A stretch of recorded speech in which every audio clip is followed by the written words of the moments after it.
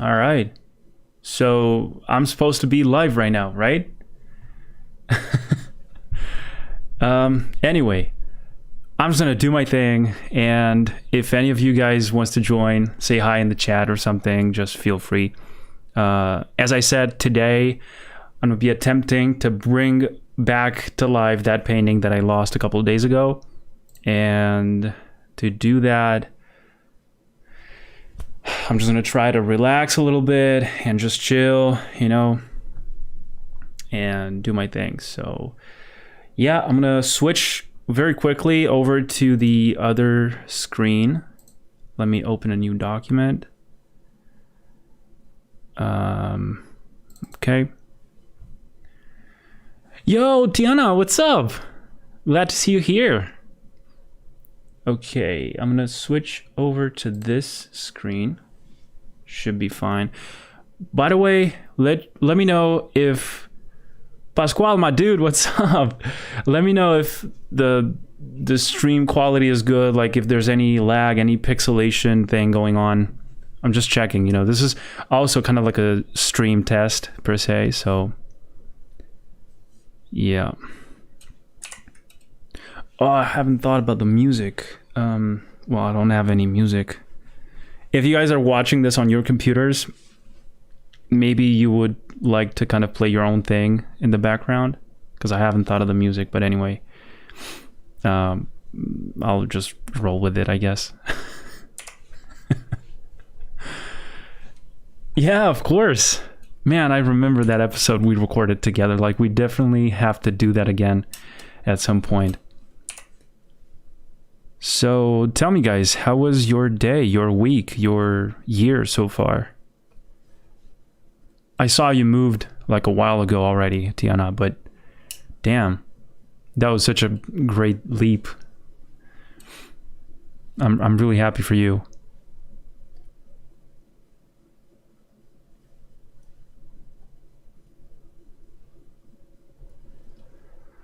All right, so the way this happened, and by the way, I have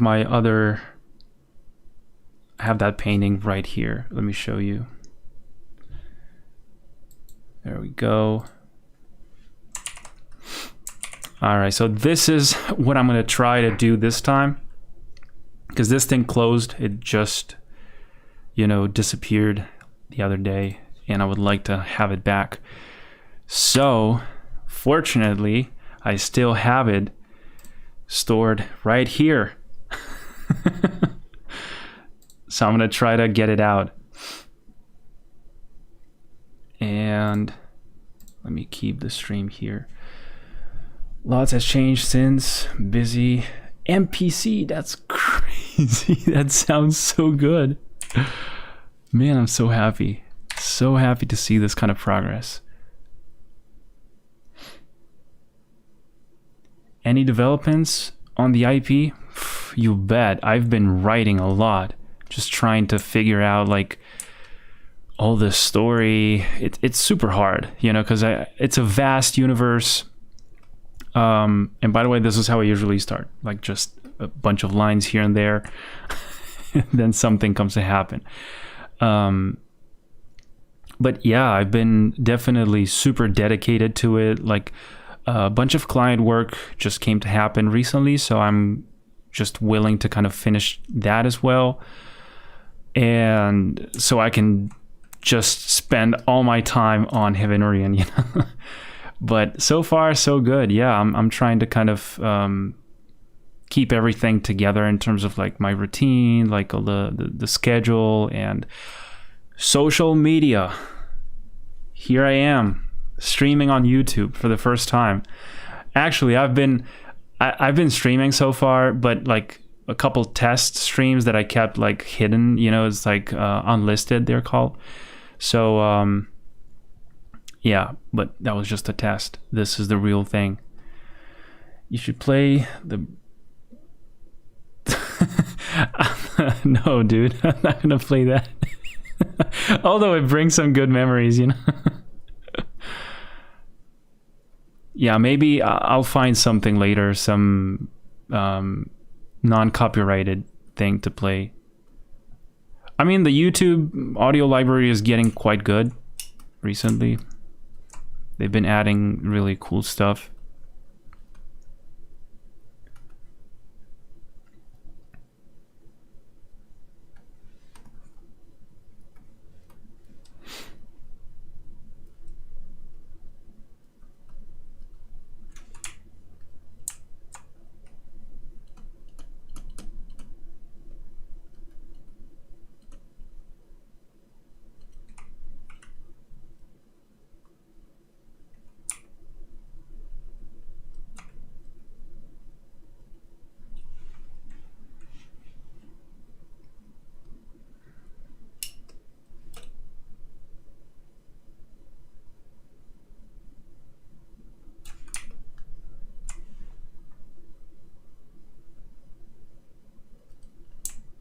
Just trying to get the flow going, you know, with all the movement, because that's what I liked from the other painting, like that kind of, those kind of lines, you know, that kind of guide your eye through the image. And yeah, I don't always start like this, but this actually came like so I had an idea, right? I was inspired by this sort of cloud type of monster creature, and I needed to get it out. And I was on a call with my friend Andre, and as we were talking, we just, you know, I was just painting this, and I find this quite hard, you know, to focus on both the painting and my speech at the same time. Because I usually have to choose which one I let all the quality on. It's pretty difficult for me to do both things at the same time right now. I need to improve my English as well, and I need to improve my ability to kind of draw and speak stuff that makes sense at the same time. But this is nonetheless like a pretty relaxing thing to do. I'm enjoying it so far.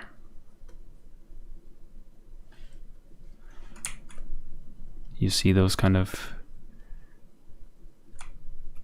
nervous kind of lines like this. I'm gonna try to get the looseness type of vibes going on.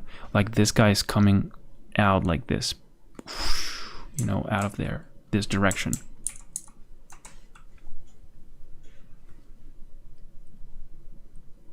The other one had his hands like this, like the arms were oriented more like this way.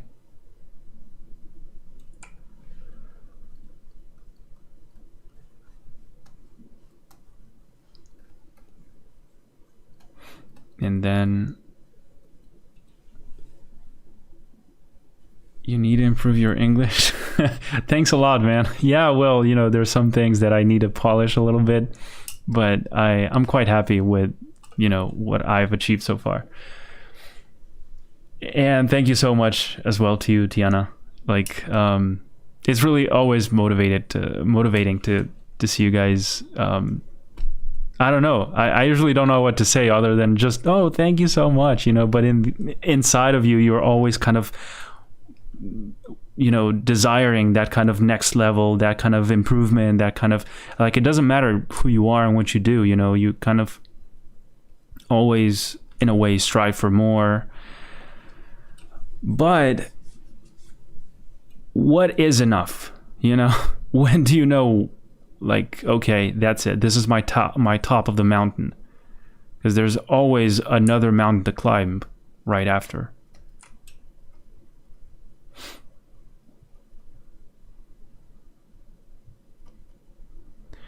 But yeah, now that I think about it, this actually started... So I've always liked English as a language, you know, like growing up in Romania, that was the only thing you would hear on TV in terms of like cartoons and stuff, because they were being streamed from other countries. So all those things like Cartoon Network and all that stuff, those were all in English only, and they wouldn't even have subtitles. So you would basically associate the sound to the action that you were seeing. And that's how you learned a bunch of words, because at school we would have no English, only French. And I didn't like it. So during like breaks and stuff, I would talk to a friend of mine in English according to what we learned from TV and stuff. And then when I moved to Spain, that was where English started to happen as well, but I was not really good, you know, and I was picking up Spanish at a much faster rate. And then later on, when we went finally on that Euro trip, trip that I went with some friends, it was a road trip, we went all across Europe, and that was a fun experience though. Really, really cool.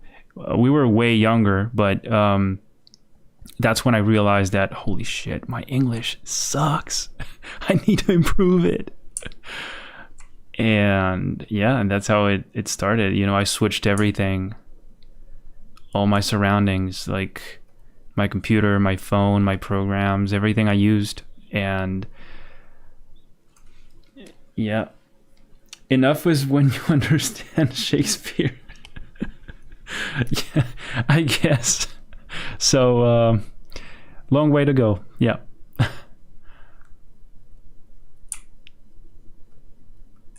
But yeah, I don't know. It never felt like a pain, like a drilling kind of exercise, like I must improve my English, I need to do these exercises. It felt quite natural, maybe due to my job as well, due to the way that I kept exploring and making new contacts and expanding my presence online. You have to adapt, and I don't know, I liked it. I gotta say, I enjoyed it a lot, and I enjoy talking a lot as well. You guys have no idea how many videos I have on my hard drive disk on my computer that I've never actually posted. They were recorded with the intention of like someday making something out of that, but I basically used it as like a journal, like a way for me to kind of just talk about anything that I wanted, to kind of let some thoughts out. I recommend you guys do that. It's pretty relaxing, and even with your phone, if you record yourself with the voice recording app, that's enough. Like, you go for a walk and you just let out some stuff. Nobody has to ever see it. And I'm saying this because, especially if you want to learn some new language and you're kind of afraid or ashamed to kind of be heard by someone else because you think your level in that language sucks. Well, that's one way to practice. There's no one there to criticize you. So yeah, you just improve over time by just listening to yourself. And I'm kind of speaking from my own experience here. Like, this is the way I did it. And I don't even know why I keep detailing this area, because this is going to be all super abstract. And look, I just need a torso. And let me see if I can get this guy.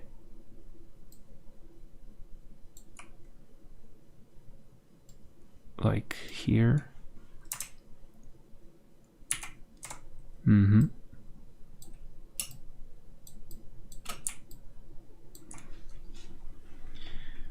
You know what? Almost, I like this one more.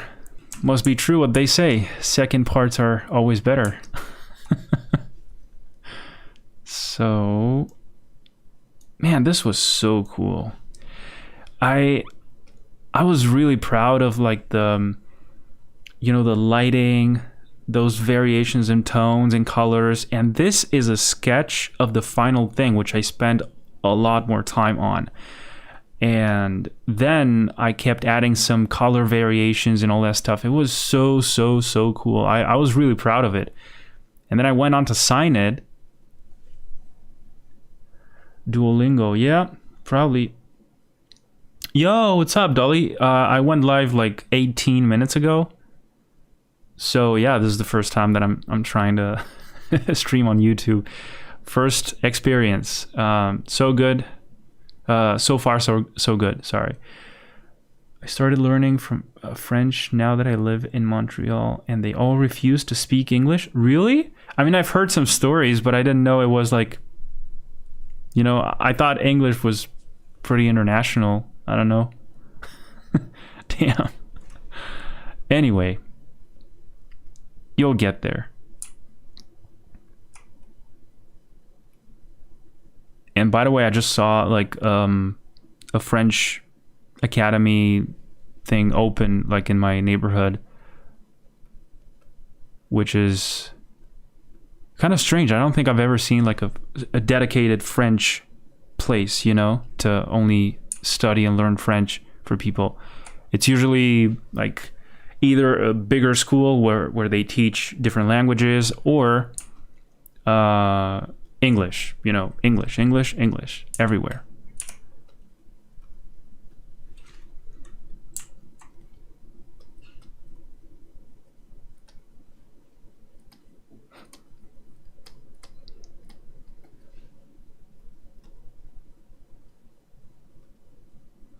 Yo, Stefan, my boy, what's up?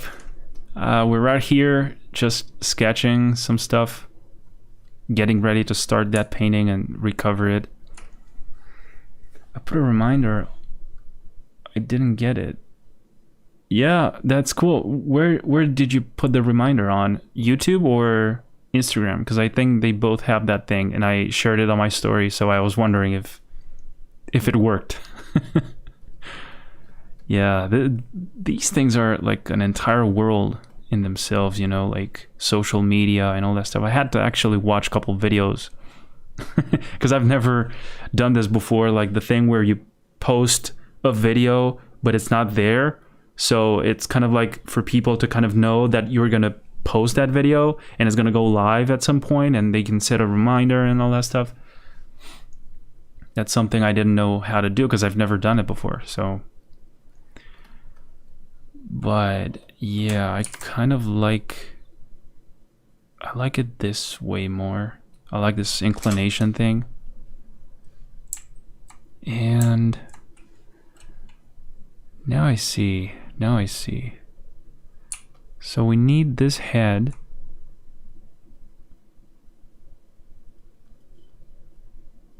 To be more like this.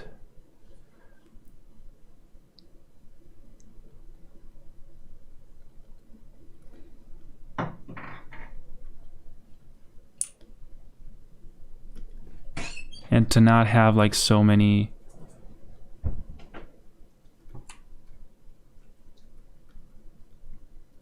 it's all about that transition from this guy to all this environment, you know. What I really like here is the contrast that I'm going to create in a few seconds. Just give me a second. What job do you have and who do you work for, if you don't mind me asking? That sounds like a who do you work for? Well, right now I'm working for a client that is asking me to develop like several illustrations, and my job is to kind of bring an idea to the real world of like physical matter where you can see it in some visual way. So that's why I'm more of a visual artist. But yeah, it's usually like whatever you can think of, and think of a way to bring that to reality, you know, to make it happen. And then it gets more and more complicated, you know, because there's an entire like pipeline depending on the project, depending on how big the team is. So in my case, for my own IP, like it's only myself, you know, but you go to any company, like any video game or any animation or any movie kind of filmmaking company, you know, they all have like a giant staff. You know, they have like a lot of people working there, and each and every single one of them is like determined and designed to kind of fulfill one specific role.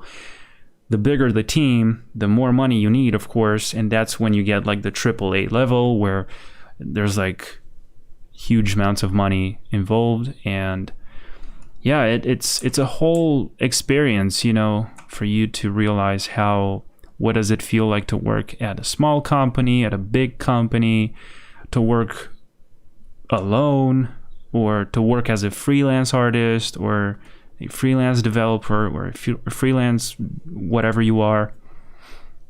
Yeah.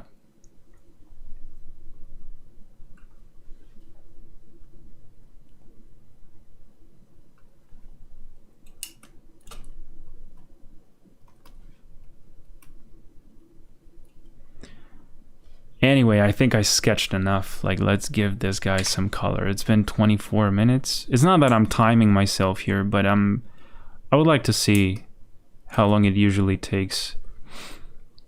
Because I remember the sketching phase, the initial line drawing, it was just a bunch of really quick lines. And then I'm trying to kind of, what do they call that? Reverse engineer the way I did my own painting here, because I really want to follow the same steps that I followed. You know, I don't usually paint the same way all the time. It's more about what the image itself needs. So in this one, I remember I did like a first black and white pass, and just kind of figuring out that, there you go, that kind of contrast thing.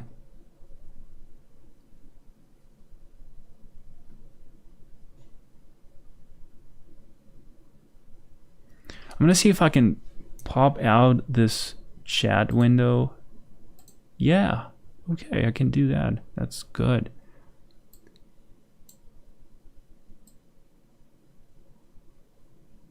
Nice. This is way better. Okay. Cool.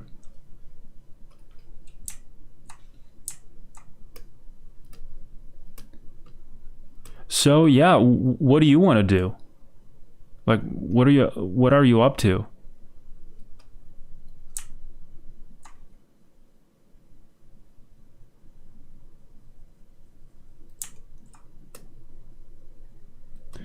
I'm just having like a fun and hard time at the same time organizing everything and getting ready to like put together like a schedule. Like, it's really hard, man, to kind of decide on when the deadlines are going to be for your own stuff, your own personal things and projects and stuff, because it's always up to you, right? So, you know, you always want to leave some more room for unexpected, spontaneous ideas. Like, that's how I usually get mine all the time, you know? Like, I'm either in the shower or working out or just going for a walk or just super inspired by this little quote or this piece of dialogue on this movie or this specific object in this video game, or I don't know. It's like I got an idea and I gotta write it down right now, you know, otherwise I'm gonna lose it. So I quickly rush to write it down, and then I maybe sketch it, and yeah.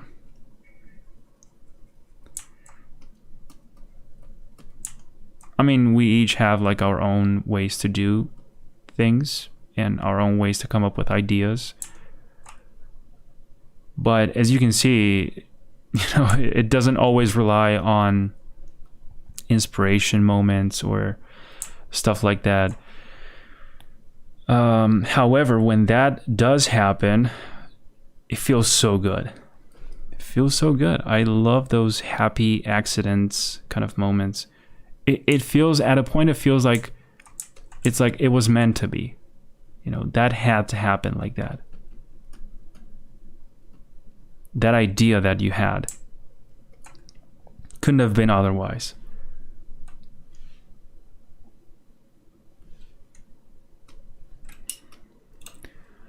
And by the way, I have to save this file before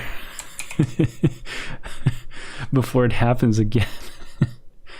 So we're gonna call this guy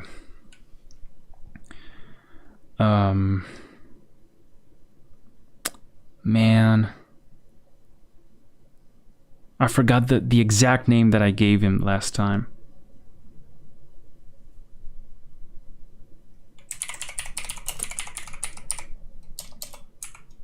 I'm gonna call him Cloud Creature. And save. Cool. Dude, really? I hope it's not like a boring experience, because I'm being quite slow, but you'll see. If you stick with me for like a couple hours or not, like you're gonna see this later. I'm adding this video, you know, to my a playlist that I did for live streams and stuff, so you can still watch it there, because I think as soon as I stop streaming, this video is going to be unlisted, but you can still find it on my channel under that playlist of past live streams. So I hope you like it, because I know what I have in mind, and it's going to be freaking epic. It's quite surprising how these things end up as some of your greatest work, you know. I don't know. Like every time you sit down and think, I'm going to create a masterpiece, that's not how it works. You know? It's usually when you sit down and say, I'm going to do a little sketch, and that's when shit goes down. And you end up like creating some of the best stuff you've ever done. Okay, so far so good. Let me add some more variation in tones. This one right here. This one right here. I'm discovering this kind of procedure or technique, you know, a little, like, I like it. This way of darkening the entire image and then bringing up the lights. Especially in this place where this is supposed to be kind of dark.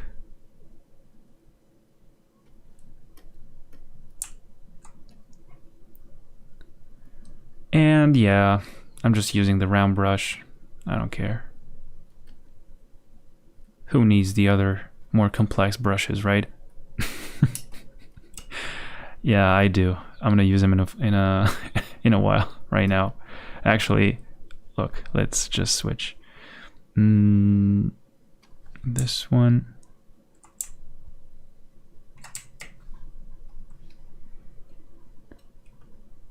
I want to be an illustrator or a concept artist. I don't know yet.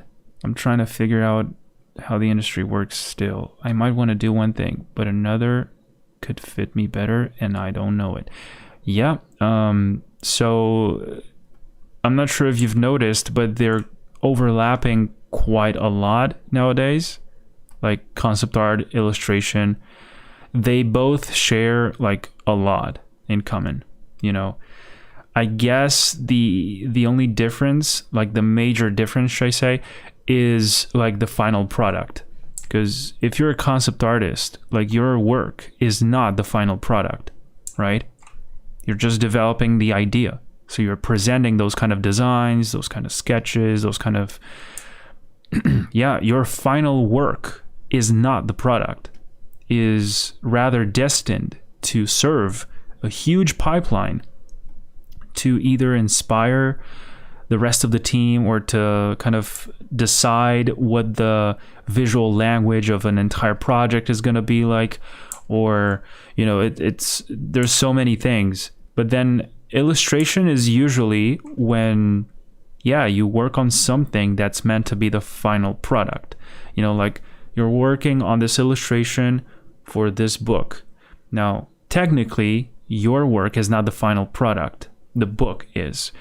But it's just presented in the final product as you did it, you know? So you're never going to see concept art for a video game in the video game like that. Like, you know, it's a step. It's usually a step. So yeah.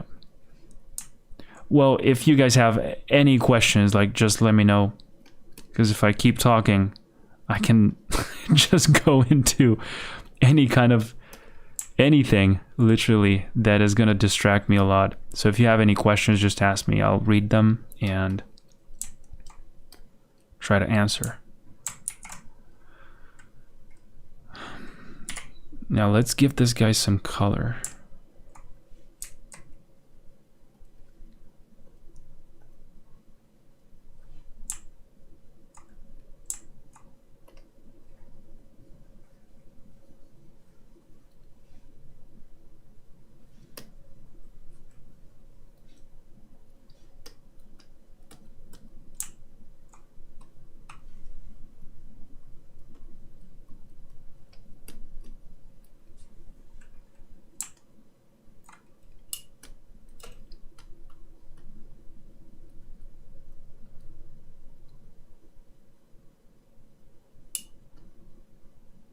Yeah, I kind of told him. I mean, it's a little embarrassing because, you know, I was just tired. You know, I sat down with a friend, as I said. We had a long conversation on Discord, and in the meantime, I just sketched something, which then after the call, I took a screenshot off and I sent it to them and said, dudes, we should stream this kind of stuff. And because I was proud, first of all, that I would be able to kind of maintain that level of the conversation going and still sketch something that turned out pretty good in my opinion. And then I continued it a little longer and I was about to finish it, and that's when it happened. You know, I literally finish the piece, right? Still like kind of sketchy, but I go on and sign it. You know, I go right here, pick up my brush and go like Adrian, Adrian. And then I realized, wait a minute, I have my own logo that I designed. I have my own professional kind of stuff, you know, with the date over here, the logo over here. So I import that PNG, and when I'm about to save it, I realize it says 2021, right? And I'm like, fuck, I'm never getting used to this. Like, new year, right? Okay, 2022. And I'm like, damn, we need another one now. Anyway, I'm gonna do it later. So I go ahead and I click this button right here. I'm not sure if you can see it, the little X, and that's my file. It's instead, I was so tired, you know, this was pretty late. Yo, what's up, dude? Thanks for joining. And yeah, I basically tried to get rid of that PNG file instead of deleting the layer, which I had right here on the right side. I just closed the entire document, and Photoshop did this. It said, yo, do you want to save this? Because I haven't saved the entire time. And I said very quickly, I was like, no. And I clicked this. And then I was like this. Let me see. It was like this. So I see this kind of screen and I'm like, wait, what happened? What happened? No. And I go to the recovery kind of folder. There's nothing there because I closed it myself. So yeah, it's not like Photoshop crashed or anything like that. Anyway, that was a nice lesson for me, you know, to kind of keep spamming the Control S button every time I can, and to just never again work on something without, yeah, my heart too. I went to sleep that night like with a kind of like a painful feeling, you know, like I can't believe I did that. And then I woke up the next morning with the same feeling. And then I thought, you know, I picked myself back up again and I said, hey, maybe that was meant to happen. It's for me to learn something. It's for me to kind of do it better the second time. And of course, I would feel like a little lazy, you know, like the same thing again. Nah. But then I realized how happy I was with the final result, you know, and I really wanted to show you guys. I was about to actually post it on Instagram. If I would have saved it that night, I would have posted it. But it didn't happen because this one I'm doing right now, I think it's gonna be even better. So yeah, Anyway, story time over. That's the story of this picture.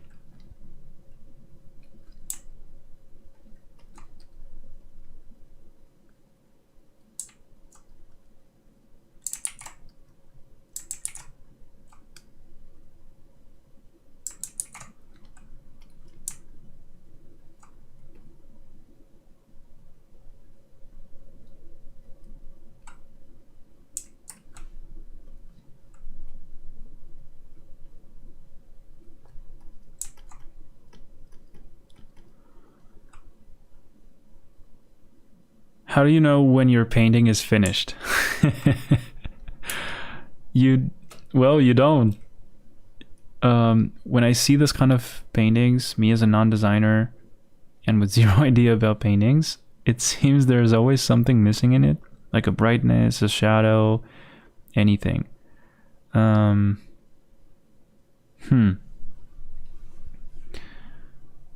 Okay, so if I understand this correctly, like when you look at this thing, you kind of think that there's always something missing, right? So, well, we could argue that this could be a finished image, this one that I have on my left side, if you want it, right? Like, for some people, that would be a sketch. For some other people, that would be like a finished, polished, fully painted kind of thing. But I don't think there's something as like a finished painting, you know, like technically it's just an abandoned painting. Like you're just giving up on it because you could be iterating and, you know, just improving it and polishing it forever, like literally forever. How long are you willing to do that, you know? And it's up to you to decide when it's done. Usually they call it a sketch when it probably looks like too simple, like there's not much detail. Although there's so many ways to look at that, you know, it's like many people would make a 5-minute sketch and they can make it look like a super detailed piece. Not because they're fast necessarily, but just because they know exactly where the brush strokes have to go.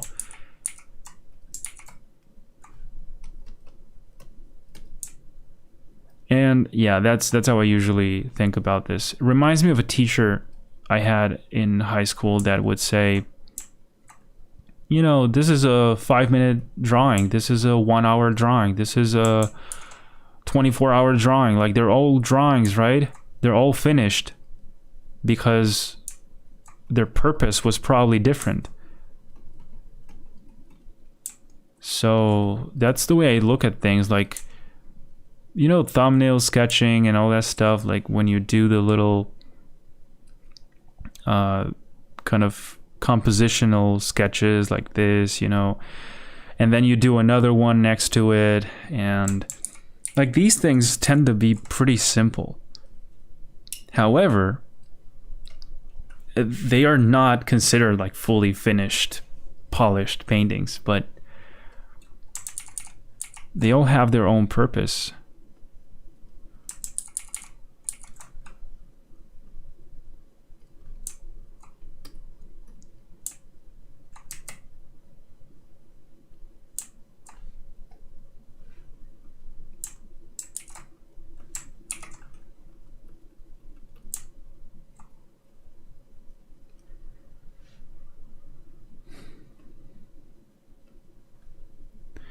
I never finish. I just stop when I feel like I don't need to work on it anymore. Just posted a drawing that has a lot of unfinished areas. Needs more work. It's literally up to you, you know. Whenever you're happy with it. Yeah, dude. This is the best feeling ever. Like, I don't know. Like, are you guys, all of you, like, doing something right now? Like, you're sketching and having this on the background? Because I've seen many people doing that. I find it quite awesome.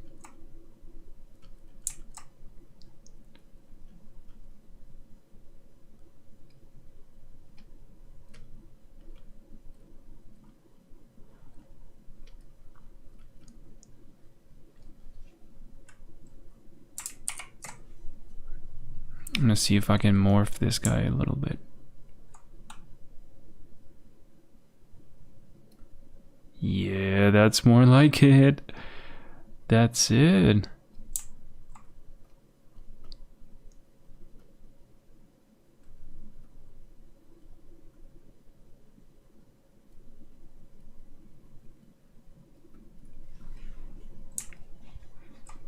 Yeah, it has to be more like this because I don't remember this part being covered in like all these clouds.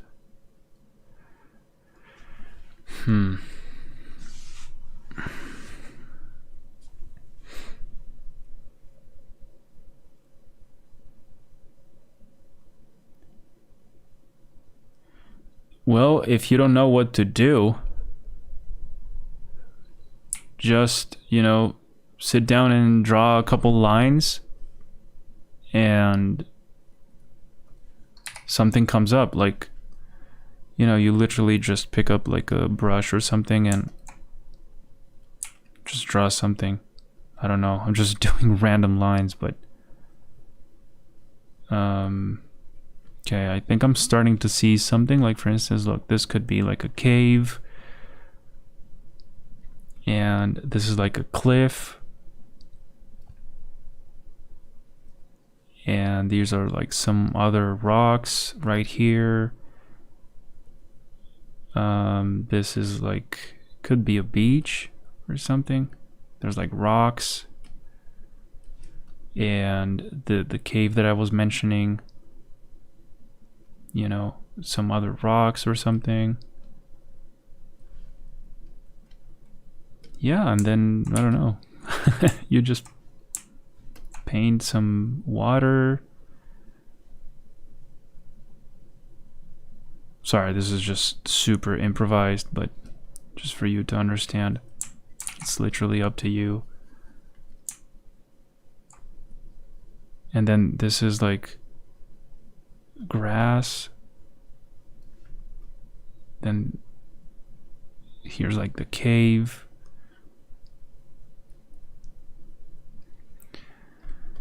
I know, it doesn't make any sense, but you see, you can always kind of come up with something. It's like looking at the clouds, you know, in a way. And trying to see shapes and stuff, except you are making those shapes right now. And just want to see what happens if I drop this one right here. Boom. Okay. Maybe I can actually take it from here. But I like the way this is going. I gotta say, I like the creature.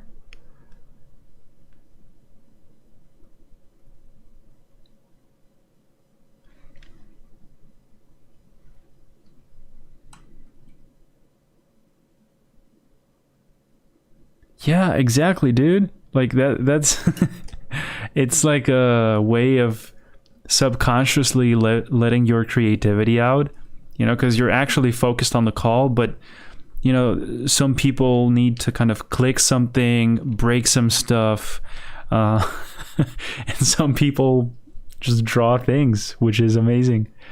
So yeah, nice, man. Nice to see that.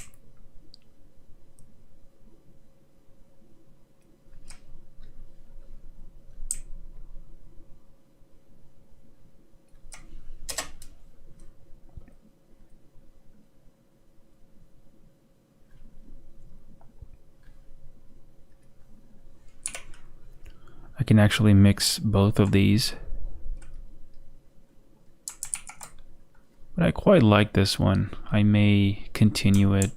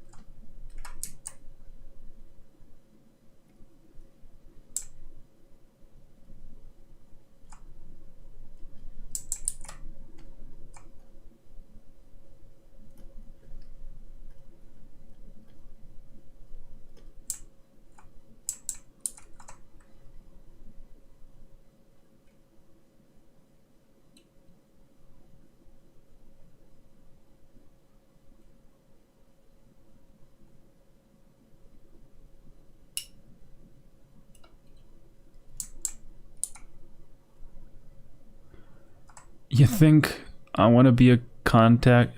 You mean a concept artist, I assume, right? Because, like I said, I don't finish my art really, and it doesn't look polished. Well, there's a little bit of everything, you know. Concept art nowadays is not only like, I think it's a little bit misrepresented, you know, with all of those the art of kind of books, because what you see there, it's usually like the best things they had in the concept art area, you know, like the flashy kind of sketches, the nice polished images. It's not necessarily always like that, especially if it's like for internal purposes, you know, for use inside of the company and nobody else to see, but only the employees, like between you and the 3D modeler. Or so yeah, that's cool. Like if you like to stay more like on the sketching phase, the ideation phase, that's great. But I mean, it just depends on you, like whatever you like to do, you know, whatever you feel most comfortable with.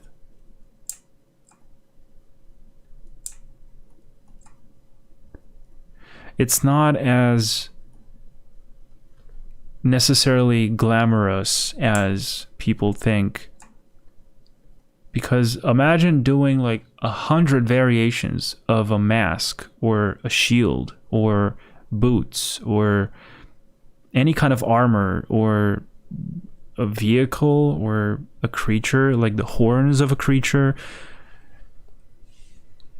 I don't know. Still struggling with making hands.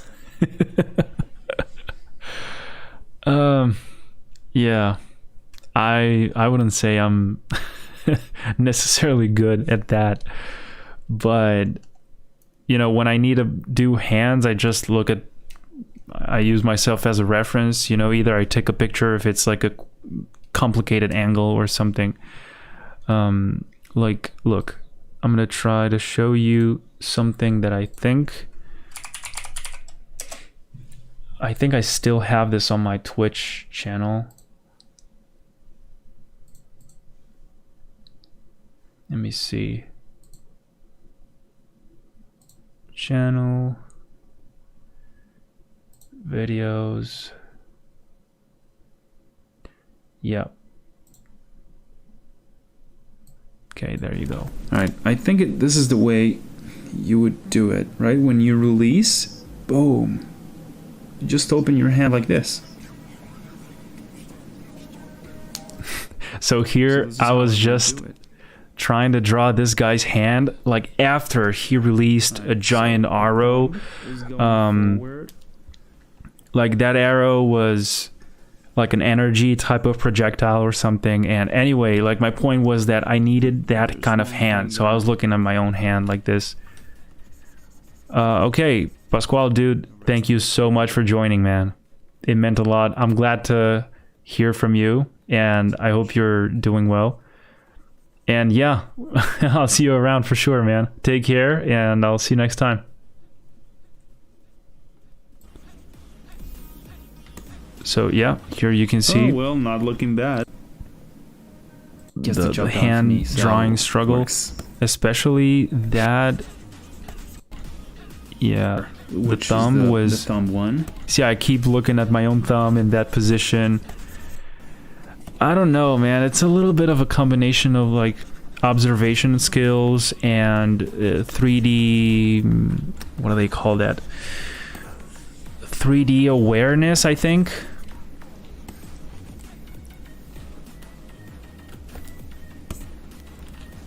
So yeah, this is just the 4-minute video that I saved from my Twitch stream a couple years ago already. That was nice, man. Those were nice times. I remember I would stream once a week. I just took it as a challenge for myself. And yeah, I just did that.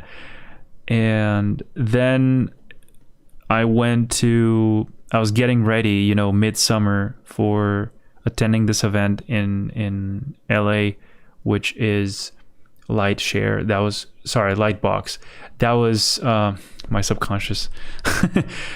That was like the first edition of that event, and man, I met a lot of people there, and I was getting ready with my portfolio, like to prepare everything. My friend Yogi was helping me a lot on kind of designing the portfolio, like this piece should go before this one, and then you show this and then that. So there was quite a bit of variation of like sketches, final pieces, call outs, they call it.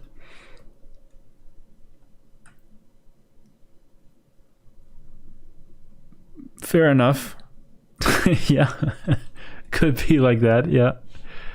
Yeah, and like each segment of the finger, you know, like there's like more cylinders, as you said, inside.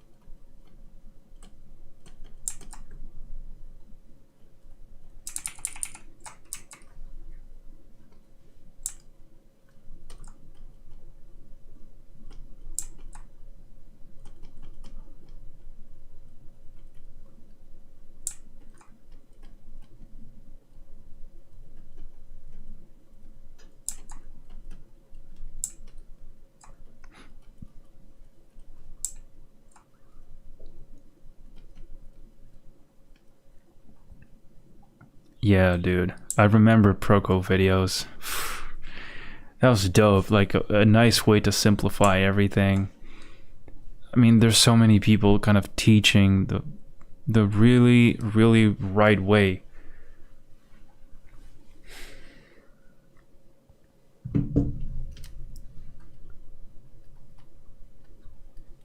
They make it so simple. They make it so simple and look so easy that you think it's actually easy, you know, and then you go and try it on your own and it's like, damn, this is hard.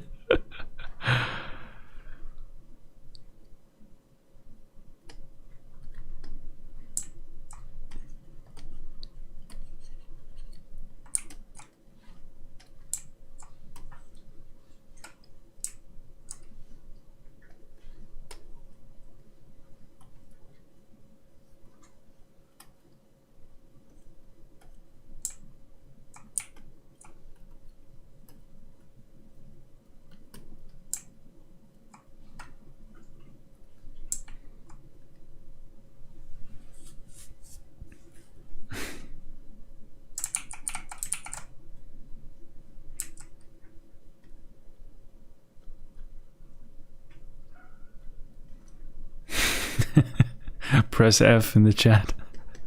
Yeah.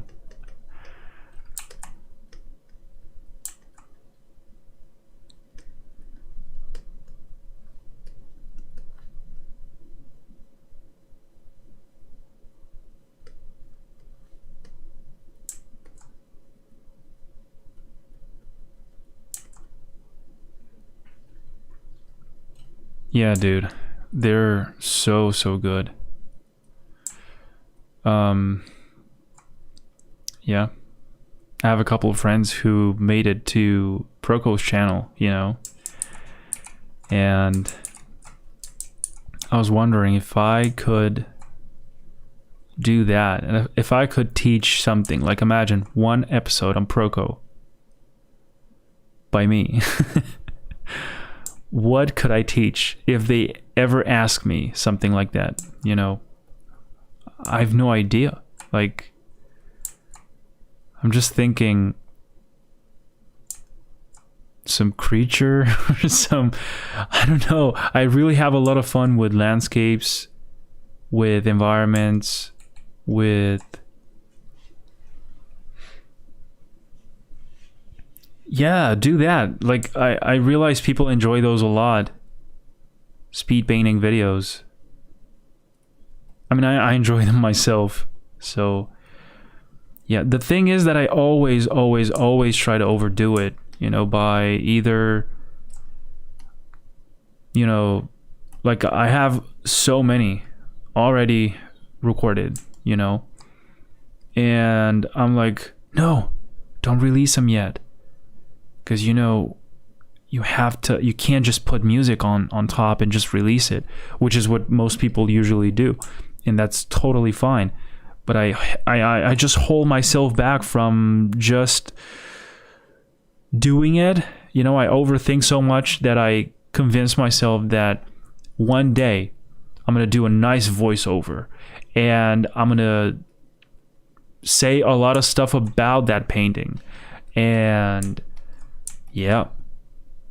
And then it never arrives. That day never comes because you always have something else to do. And those paintings just keep piling up, those videos, and people haven't seen them yet.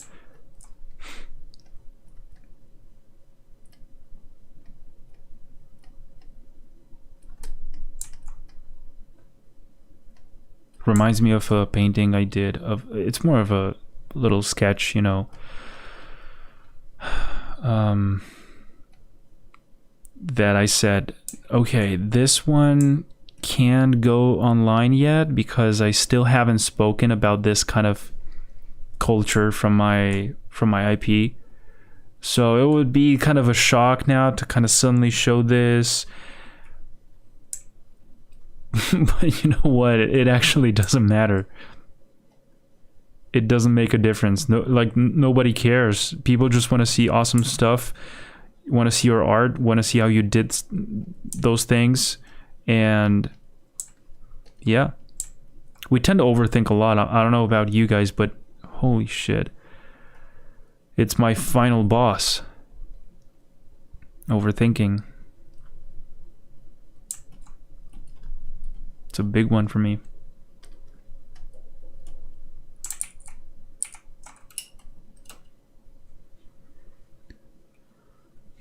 What would I teach?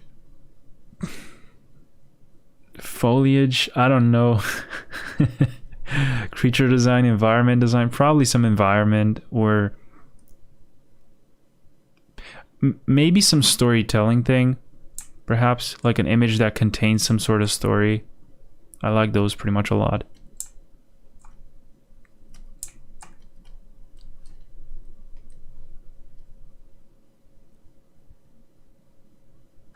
Oh, really? You guys enjoy those more? Dude, that's okay. That was really encouraging. Okay, I should do more. Like, if you check my channel, I already have like a couple of those.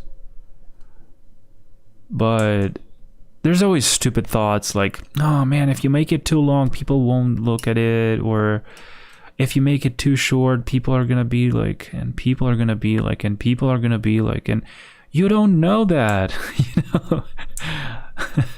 That's what I tell myself a lot of times, like, stop that. You don't know it. You know, you don't know what people think.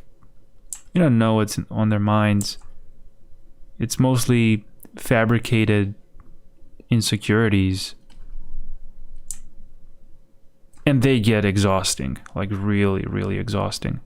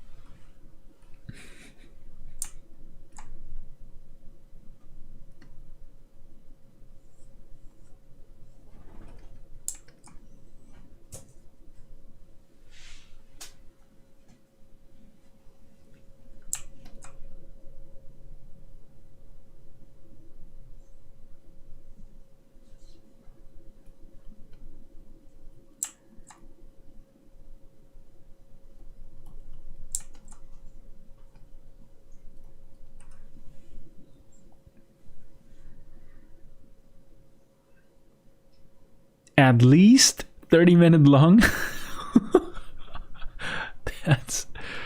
That's nice. Yeah, because I've done some tests myself, you know, like on how long would it take to speak about this or this painting or this other one. And there are some of them, you know, like it usually depends on how fast paced you make it. Like how fast, how much of a fast forward kind of factor you put into it, you know. If it's too fast, like you literally see nothing, just flashing things all the time. But I tend to do like 3 times, 4 times faster, you know. So if it took 1 hour, then yeah, you watch it in like 15 minutes.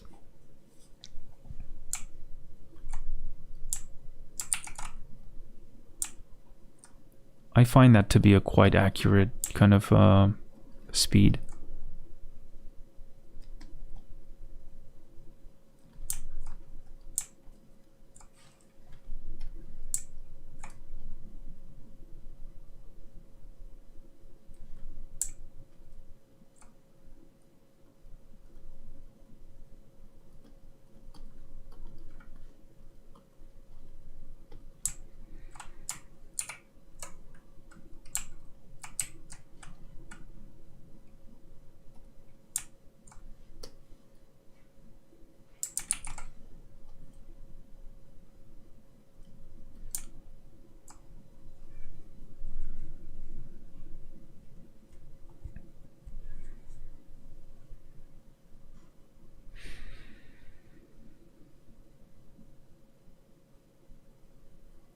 Yeah.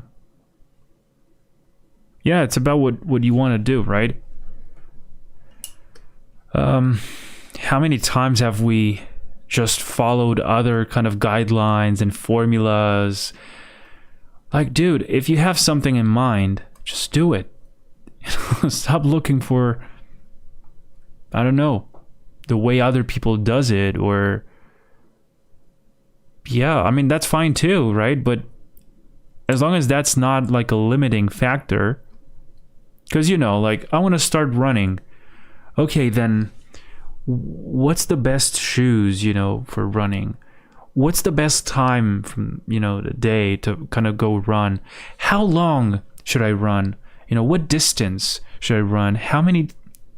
It's all those kind of, and they keep getting more and more specific, you know. At which speed should I run? How fast should I breathe? Dude, just go run. Find out. You know, maybe what works for me won't work for you. So I find that like an awesome way to discover your own thing, your own pace, your own style, your own way of doing things. And by the way, this is looking quite greenish, reddish. That's a little better.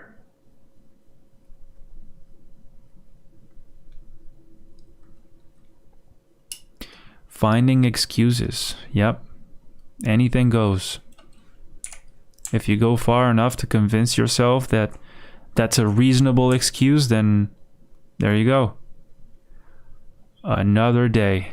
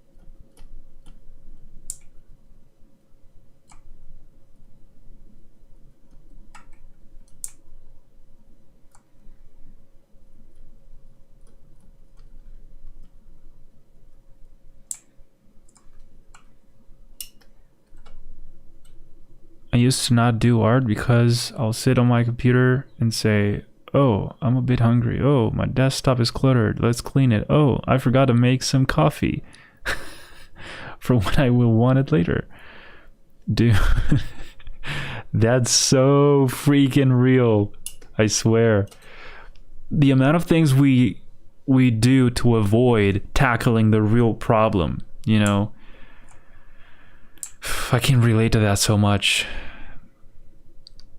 A lot of times, like, look, I want to release a YouTube video, so I got this idea, and I sit down and I'm like, oh wait, but not today, because I don't know, like, maybe I should release the video on another day, or I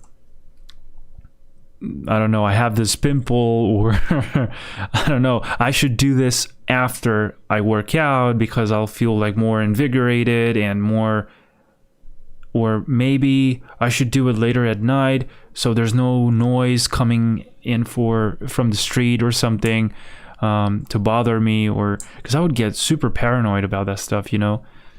Like, let's say a neighbor's kids kind of start yelling or something, and I'm here recording something and I'm like, oh damn, the microphone did pick that.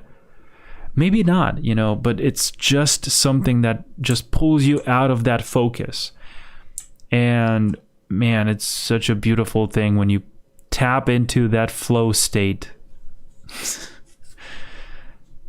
It's just, you're unstoppable. You forget about everything. You just keep going and keep pushing and creating and vibing with your creations. It's insane. Have you worked in a studio before or just freelance? I did work in a studio, yeah. It's a quite different experience, to be honest. From many points of view. But like, both are cool. It's just an experience, like everything else. You have to try it and see how you like it or not like it. There's many people out there who just don't want to go freelance, and so many other people who just never want to work at a studio again. It depends on your lifestyle as well, I guess. I don't know. I'm getting super comfortable with, you know, this way of like organizing my own time, my own schedule. I feel like I need it in a way. And yes, having a studio job that requires you to kind of be there physically, like you have a schedule that requires you, again, to kind of follow all those timings and those deadlines and all that stuff, and wake up at this time, you know, do this, do that, get everything ready, and then at 9 o'clock you got to be there at the office, and then you can't leave until this other time in the evening or something. When you go freelance, that's not the case anymore. You still have deadlines, you still have that stuff, but now you have to organize your own time, you know. There's no one telling you when to do each thing. At least in my case, they usually give you like a deadline. Like, for instance, this client that I'm working for right now, they just said, hey, by the next month, this day, this has to be done. And I'm like, all right. And now it's up to me to decide when and how I organize my schedule. Man, this is looking like so bubbly, like so, everything looks kind of the same. There's no perspective here, no nothing. Let me see if I can improve it.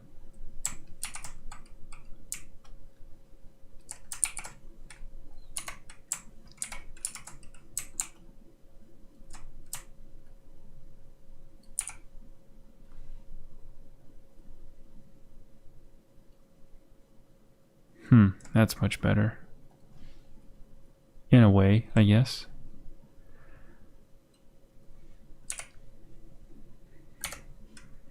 Oh, and I forgot to flip my canvas.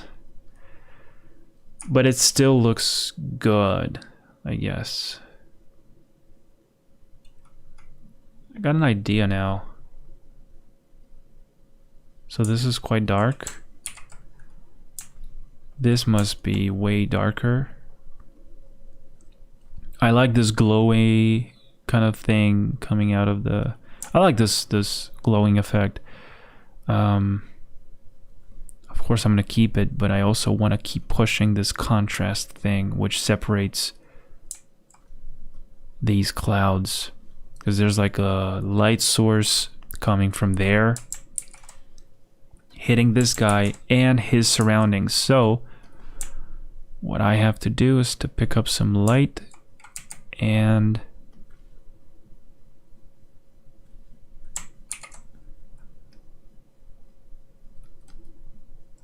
oh, wait, I'm painting on the wrong layer. That's fine.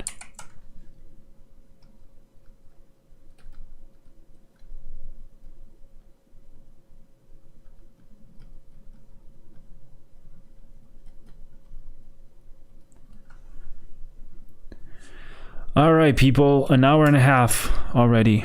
Almost an hour and a half.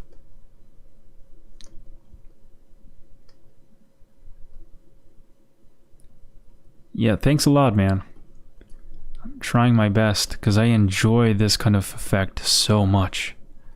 Like, I like to see it. Although I don't want to be too distracting. Like, see, this is way too bright now. I want it to be concentrated over here. And I think I would like this to be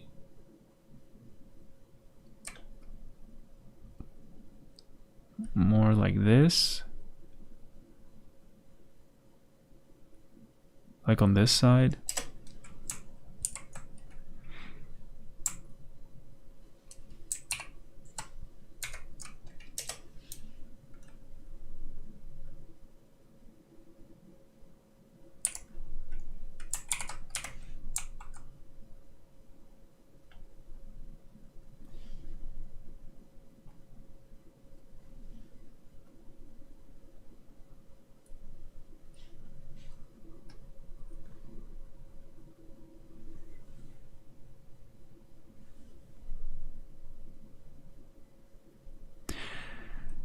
Yeah, Dolly, so there's I think there's so many studios that do actually implement that kind of mindset, you know.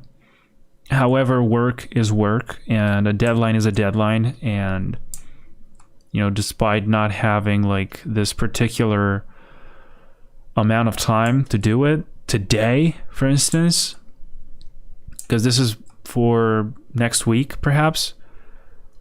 So you only have these days to finish it, and the way you do it, we don't care. You just you know, move around the office, like take breaks. Is like, that was my experience. I could take breaks anytime I wanted. The schedule flexibility was super good as well. Like, you know, you choose your time, the time you go in, the time you go out, and also like you kind of decide that based on who you're gonna need from the team to work with, you know. So if that guy's not there because, you know, he has a different kind of schedule, then you try to adapt and get there at the same time. But yeah, usually like all the teams should be present. You know, it's better for meetings, you know, for that kind of availability. And how is Spain? Do you feel it's an okay market versus Berlin, Germany, or UK, London? Well, Spain has been booming in terms of like video games and that kind of industry in the last years. So I feel like it's quite cool, but yeah, I still see like all the cool projects outside. You know, don't get me wrong, there's so many good ones that are born here in Spain, but you know what kind of studio that's called? I mean, I'm sure like if you just look for jobs online, you know, at different studios, and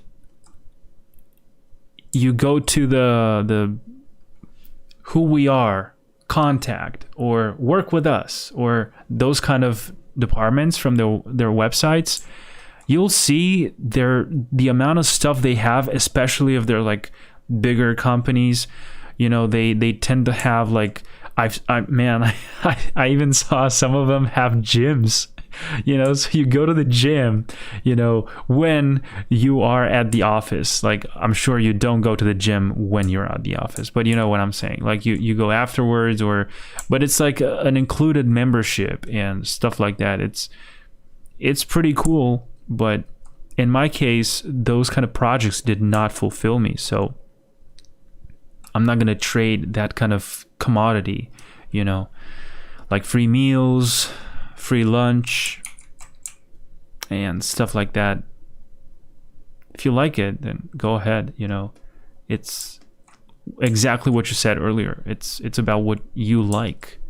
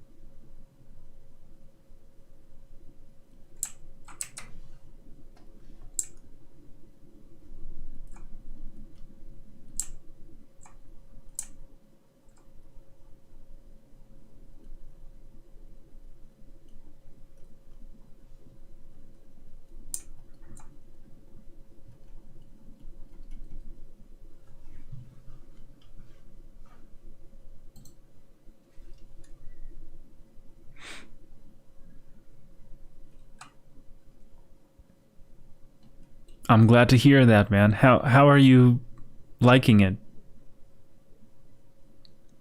They suck your creativity. No, it doesn't sound dramatic. It's, well, you feel like a mercenary in a way. You know, no matter how much I tell myself that, but I enjoy this, but I like this, you know, I'm contributing to a bigger thing. Like, yeah, that's cool, I understand it, but does it fulfill you? You know, don't get me wrong, it's a nice experience to kind of get to know more people, to be surrounded by professionals, it's a different job, it's a different lifestyle, you know, freelance and in-house jobs. It's an almost entirely different world. The difference is, in my opinion, that at the studio, yes, you do get that kind of instant feedback thing, and you get that kind of motivation, I guess, from seeing people around you like working super hard and you want to do better, and there's those kind of friendly competitions going on. That's awesome, right? And of course, you get all the paperwork done, you know, all the you get a salary, you know, which is like a monthly based payment. It's always the same. You don't have to worry about this month not making enough, or the next month not making anything because you don't have any projects going on.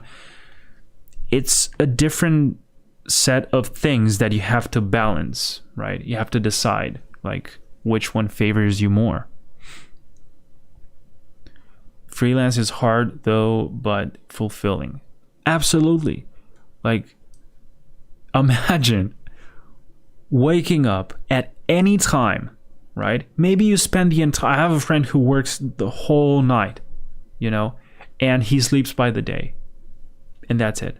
And then it's nighttime, he wakes up and he works. Can you do that at a studio? No, you can't. You can't, because it's like normal schedules, you know, people work during the day, and I don't know about you guys, but I'm a day person. I like the night too. I think there's a magical component, you know, like you just feel like nobody is gonna disturb you, you know. Nobody's ever gonna bother you at night, like especially late night.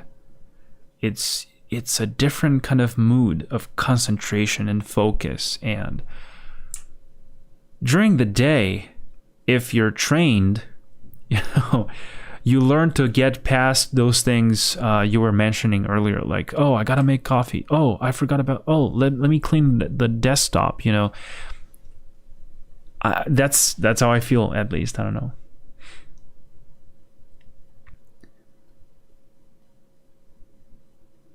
Exactly. Yeah, that's what I meant with the whole team. Like, you get to be surrounded by those professionals. Ideally, you want to be surrounded by people who you see as like so far ahead that you can learn a lot from, you know. And there's a lot of people who jump from studio to studio to kind of keep that journey going, you know. Like, okay, I'm gonna spend like a year here. All right, that's it. I learned quite a lot. Now I'm moving on to this other studio, and it's awesome. If you guys remember, I'm not sure if you know him, but Ben Mauro, this guy released a video on YouTube that was about freelance life and how he was just traveling, backpacking, you know, with his Intuos, his laptop, and he was living a little bit here in Asia. Then he moved over to, like, I don't know, like, he's been in so many countries, you know, like traveling around.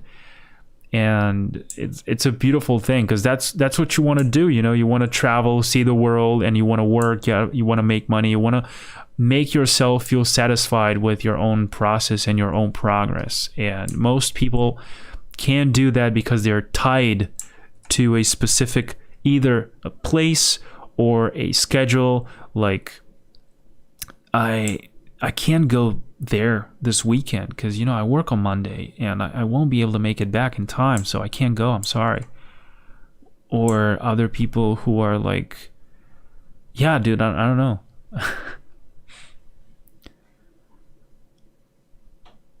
I try drawing at night and waking up early.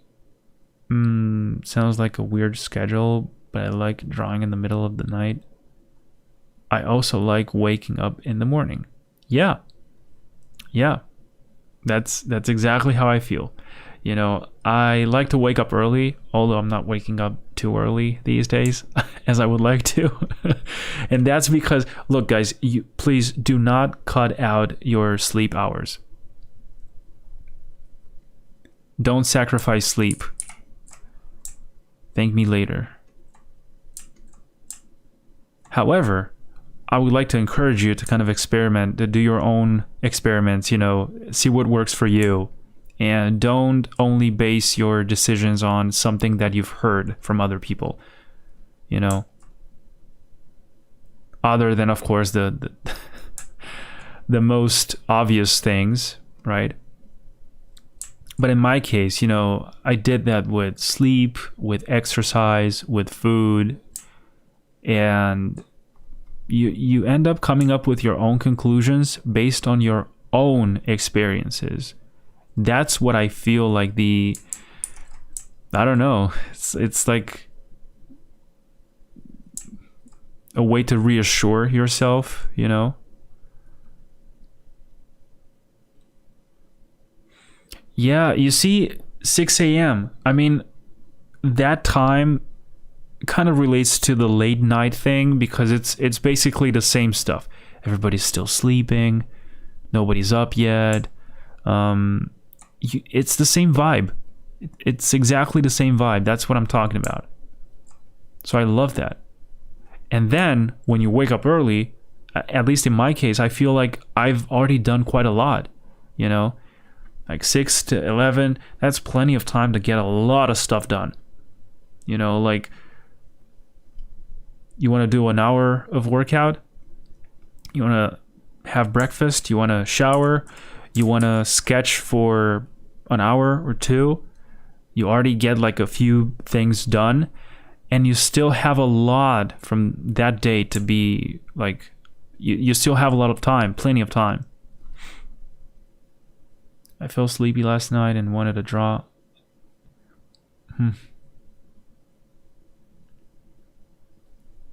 I mean, your body tells you, you know.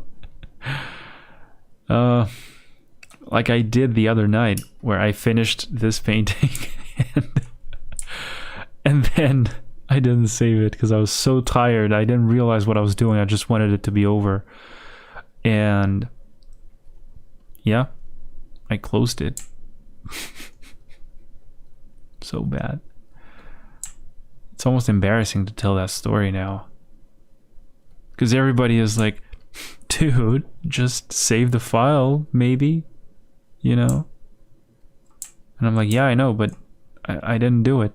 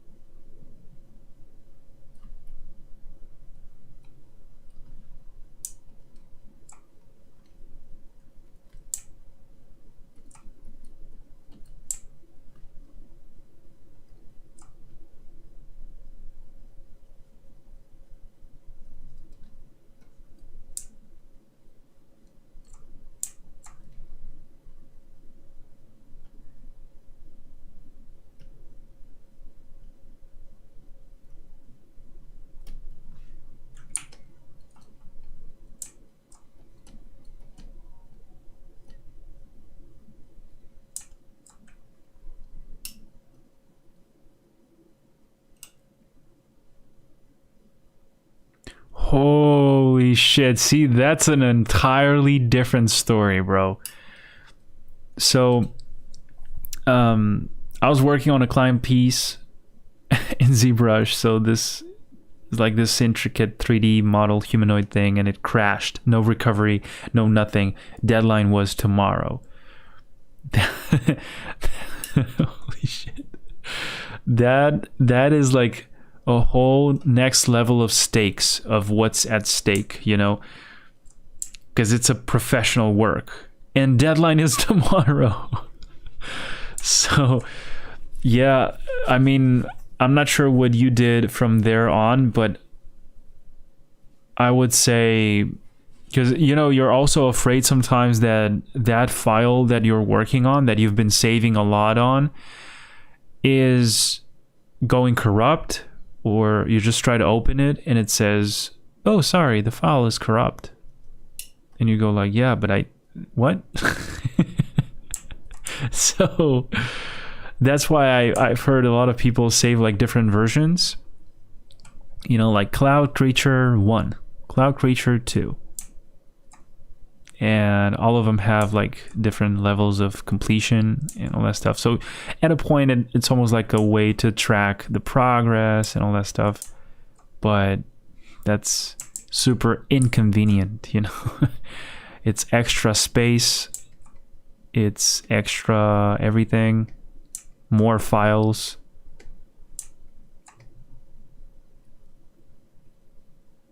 Autosave 5 minutes. That's it. Yeah.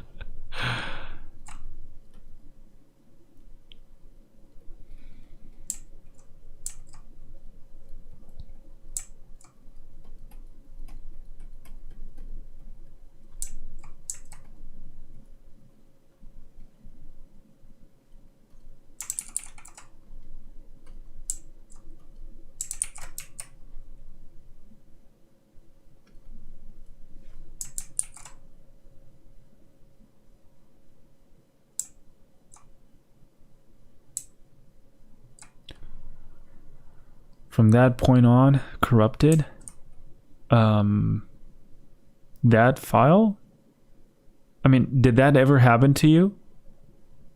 A file getting corrupted and stuff? Oh, I keep selecting the same thing.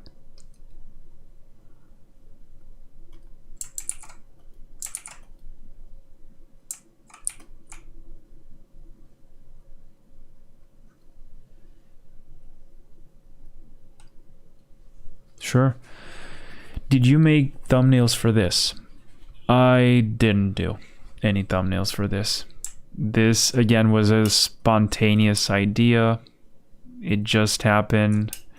And I mean, that was my intention, because now you just reminded me that I had another idea that I wanted to execute as well, and I forgot about it because I gave this one all the attention. But yeah, I just sat down and I did it. I don't know. Didn't think too much about it. I didn't feel like I needed to explore any further. Yo, my boy Josh is here. What's up? What's up, dude? Man, you guys go right now, take a look at this guy's channel. Like, his setup is crazy. Holy shit. Yeah, super chat. I don't know, dude.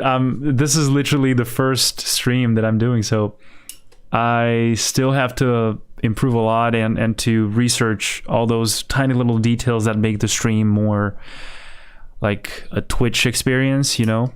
But I've heard good things about YouTube as well. I'm just not used to all that kind of chat fancy stuff. But I'll work on it, guys. I'll make it happen.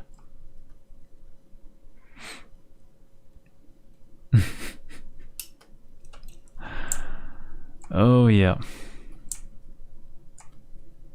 So this is taking quite a while because I'm just getting stuck in like little details and stuff all the time. And the other time, of course, I was just, you know, just vibing with it. It's not that I'm not right now, but I'm getting used to the streaming experience, you know, again. And I'm also worried that this is not coming out the way I expected. I made kind of like a pseudo promise before, like saying, yeah, oh guys, if you stick around for like another, thank you so much, bro. Thanks a lot. Yeah, I was really excited, dude. I wanted to do this for a long time, and I never found the right moment. And this happened with this painting that I lost, and I decided to kind of use it as a stream, as a live streaming excuse, you know, to get started. Because I wanted to do this for 2 months now. Yeah. And I was finishing another client work, and then I just got another one recently. So it's a good start of the year, I guess. But yeah, I usually go like, okay, then once I finish this thing, then I will kind of take care of that. No, instead of doing that, I'm just rolling with it at the same time, all at once. You know, live stream, my own project, client work, social media. So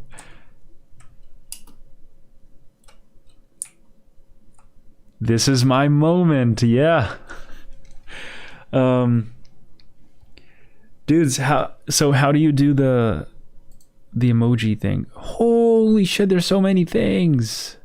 All right, I didn't know. This is so cool, dude. I need to learn all of this stuff. Josh, I was even struggling to kind of post that typical YouTube video reminder stuff, you know, like to let you guys know that this live stream with this thumbnail, with this title, is gonna be available in a few hours. So I had to watch some videos on that. You know, there's this guy that I like a lot. He's always posting super insightful content on how to stream and how to make YouTube videos and all that stuff. His name is Harris Heller. He has this Alpha Gaming channel, which is, in my opinion, it looks super professional, like really well done. And yeah, I got this idea from there. Like I would see so many other people like doing that, you know, like just posting announcements, you know, and all that stuff. I wonder, when will I be able to make like community posts and stuff like that, like to post like polls or questions, or I don't know. That would be cool. I think I need a few more subscribers to do that. but we'll get there.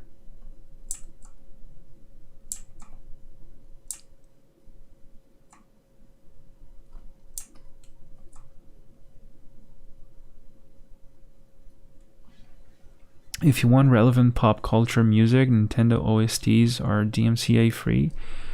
You can just play those for music versus paying for copyright free. Oh, that's cool. Like, yeah, I was, an easy thought. I was like, okay, maybe I can just play the YouTube library thing,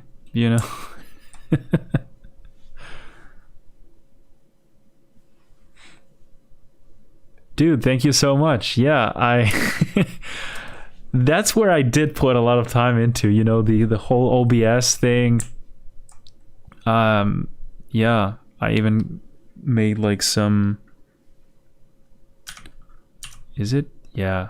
So I don't have like a Stream Deck yet, but I'm just using my computer keyboard to kind of use the shortcuts and stuff.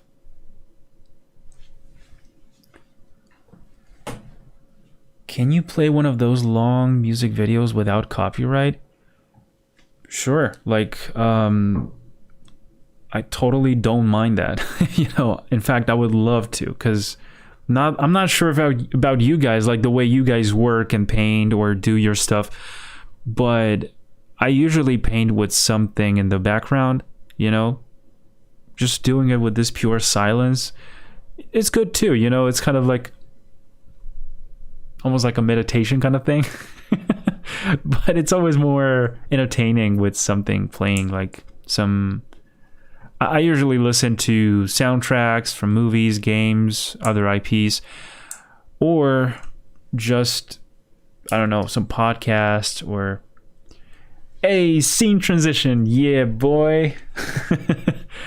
I got a few of those. And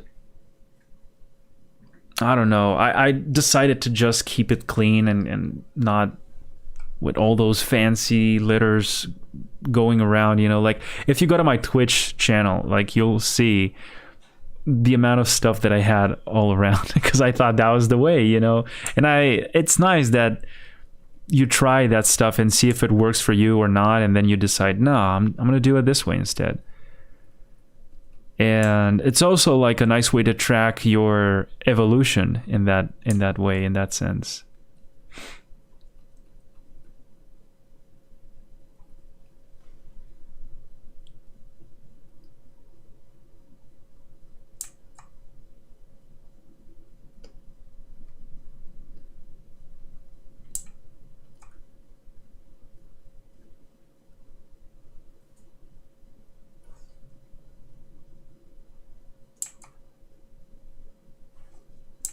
By the way, Josh, congrats on your new huge tablet, dude. This guy just got a Cintiq, bro. That was insane. I love the video.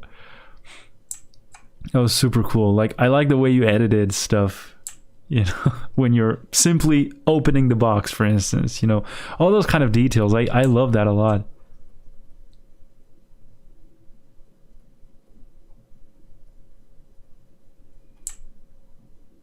How are you liking it so far, by the way?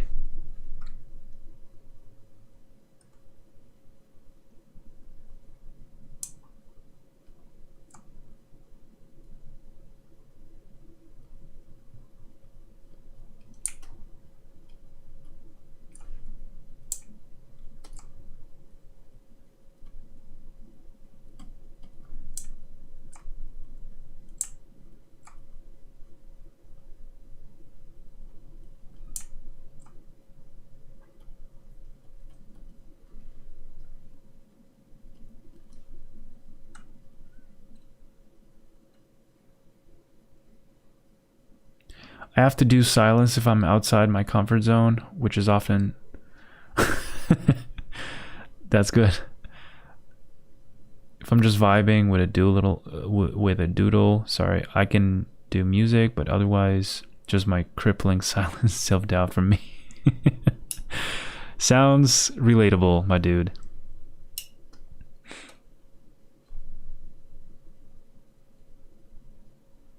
Nice. That's good. It's good that you don't depend on something else to do your stuff, you know?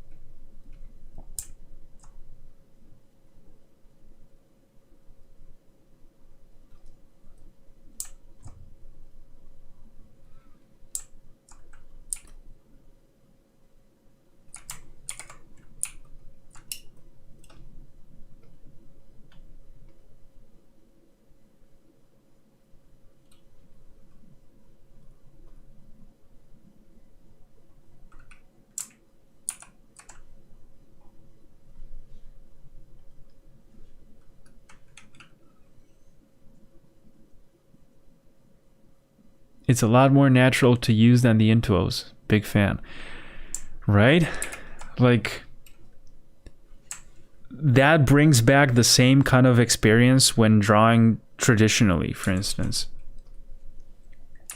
Because the thing I didn't pick up with these kind of tablets when I was a kid, which is when I got my first one, was the fact that, you know, I still prefer to use the mouse, which is kind of ironic because it's the same thing. Like, you're still having your hand on the desk and your eyes on the screen, right? So it's the same thing.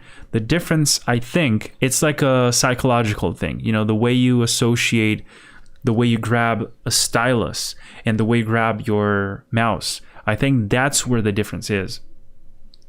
So in my case, when I grabbed the stylus, you know, I was 9 years old. I got my first tablet. My uncle gave it to me as a gift, and it was one of those little ones, you know. And I remember I just couldn't get used to the fact that what do I have to look there and draw here? I don't understand. Like, I was grabbing it like this. So then I said no. I put it away, and I went back to my mouse, and I kept doing stuff in Microsoft Paint, which was the first software that I used.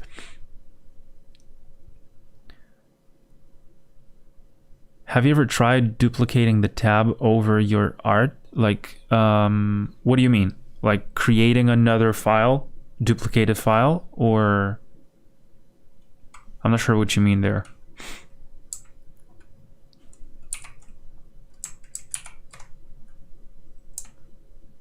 But yeah, dude, like getting used to that was quite tricky. Maybe it was that I was way too young, you know? Because later on, when all that YouTube speed painting video boom came to happen, I was like, I took the dust off of that tablet and I started to kind of just hit it, you know? And I got used to it pretty quick. But then, with the Cintiq, that was an entirely different story, man. Man, that was like a way for me to bring back, like, I don't even know how to explain this. I was trying to kind of, mouse gang, right? I was trying to kind of move the cursor with the mouse and with my stylus kind of try to imagine what would it look like if I had a Cintiq, you know, moving it at the same time as I'm moving my mouse, following it with my stylus on a regular screen just to see what it would look like for me to have a Cintiq. And I was like, oh, one day. So yeah, I guess it's a big before and after kind of thing.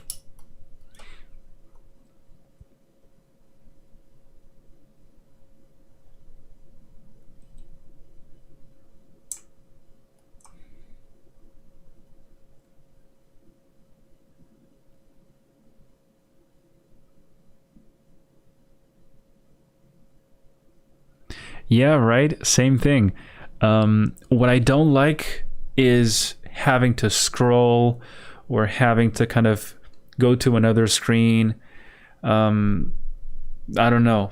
I still use the mouse for stuff like that, and it kind of depends on the the program you're using. For some reason, I don't think I've ever used the Cintiq on like a 3D program or something like that, which is more click based, you know, click this panel, do this, click and drag here. I don't know. But then I realized many other people were actually using the Cintiq everywhere. So, I don't know. I guess it's up to you.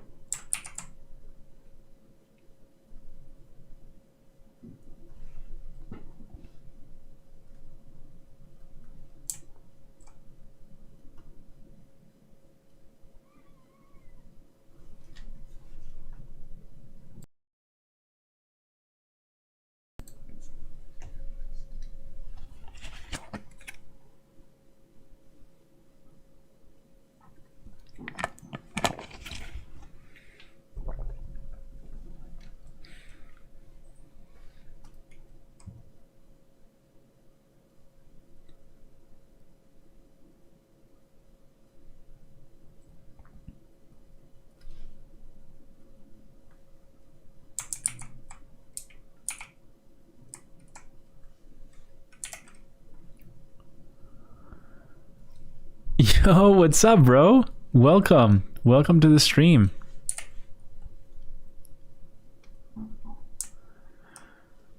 I'll send you the video of what I'm talking about with the tab. I can't explain it.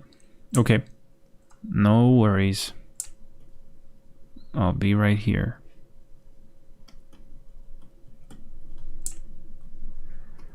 Yeah, dude, we're just trying to recover this lost painting. What a tragedy. Not really. Although it felt bad for a few hours. But then I just got over it and I said, you know what? I'm gonna bring it back even better. And it's not coming out better. Not like I expected. But I guess it just needs more time.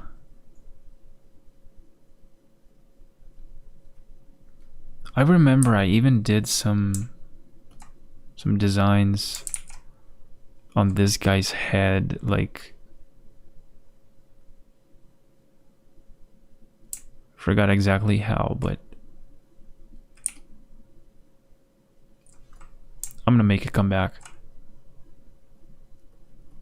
The face has to be like this because it was quite sketchy, you know, in terms of like level of quality.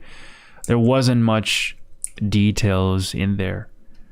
It was more of a yeah, like a sketch level of like, look at these lines, bro. These are just yeah.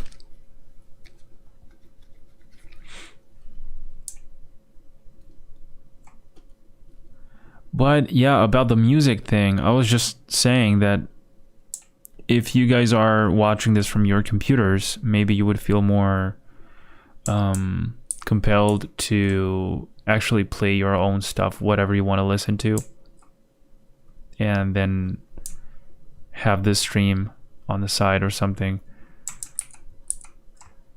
But for the next one, I'll try to play something in the background. Some ambient sound or something, which I usually like.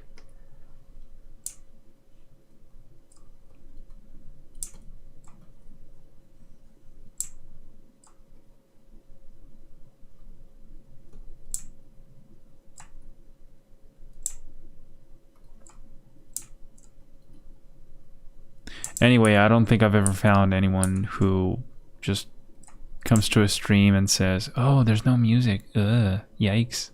I'm leaving."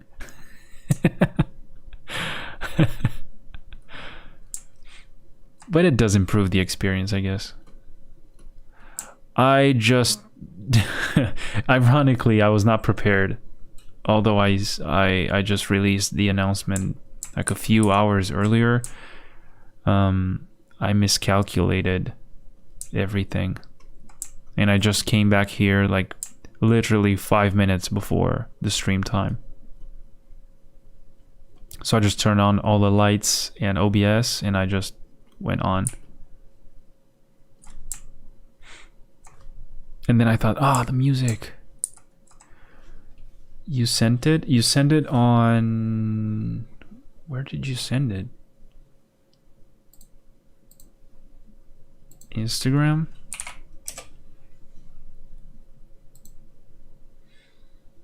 Okay.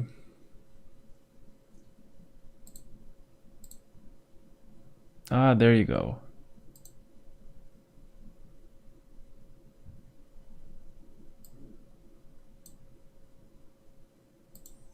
My class on schoolism.com. Like trying to paint somebody's figure starting from the fingernail. It becomes very hard without the underlying structure and all that stuff. So what we do is we want to paint from up close. Back and forth thing. Well, this is could do something that you can't do with traditional painting or okay, drawing, now I see. Yeah, it's like a duplicate, right, of your own painting. And from up close, just to have it like this way, a lot of times you'll see me painting in the smaller window, switching it up, painting in the I don't think I've ever done that. I know what this is. Back and forth. I just never. Because now I can yeah, I've never done this painting before. Close and it but it's a cool thing. Be more concerned about having things look good in the. Maybe one day. I usually just have the navigator thing right here.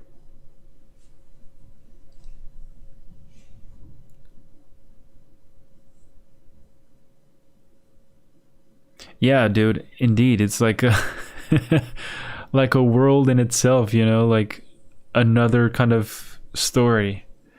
To just know all that kind of social media stuff, the way that the audience is thinking, and I don't know.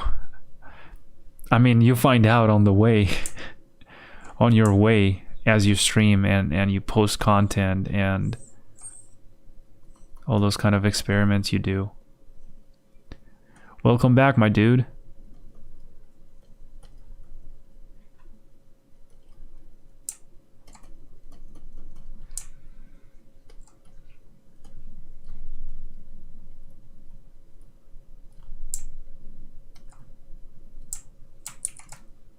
But yeah, about the navigator thing, like it's super helpful because this way I don't have to constantly zoom back, you know, step back, zoom out and see the painting and then zoom back in.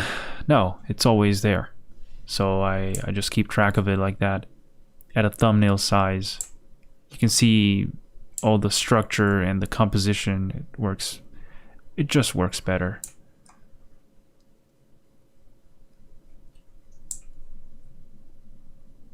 I'm sure you must have some sort of tiny little navigator thing which can be resized, I think. Yeah, you see, you can. But of course, you can paint on this. You can paint on it right here.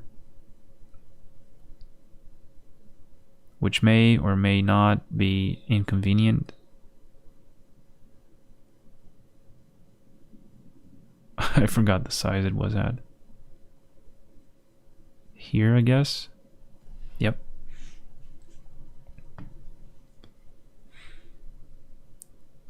Yeah. I've heard they're pretty much the same, right?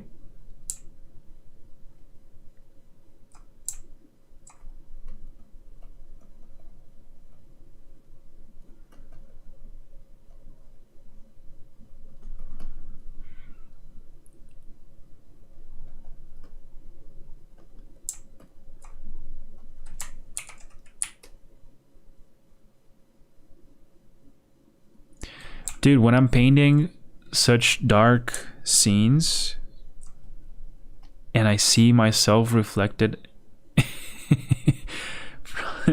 I see myself reflected in the screen, mostly because I'm wearing something that's super bright and the light is kind of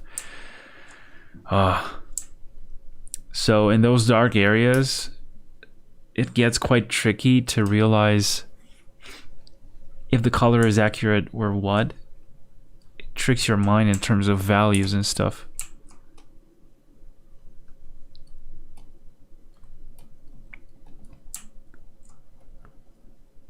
Yeah, I remember, man, that time that I did this, these clouds were way more natural. I don't know.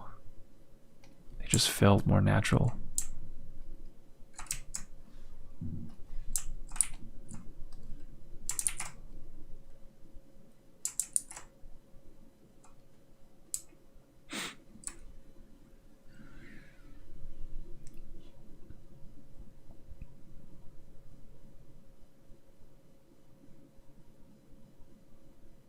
You have better control on the brushes. The vector brush is godlike. Dude, that's so cool. So I've been trying some other apps on the iPad, for instance. And I remember trying also this. What was the name? It's from Autodesk, I think. It's the one Trend Kanyuga uses, you know? At least back then, he did use that.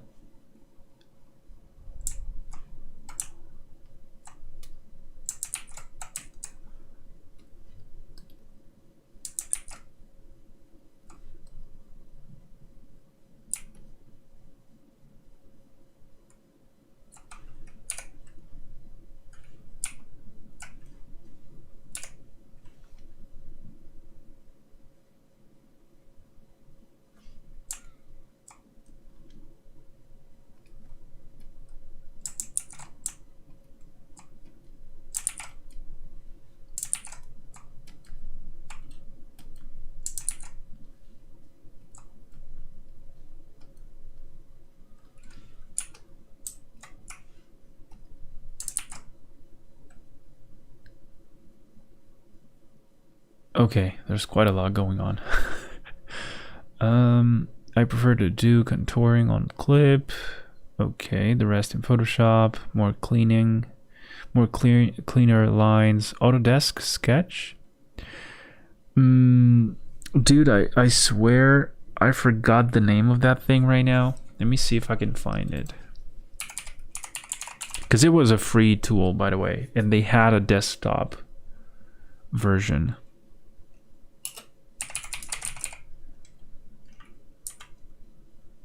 Maybe it was Sketchbook. Yeah, Sketchbook. Okay. I don't think the name would be so straightforward. But yeah, this is the one that I tried. Then also, of course, on the iPad, I did try Procreate. I did try Infinite Painter, which I like even more than Procreate. The reason is Procreate has this weird thing happening on like each stroke, which is like when you do like a stroke, let me show you. So you do this, right? But the stroke starts like this, and it's a visual effect. It starts like this real quick, it vanishes onto like this thing. So let's say I have a brush that has some opacity thing. So I try this one and I do this.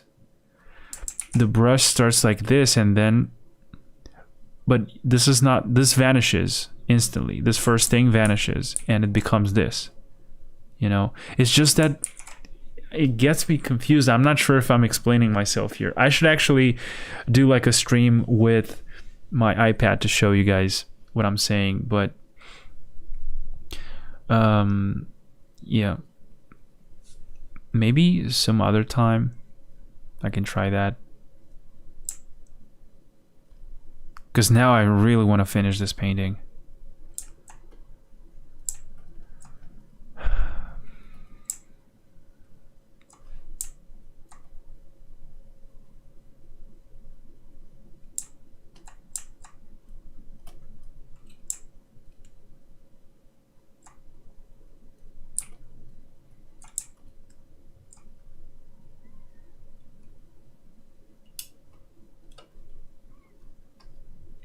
Yeah, but it's like a visual kind of thing, you know. It's not like it affects the actual painting or anything.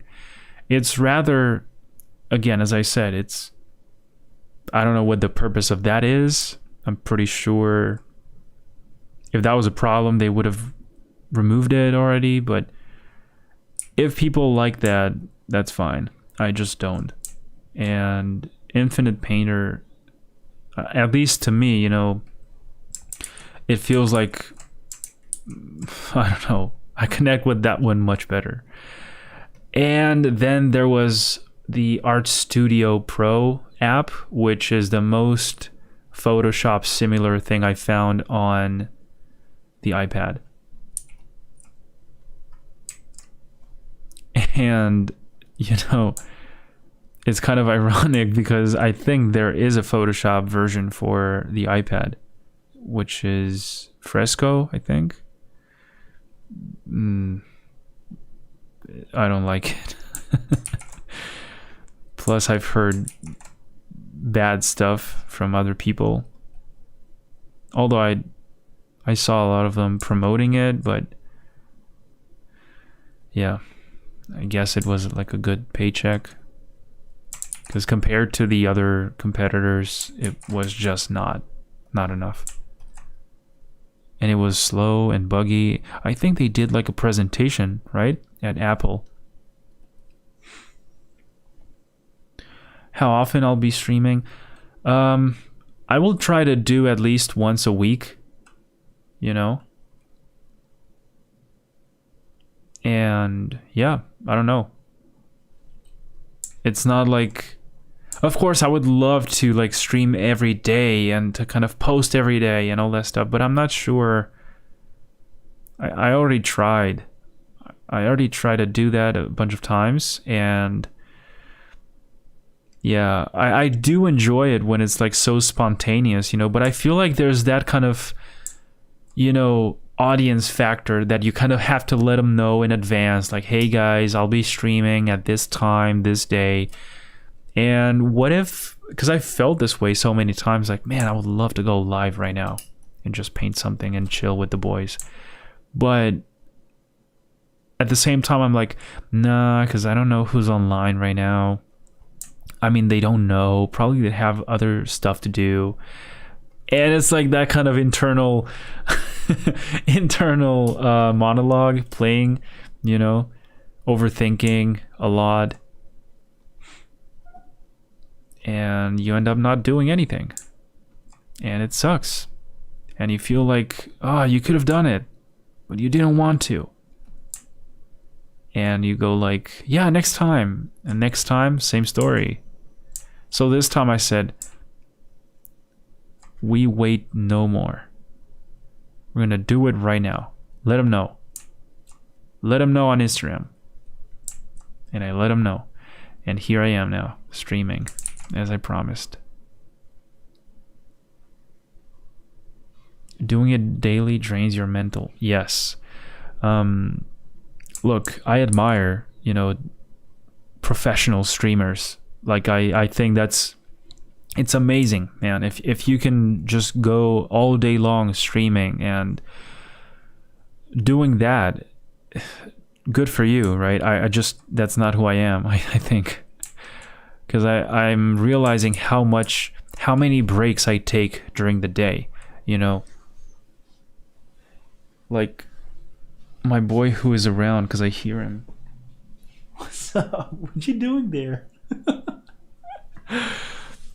He's my angel, dude. He comes and picks me up and says, Adrian, let's go for a walk. You know, let's play. Let's move around. And he makes me stand and makes me walk around, and then I remember, oh sure, I can do some push-ups or something just to keep my body moving and not stay stuck here for the entire day. So yeah, I don't think that would be, you know, beneficial for a streaming career, you know. Plus, I don't like to stay sitting here all day long. I like to take those kind of breaks.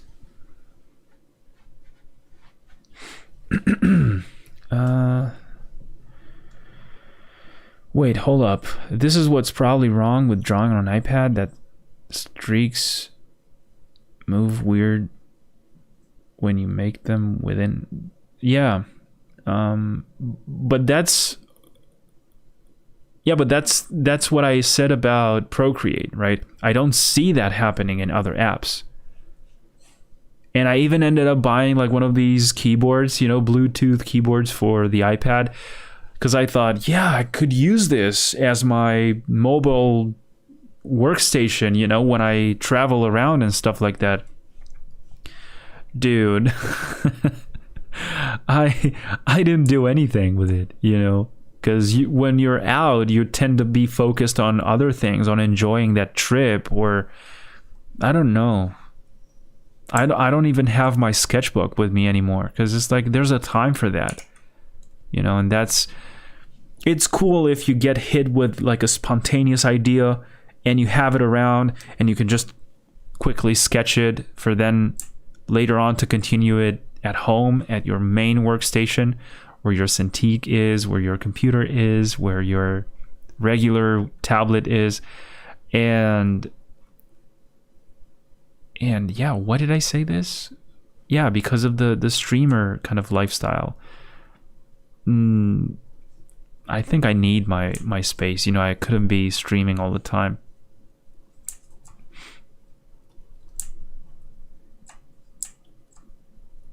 Because look, right now I'm like talking to you guys, but sometimes I'm listening to stuff. I'm listening to podcasts. I'm listening to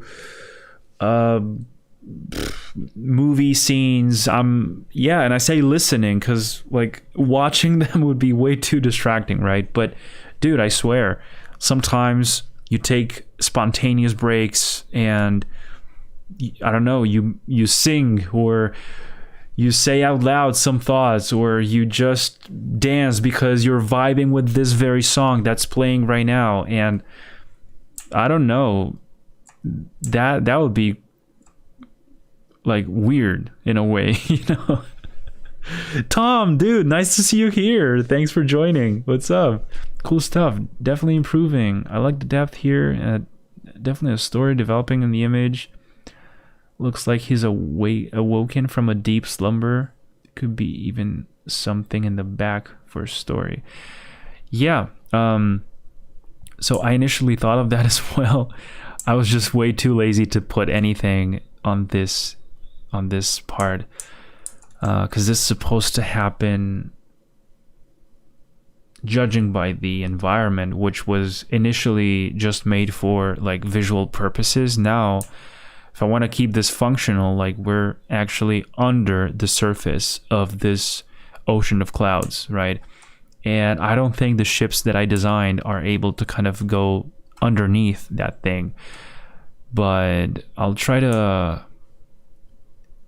put something in here. Like maybe we could have some of these abyssal creatures floating.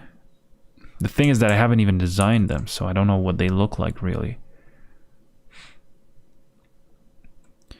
Favorite podcast, favorite new movie, overrated movie, favorite band. Dude, favorite podcast. Well, let me think, because there's several ones. Like I definitely do enjoy Joe Rogan a lot. But then there's so many others. You know, this is one of those kind of questions that you're kind of so sure of, but then you kind of think of how many possibilities there are that you don't know which one to choose, you know? So yeah, favorite new movie. What's a new movie? This year? The last one? This decade? Because I do love the Lord of the Rings so much.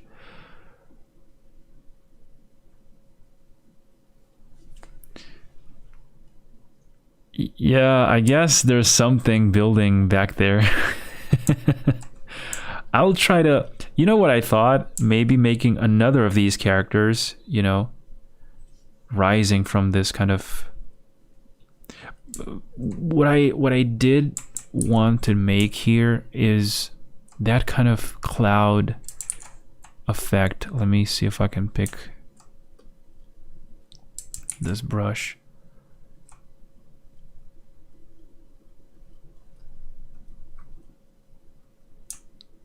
You know what I'm saying, like this kind of thing.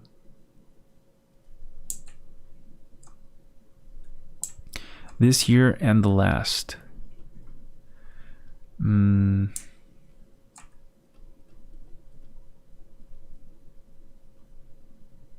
Big fan. Glad to see that. Yo, what's up? Welcome. Peter, I guess. Nice to meet you, man. Thank you for coming to the stream. Yeah, so oh, okay, Dolly. Thank you so much for joining. It truly means a lot to have your support here in the first streaming on my channel. So thank you so much. Take care, and I'll see you next time.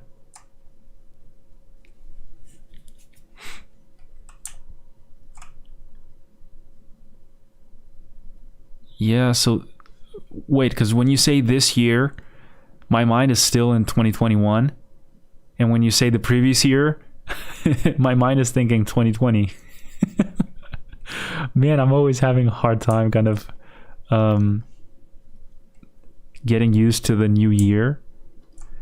But let me quickly check, see which movies were around.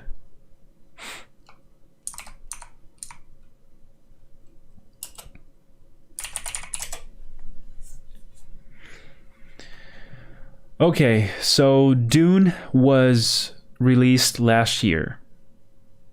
See, that's one of those movies that it had like a deep impact, but it's like part of those several titles that I have in mind when you ask me favorite movie. So Dune could easily be one of them, you know. It actually is. Yeah, I did love Dune. I don't know about you guys, but holy shit, what an experience. Like, and I'm new to the IP as well. Thank you so much, man. Thanks a lot. Yeah, I'm trying to kind of reinvent this painting that I started a couple of days ago, and I lost it, and now I'm trying to bring it back from scratch, and I ended up cheating a little bit because I did have like a little screenshot. You see, this is what I started this painting like. I mean, it actually started like this, and then I ended up adding like the previous version of it, and I just kept it from there on. I just iterated upon that. The Green Knight, I haven't seen that one. I mean, I haven't seen many movies lately. At least the new ones, you know. I'm just quickly swiping through all the... You see, I didn't see Venom. I didn't see... you tell me. Any of the new ones, you know. What do you guys think of the Fast and Furious ones? How can they keep releasing more movies on that? Like, what are they gonna do in the end? Like, just go into space or something with the cars? The first movies were dope. Like, those are the cool stories, you know, like grounded, more technical about like engines and stuff like that. My friends who are into like cars and all that stuff, they like those first ones. And then from the second one on, it's like just, it gets way too crazy. Also, Nobody, which brings like so many John Wick vibes, is another one that I liked a lot. And what the hell, actually, let's look at this right here.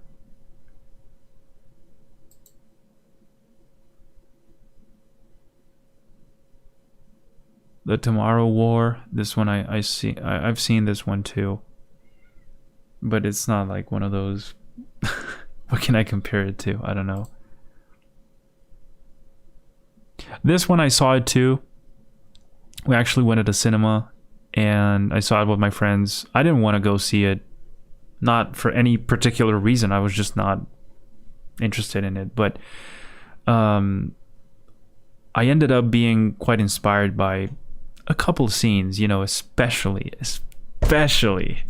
the ones that contain those giant beasts, that appear to just live with those people out there in the mountains, which was like an awesome way to see my project Hevenurion represented with a AAA budget, So I was like, damn, this is it.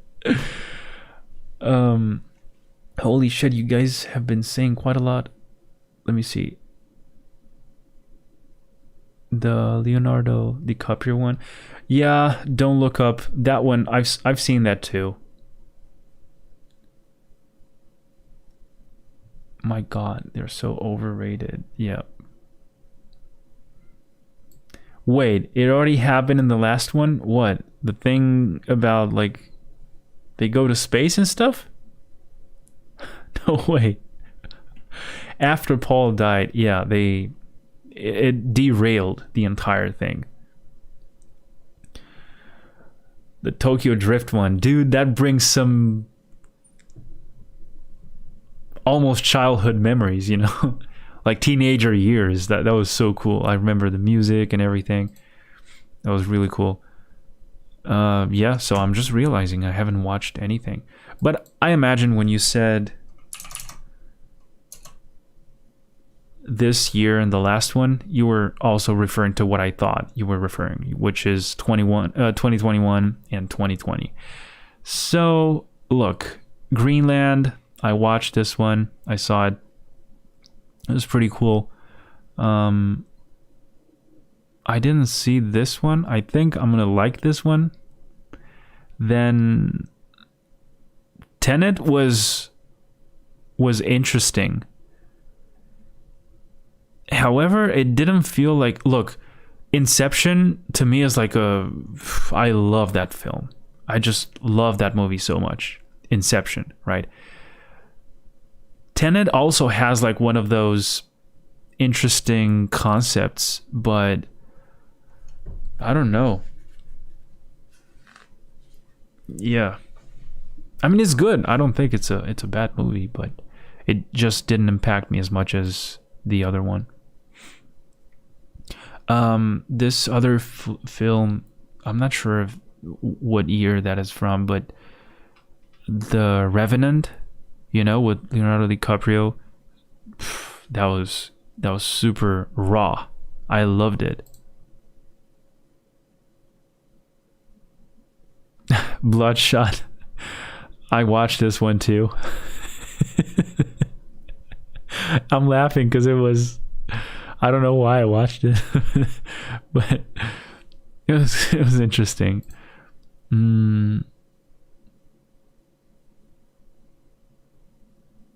Monster Hunter, another one. Like, I never expected to see Tony Jaa. I think that's the actor, right? The one from Ong Bak, with the girl from Resident Evil. And what the fuck? There's some movies that I've never heard about. The Old Guard. This movie was quite interesting. I like this one, and it was such a coincidence that I seemed to go into a pattern of like watching movies one after another, without knowing exactly what they're about. They were all treating this kind of longevity, reincarnation kind of thing, like immortal stuff, like the Old Guard, the one with Matt Damon. No, shit, what was the name? It's an Amazon movie, Infinite or something like that. Oh man, come on. Mark Wahlberg. That was Tenet was an Inception try hard wannabe. Yeah, it sounded like that. The Witcher, the series, I've only watched the first season, and I liked it. I loved it so much. I haven't read the books. I've only been playing the games. Let's get back to the painting, by the way. but I don't know how close or how far the show was from the books. I did play the games. I still have to finish the last expansion, but the movie was cool too. Like the movie, I mean the show. Plus the actor is like a dedicated guy. He seems to be like a fan, you know. So, and the music was really cool too. I love that song. I've been playing it, you know, metal rock version. People doing covers over that. Really, really cool. Now, yo, what's up? I'm not sure what that means. NGO. Again, as I was saying, The Witcher was pretty cool, but I've heard people are not happy with the direction the second. Yeah, but they're not really happy about the direction the second season is going, and I can see why. And I'm really afraid about the Lord of the Rings adaptation for Amazon. You know, I've seen the trailer recently. I think it was more oriented towards like the way they made it, the way it's like it wasn't CGI, it was all recorded, you know, that molten liquid pouring through all the letters. I mean, that's dope. I just hope they don't mess it up, you know.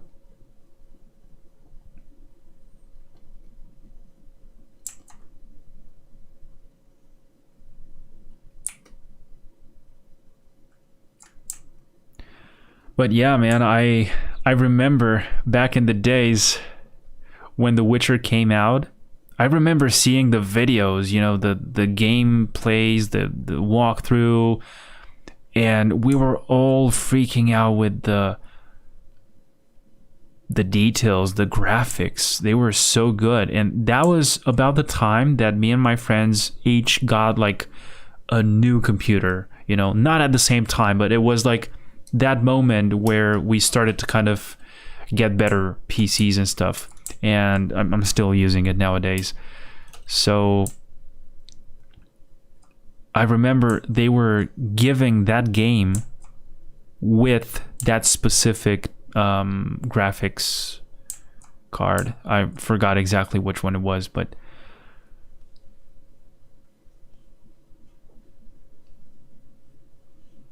yeah, dude. Fucking Bezos better do it right.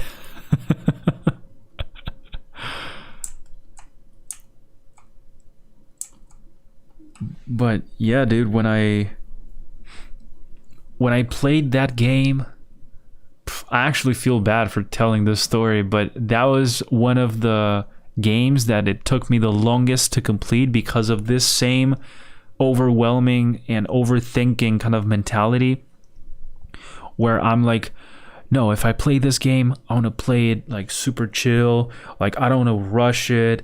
I just want to, you know, do all the side quests. I want to just do it right, you know, and enjoy all this vast world and do everything. And of course, that ended up being like quite an overwhelming experience because I was like delaying the main quests just so I could complete like all the surrounding quests.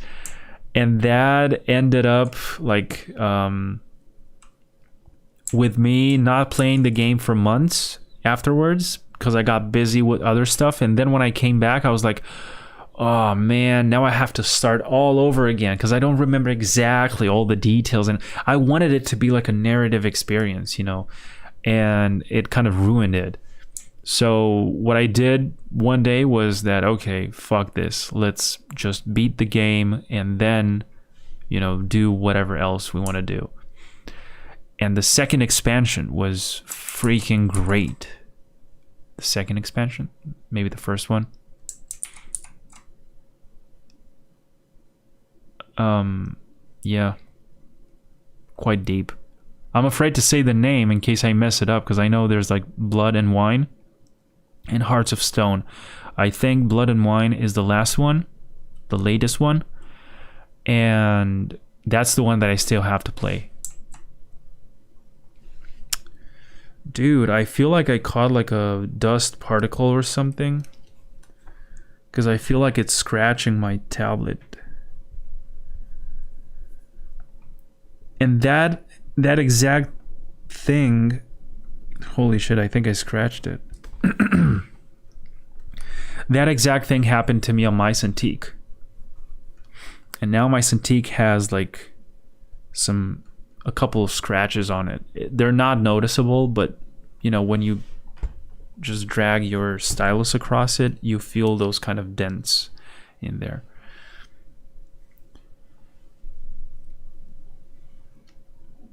The Wild Hunt one? Yeah, like that's The Witcher 3, right? And when I say I played The Witcher, I mean The Witcher 3. I didn't play the other two ones, which, by the way, some people say it was like for the hardcore fans because the combat system was so much different. It was more close to Dark Souls, which is a game that I haven't played. Neither I did play Sekiro or any similar combat kind of style. But yeah, there's one game that I want to play. There is one game that I want to play. And I might play it with you guys. I was thinking of playing it later. Right here. We're close to 3 hours. But I first wanted to finish this painting, and I don't think I'm even close. I don't know. Let me actually just polish these clouds a little more.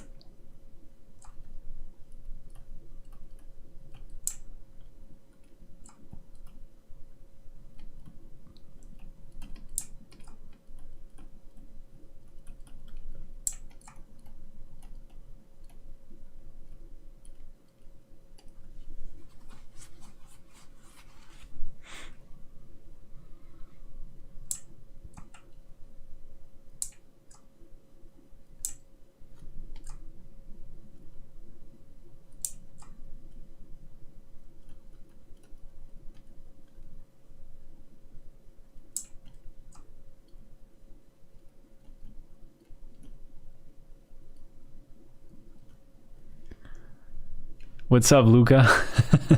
Haven't seen you. What game?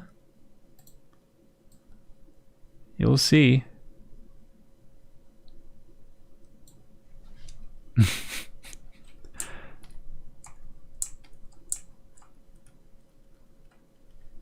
Yeah, what's up, dude? Thank you for being here. I hope you're finding this entertaining, at least.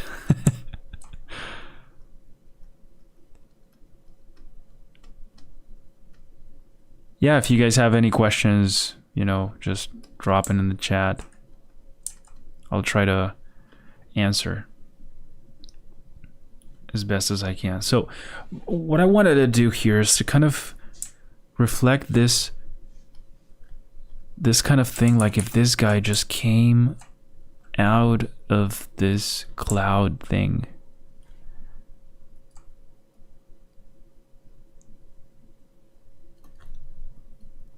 Like clouds are pouring off of him. Oh, dude, that's so cool. That's awesome. Is there like a rock guitar or like one of those, I'm not sure how to refer to them. Because I have one of those classic guitars that I bought long ago, and I don't know how to play it. You know, it's just to kind of let out some stress and sometimes even come up with some ideas, you know. Because although I'm like a visual artist, I do think of like soundtracks, and I like certain melodies, and it just feels good, you know, to come up with your own stuff in that way. And it's also good to train your ears, you know, your hearing, to kind of distinguish certain notes and play those mini games, you know, when you're listening to music and stuff. I've got close friends who are into the music industry. They work as producers, and yeah, perhaps that's where I got a little bit of more insightful information from as well.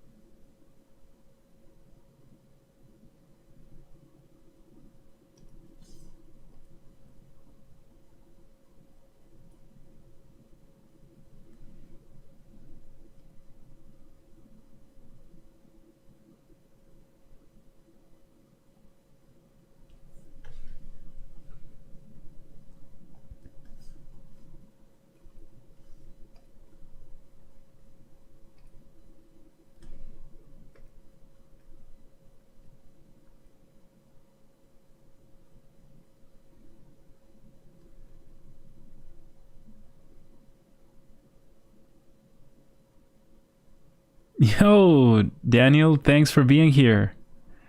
First time on my live stream. Awesome. Glad to have you here. ArtStream, I guess you can call it. Yeah. Yeah, so this is the first time that I'm doing this. At least after a few years. Feels so good.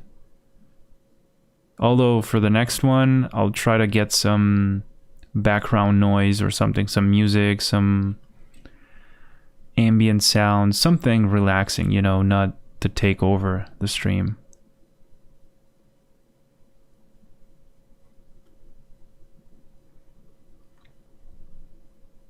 Sometimes I jam with some friends. That's awesome, dude. Yeah, those group experiences, crafting something, creating something, or just chilling, you know, like this is why those kind of sketching sessions with some other people around feel so cool, you know? And I guess that's why those kind of events are so popular, you know, the drink and draw kind of meetings. People just go to a bar or like a place, you know, and they have some drinks and they sketch stuff and talk, and yeah, it's definitely cool.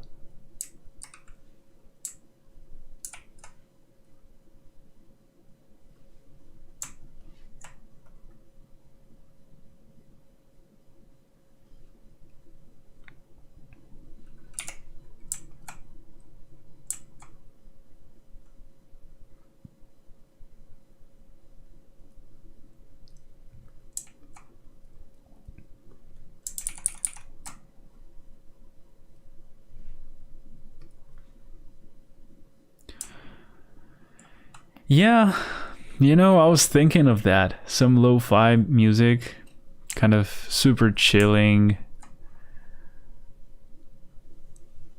Never been to a drink and draw. Well, it depends, yeah. It depends on what kind of person you are, you know, like I don't think I enjoy that as much as I thought, because a lot of times I forced myself to kind of try to do what other people are doing, you know, like, yeah, just go out, yeah, just have fun, you know. And same thing with these kind of challenges that you see going on, like the Inktober, like, okay, each day of October you have to do this specific drawing, you know. In the beginning I took it like I just paint whatever I want each day, just sketch something with inks, you know. I guess it's a stage kind of thing, you know. At that time in my life, I guess I was like, yeah, super crazy for learning more stuff and trying. I'm not saying I'm not now, you know, but I didn't have this kind of aim back then, you know. Like I was just focusing on developing the technical skills, and now I would say I'm more about like the storytelling, the design, you know, because, you know, the painting skills, the perspective, the fundamentals and all that stuff, yeah, you just drill through those exercises, but then what about the design aspect of it? You know, what about the good ideas? How do you develop that? That's the hard stuff, you know, not learning necessarily how to paint realistic, accurate kind of stuff, because that's something for which there is a formula, you know. You just practice and practice and practice, and you can argue that to a certain point, yes, it's kind of the same thing for developing like a good sense of design and a good eye for shapes and for volumes and for all that stuff. But it's, in my opinion, an entirely different experience. And dude, I tried it, 2-3 years, I think. And you know what's fucked up about that is that it makes you feel like guilty, like lazy, like, oh man, everybody's doing it and I'm not doing it. Bro, fuck that. Like, if I have other stuff to do, you know, you have no reason to kind of feel anything like that. But that was just my mind back then, you know.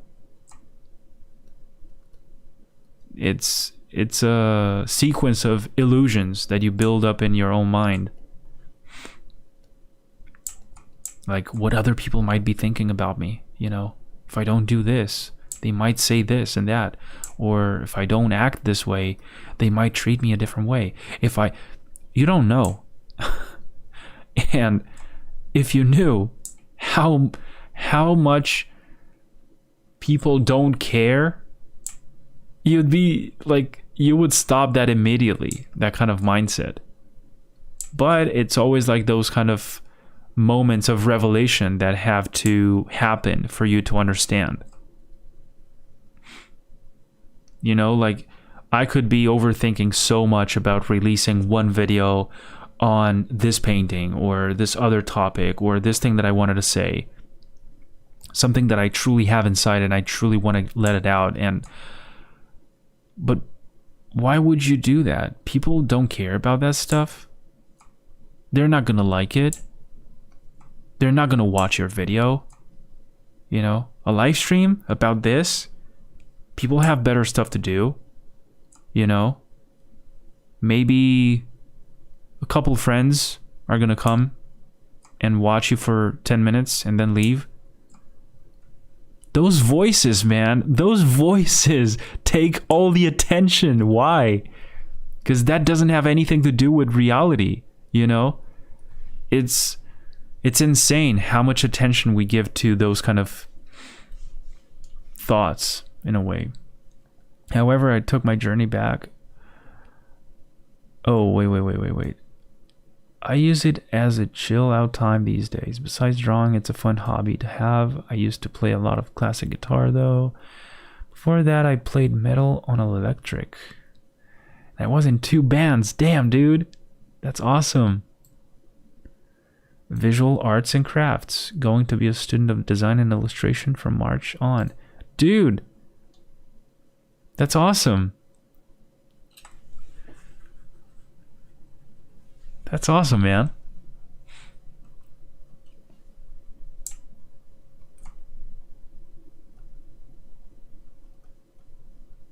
I bet those skills that you have from the music world, which, by the way, I find sound to be something extremely important, right? I'm convinced that they are going to help you so much in understanding certain things. Like, your brain is wired a specific way now, right? And I think that is going to help you a lot to understand certain principles in the visual world as well.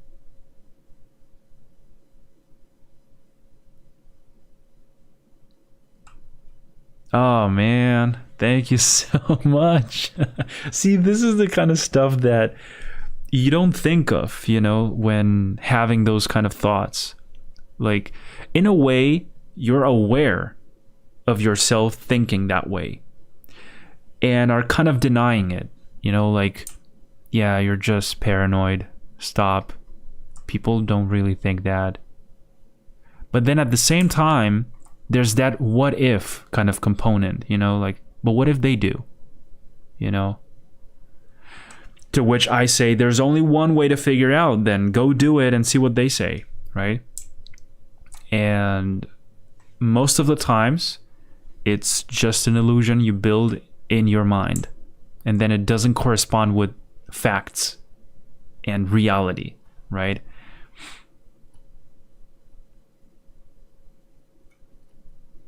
Because you never ever had like any proof or evidence that,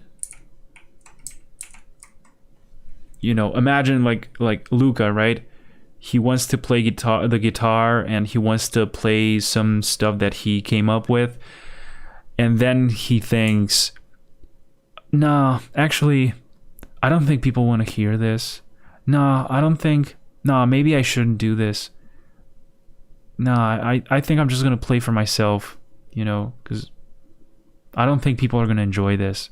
How do you know? Right? Like, imagine someone having those kind of thoughts, right? Instead of just jamming, just, you know, enjoying that kind of moment, that passion that you have for your craft. This is what I'm doing right now. You know, I'm just enjoying this. And I'm slowly getting rid of those thoughts of like, fuck, this guy is not coming out the way I expected. I'm a mess. People were waiting for this perfect masterpiece to happen, and this is not what I expected. But on the other hand, I also feel like, you know what? This is way better than this. Right? Yes, a little overcrowded with details and these very extremely similar shapes. Right now, I feel like... How should I explain this?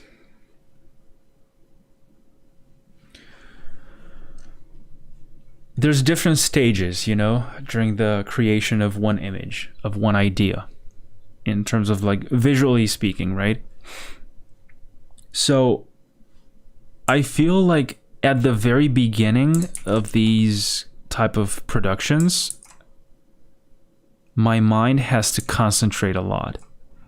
And I have to really focus so much on what I'm doing. Really thinking those initial shapes, those initial values, those initial brushstrokes. And then when I get to the second half of it, that's when I can get distracted with, I can put some music or actively listen to like anything, a podcast or someone talking about whatever, or having a conversation myself, you know, with them, like in our case right now. But I'm just realizing how I'm still not at that point where I can just... Plus, English is not my native tongue, so I have to... I have to put like quite a lot of brain power into thinking my next words, my next... see, what's the word? My next expression. And that means I can't give like all my attention to... What is this? This actually was so much of a problem to me until I decided to go into therapy and do MBSR. Oh, I'm not sure if I know what that is. And get to know the real thing.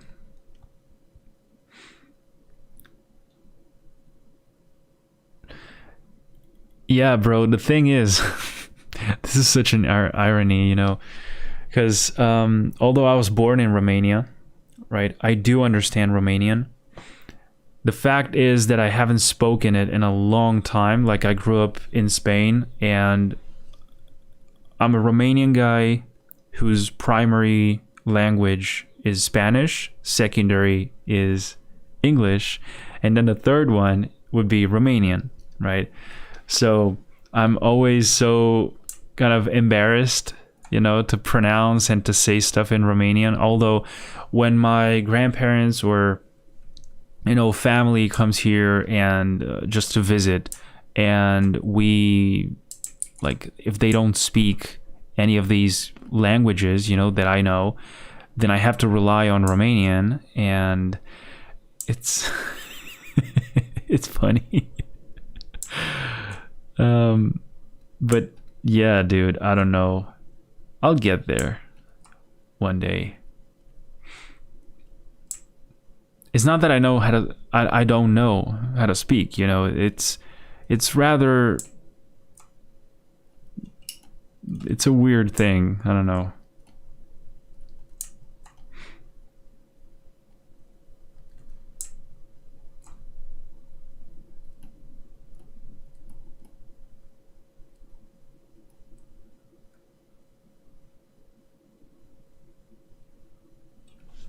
Thanks a lot, man.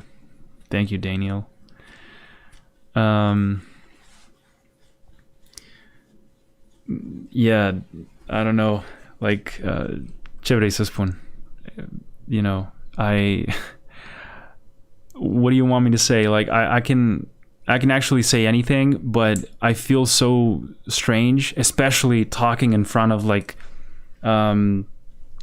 other people, you know, other than my family or someone who I already know for a long time. Like, I know there's no problem, you know. Like, I usually use it to make, like, for funny jokes or stuff like that, but it's such a strange thing. Like, imagine mixing like many languages, because, you know, if you don't know how to say this in Spanish, then you say it in English, and if you're lucky enough, the other person who's listening to you knows both languages, so you can use any of those. I actually had this with another friend who I met at one of these events in the Netherlands, I think it was, and this guy happens to be in my same situation.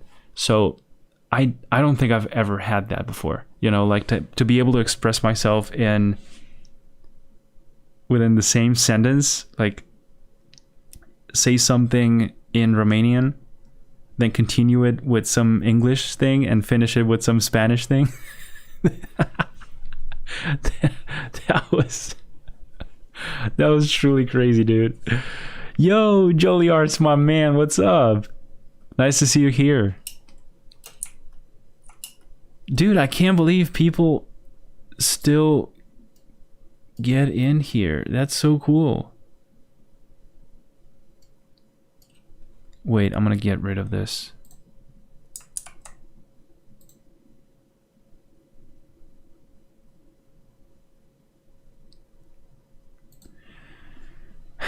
Yeah, I mean, look, this actually comes from a lack of practice, you know? So think about it the following way.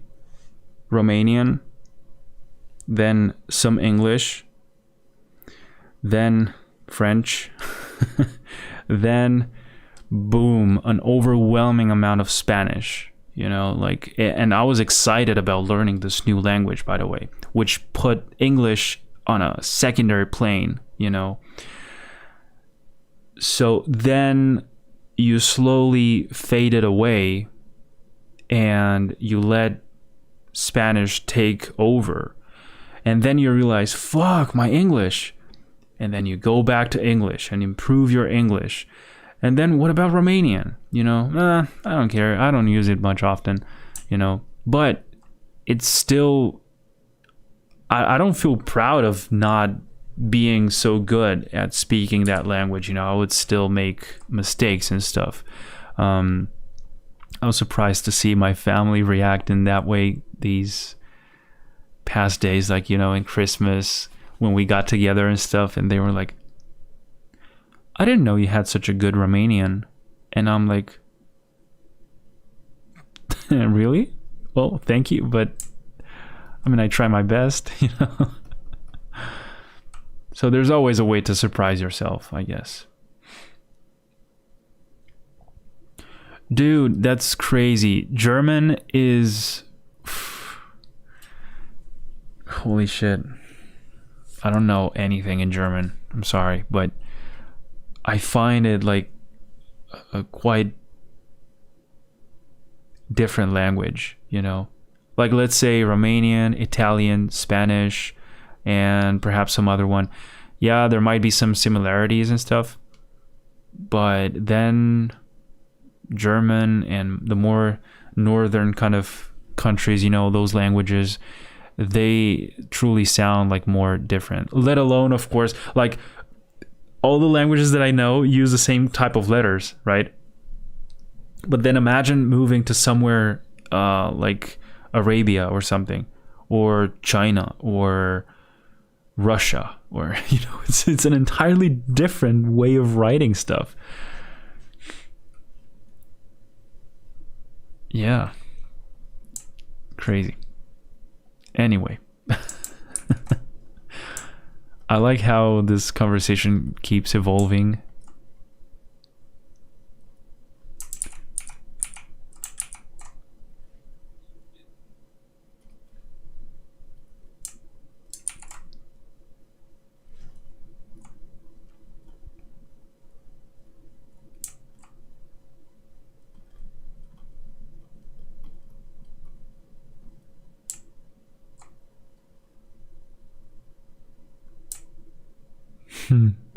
Awesome.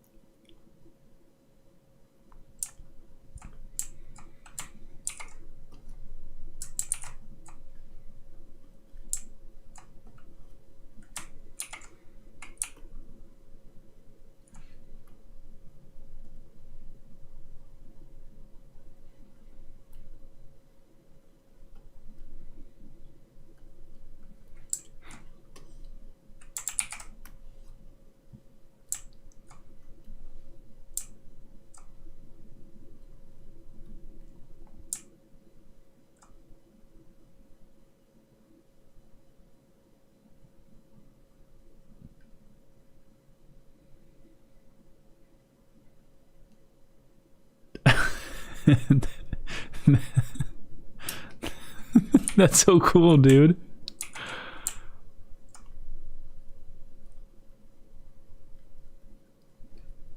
Next level dubstep. What are you doing, guys?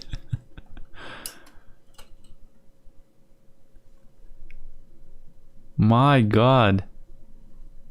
Everything's converging right here.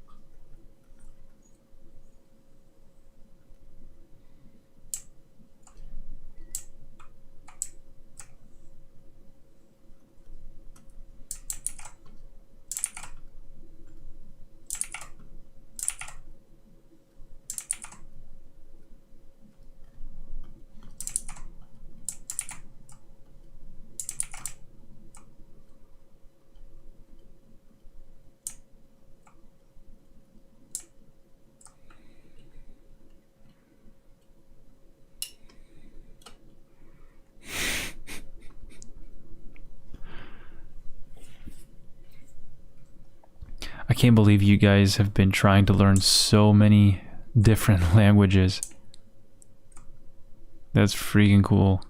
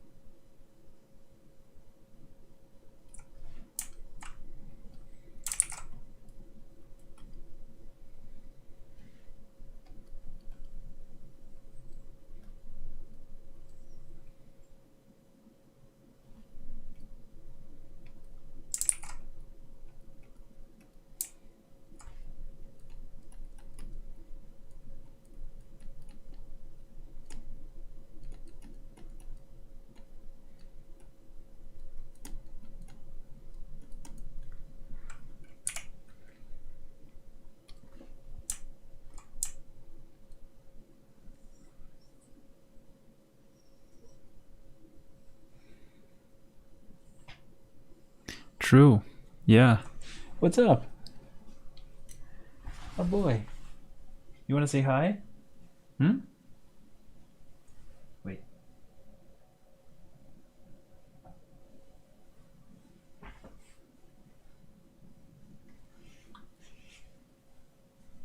You want to check this out? Tell me what you think about the painting. And say hi to the stream, by the way. What's up, guys? Hey, I'm the art director here. You want to stay there? Okay. Make sure you leave me some room. Thank you. You're partially covering me, the webcam.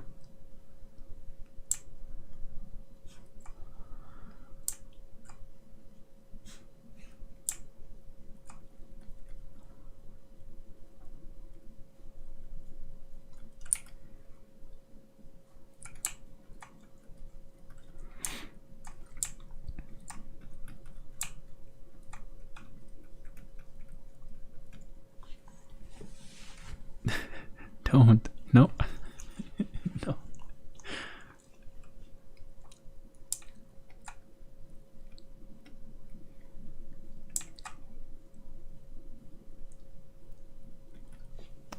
Hey. Yeah, dude, he's come here to the rescue. I think he wants to go out.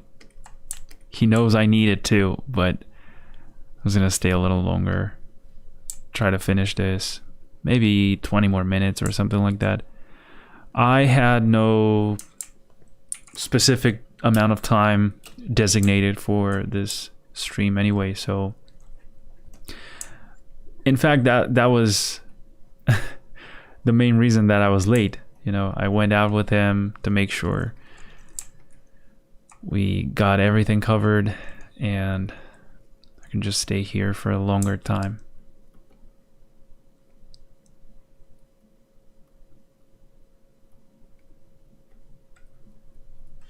Thank you so much, guys. Do you know what they're saying there? Look. Well, he's kind of learning English as well. Look at the cool stuff they're saying to you. Look. 2 cats, both orange. That's so cool, dude. Nice.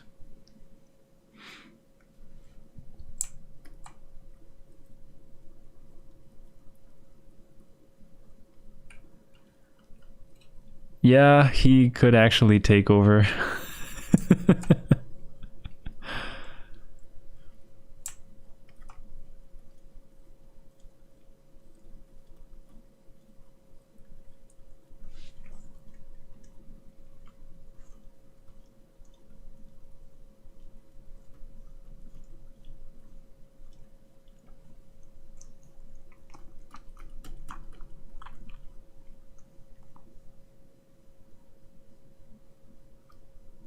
Wow, that's a big one. Damn. Now that's a guardian. 50 kilograms. I know people who weigh that much.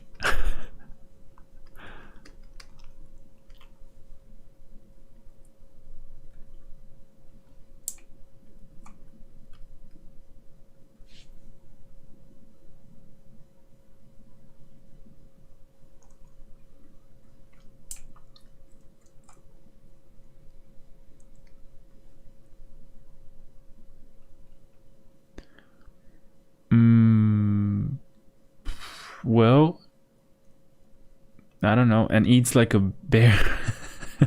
For sure. I mean, you have to fuel all those 50 kilograms of pure muscle, right? But yeah, dude, in terms of like people having pets around here, I don't know. I don't have much to compare with, like, other than the places that I've been to temporarily, you know. I would say, yeah, there's plenty of people with cats and dogs, and maybe not many people with like exotic animals and stuff. Like I did have a lot of birds back in the days. I had parrots. What are those called? Like the canary thing, the little birds that you can even take to kind of like singing contests and stuff. That's considered small? Damn. Yo, look at this guy. So his name is Bimbo, but we actually call him Bimbito because he's like little, he's small. And yeah, it's an interesting story.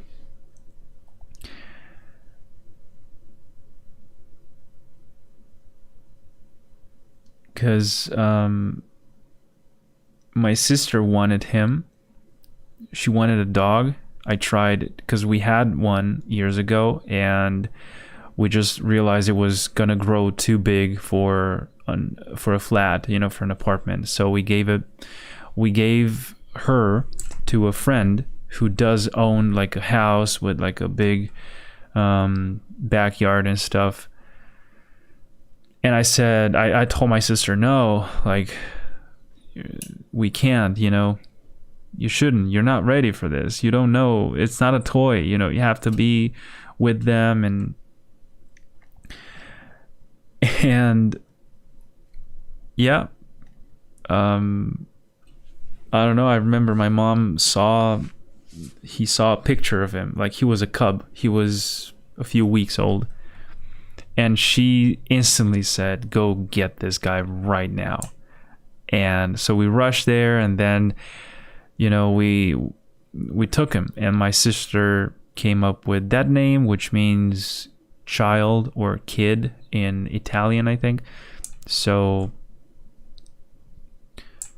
yeah, after a while, she realized that she was not meeting the requirements, you know, because it's like the studies, work, and school, and all that stuff. And she couldn't take care of him. And I couldn't stand that, you know. So I took him with me.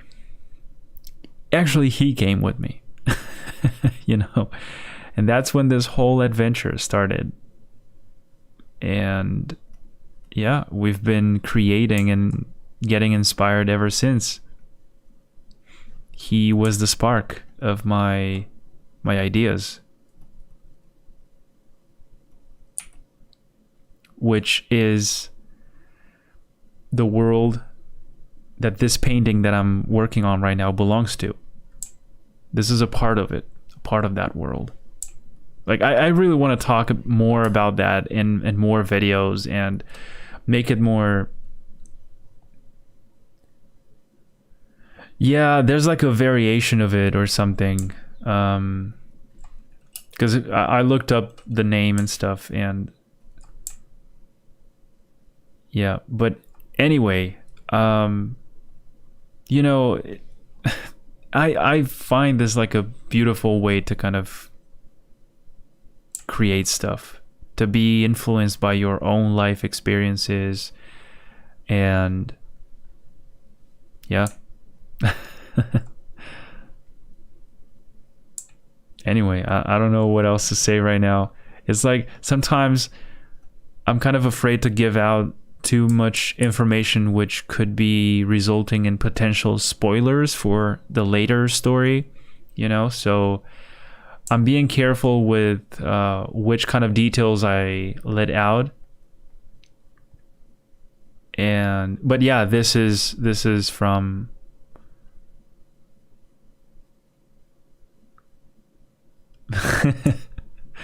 Thanks a lot, man. Yeah, it's... Look, I left out so many details, but that was basically it, you know. I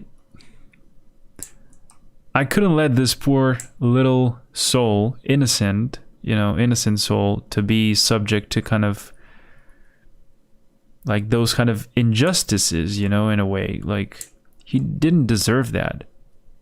And just because my sister wasn't able to kind of wake up early in the morning and take him out for a walk, doesn't mean it's his fault if he's like growing up, he's under 4 months or something, and he's just not holding anymore, and he does the things inside in the house. It's not his fault, man. Come on. So yeah, that's when my life started to change as well. Like, that was actually when I started my freelance career, which was so on point for the conditions that I was having back then, you know, which was like a lot of time, very flexible schedules, and that's how it developed so far. You know, I take breaks with him every single day, morning, mid-morning, maybe after lunch, then around this time as well. But dude, when he was way younger, he would wake me up at 4 a.m. and I would be like, yeah, let's go. 4 a.m. a walk. Yeah, you know it.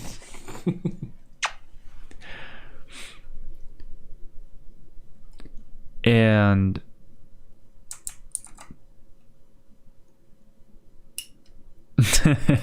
yeah, dude, like I'm a pretty emotional guy in that way. Like I really feel a lot, you know, and it's not that I have to try, you know, I don't know. I feel that kind of empathy, you know, like I wouldn't like that done to myself. And perhaps, you know, you have to be in some dark places before you can appreciate the good stuff. And I'm telling you, like, if I see a spider in the bathroom, dude, even with my bare hand, like, I take him out, you know. I'm like, dude, you're gonna starve to death here. There's no flies, no nothing here. Like, go catch something outside instead of just smashing it, killing him, you know. Or like, even with like, I don't know, ants in the park, you know, like, don't step on them. Come on, dude, let them be. Let them do their own thing. And yeah, that's how I don't know. That's how I feel about these things.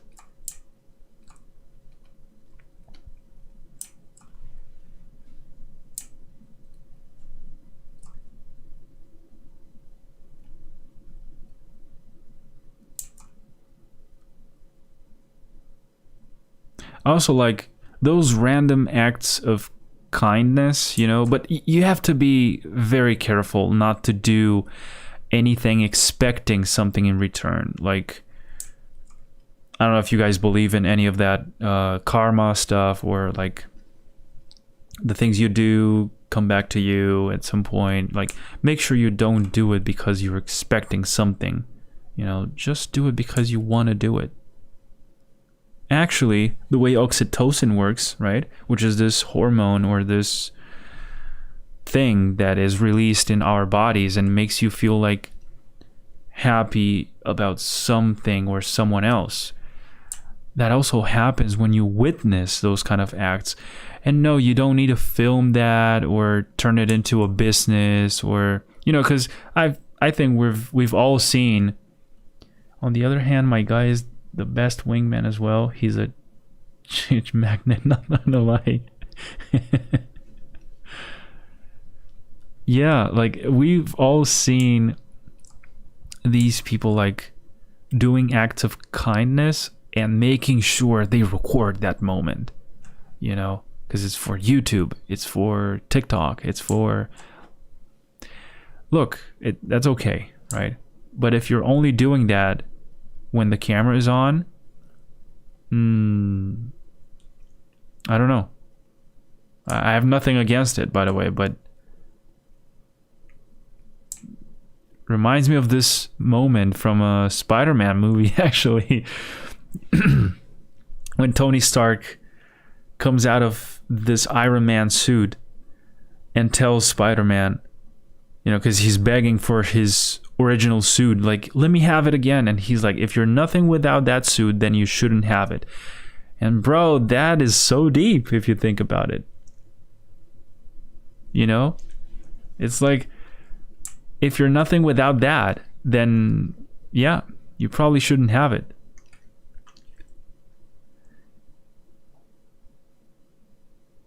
It doesn't work? Oh man. Okay.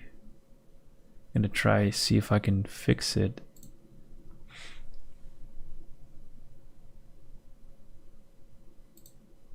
Oh, that is so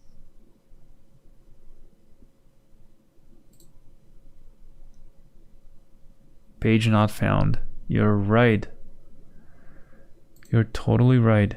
So if I go to any of my other videos, same thing. Yeah, I think I know why that is. And I think it's because they changed the their platform, their website.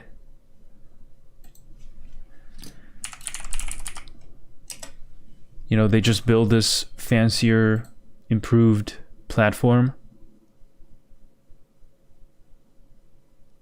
So I think I have to adjust that again.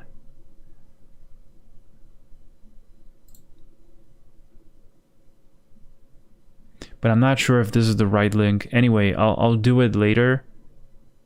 If you just go to Revenant.com, all courses. Let me see if I can find mine. There it is. Well, it was pretty simple actually. I'm just gonna post it in the chat. This should be the one. Now I have to edit the one from the video.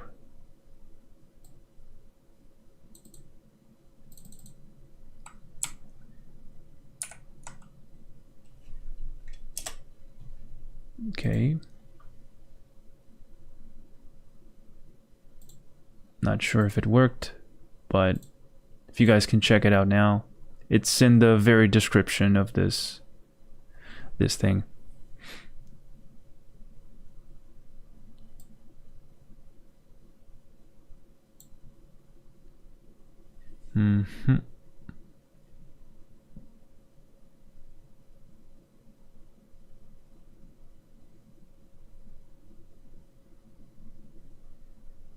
Okay.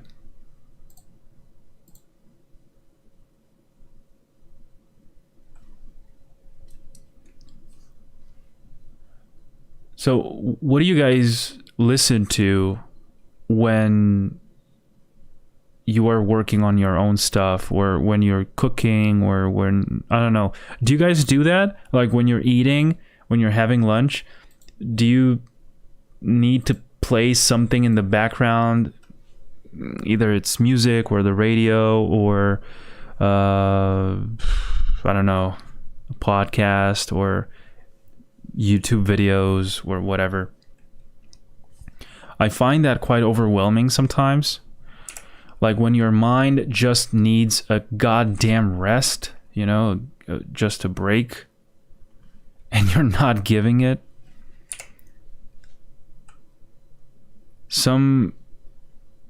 I find some habits to be harmful, you know, sometimes. Let me make another.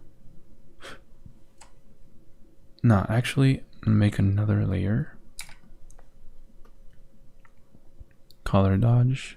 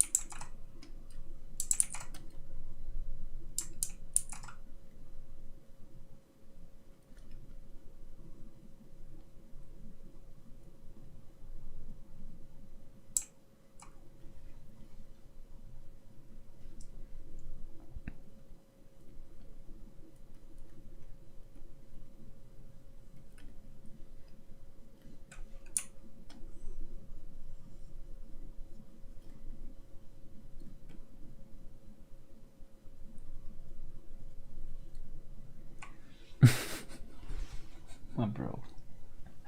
What's up?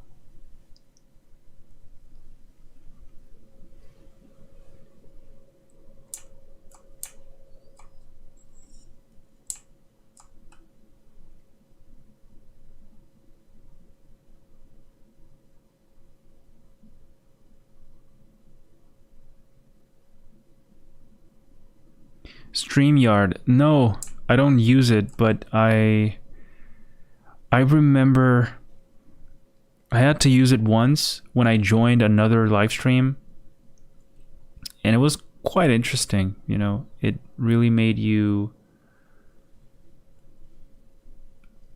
it made me kind of try to understand why this instead of Discord or Zoom meetings or something like that. But that's cool, man. Like drum and bass. You know what I like a lot? Liquicity. Like that year mix, that's dope. For it's like an hour long. I know I just play one after another, and that used to give me like a lot of energy back in the days, like a few years ago, and it would feel awesome. You know how I started to listen to drum and bass? It was Pendulum, 2007 or 2006 or something, because of a video game, dude. We were playing on a PS2, and there was FIFA Street, and they were featuring this Pendulum song. It was Hold Your Color, I think it was, but it was a remix. So anyway, long story short, I started to listen to a lot of other kind of drum and bass, more, you know, deeper jungle, that kind of not so soft. And then I remember seeing Liquicity stuff and going like, I didn't even know what liquidity was, what liquid drum and bass was, which is all just slices of a genre, right? But anyway, yeah, I'm just saying, like, relaxing kind of music, which ironically also gives you a lot of energy. So, yeah, all good.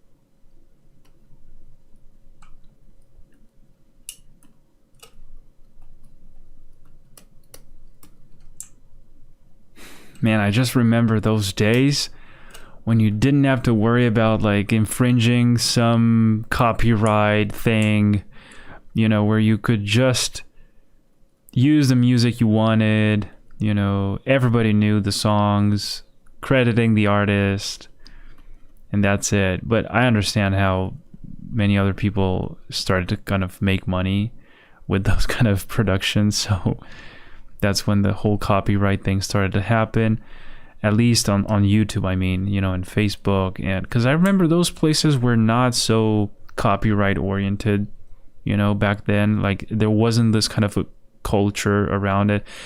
I remember when, look, the new GTA came out, right? Grand Theft Auto, that video game. And I remember you couldn't even post like a video of your own gameplay when you were driving the car and you would have the radio on. That would get muted because, and I'm like, no, but I'm just playing a game, you know, I'm not intentionally. If it accidentally, you know, pops up like a song from the radio and it's copyrighted and stuff, then you messed up. Oh, dude, that was a good one. Witchcraft. Also, Crush was another one of my all-time favorite. Dude, it's insane how... You want to go down? Okay. You know what I find fascinating? How... That's why I said earlier that sound plays a big role in our existence, right? It's really cool how music can actually heal you in a way, you know? And I'm not necessarily talking about like physical stuff, but more like mental stuff. It's pretty impressive how much it can change you, encourage you, make you feel stuff, which ultimately changes your physical composition as well.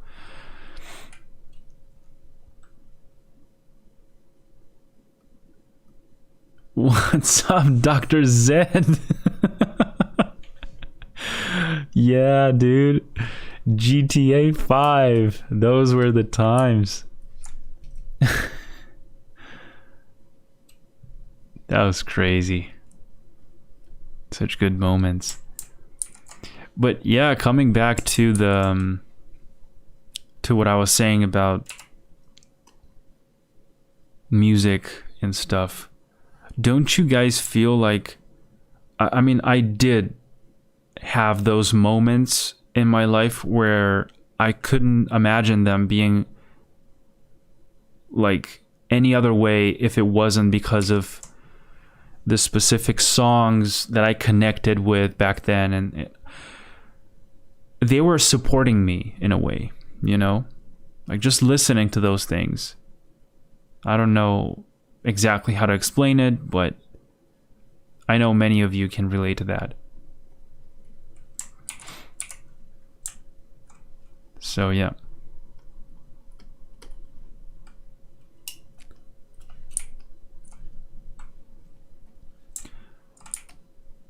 And right now I feel like we lost that structure that we used to have in the beginning, like you can see here.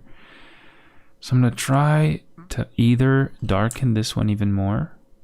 Okay, this is already pretty dark. So what I could do,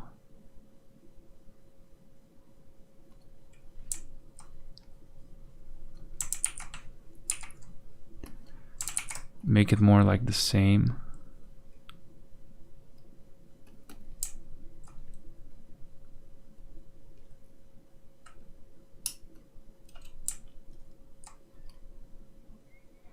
Yeah, and I like how, you know, your life is formed by a different sequence of stages where you would listen to particular types of music at different moments. They cut out probably the whole Flash FM. Really? Oh wait, is this the edition where they released all 3 or 4 or whatever many games there were? I remember it was Vice City, San Andreas, and then GTA 5, maybe? I'm not sure. But yeah, if that's that edition, I've heard really bad stuff about it, like bad reviews and stuff, full of bugs everywhere. And yeah, I was quite surprised, you know, to see that, because I never thought Rockstar would do something like that. But then apparently that thing was not done directly by them, as long as I know. I don't know. It was a strange thing.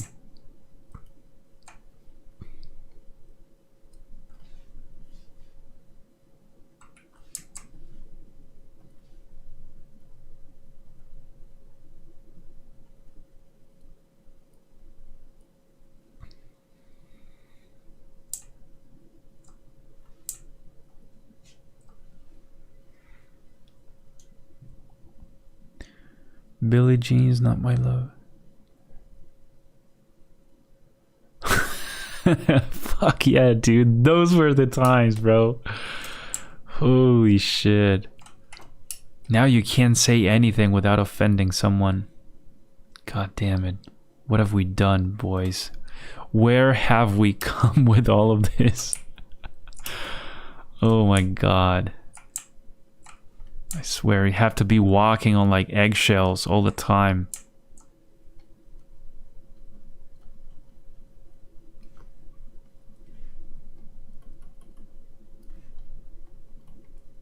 And you kind of see that reflected everywhere.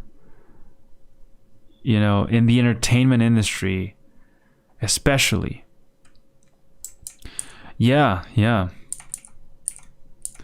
Rockstar approved it, which that's what made my head kind of explode. Like, why would they give that okay to this? Which is exactly, I think, what I told my friends when they said, hey Adrian, have you seen the new mashup thing, you know, with all the GTA games? And I'm like, what? Is there such a thing? And I'm like, okay, well, anyway, I prefer the old graphics, you know, the classic vibes. I don't need the new remaster version of anything, you know, because I remember it a certain way. I wanted to stay that way.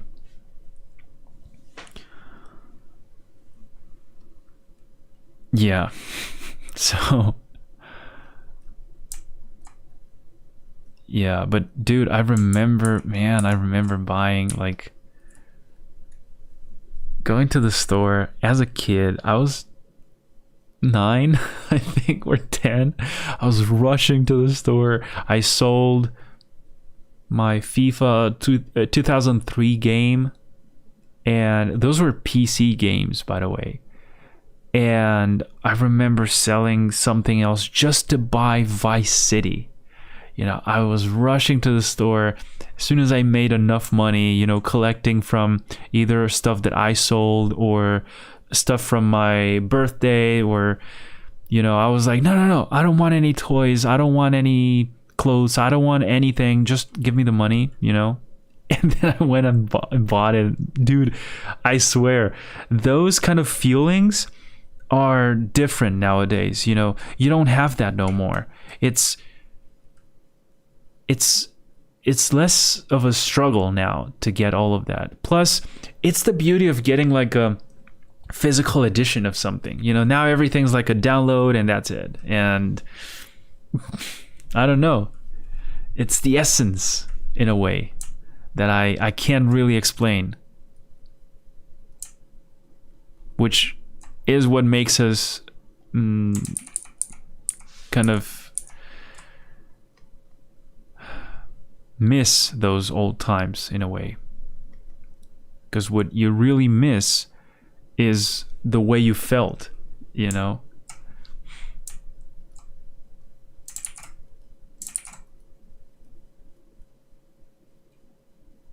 Those were the days, my friend. Yes, they were.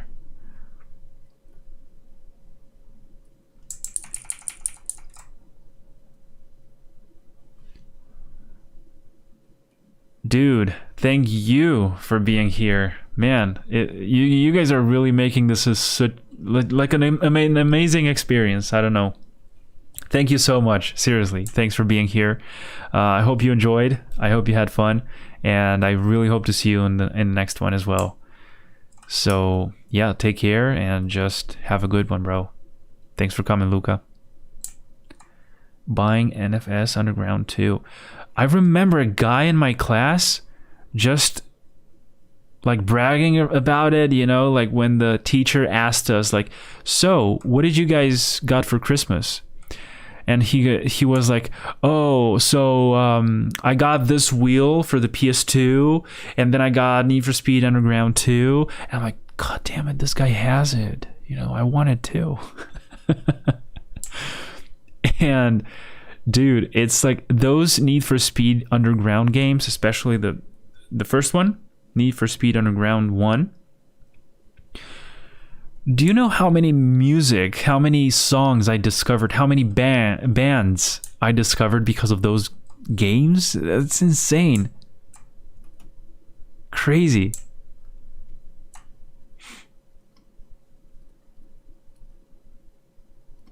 Felt amazing. Like you said, those were the days.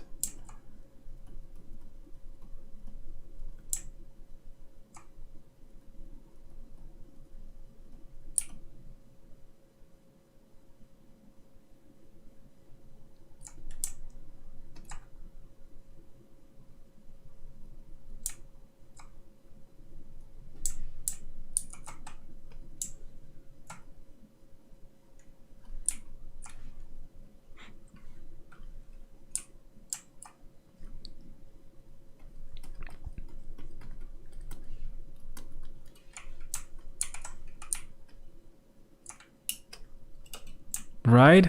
It's like all the new metal kind of stuff with Linkin Park and all those bands that, you know, you either knew them from before or you were knowing them at the time because of those games, or I don't know, but those started to kind of pile together, and yeah, they were clogging my MP3 back then. You remember this USB giant stick with a tiny little screen that would have like 128 megabytes, I think, of memory, or 512, which was already insane, you know.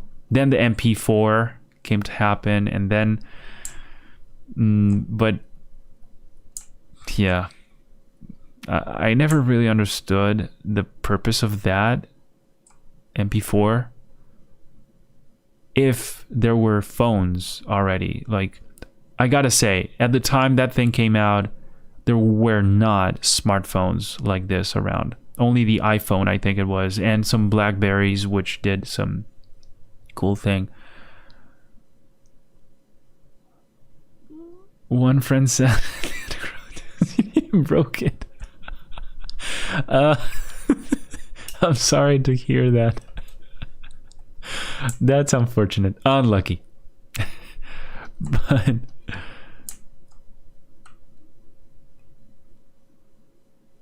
Dude, that was so cool. I carried it around because I was doing like long walks to school and stuff. I didn't want to pick the bus, so I would walk sometimes, like for 30 to 40 minutes. So that was a long time for me to think, to listen to music, to kind of reflect on that day or whatever. So yeah, there was quite a lot of time.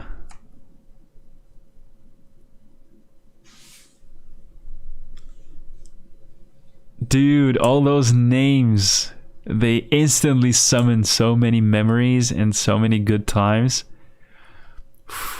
It's like movies, games, music, books, if you wish, you know, all those things together. They those were the times, man. Come on. That was awesome.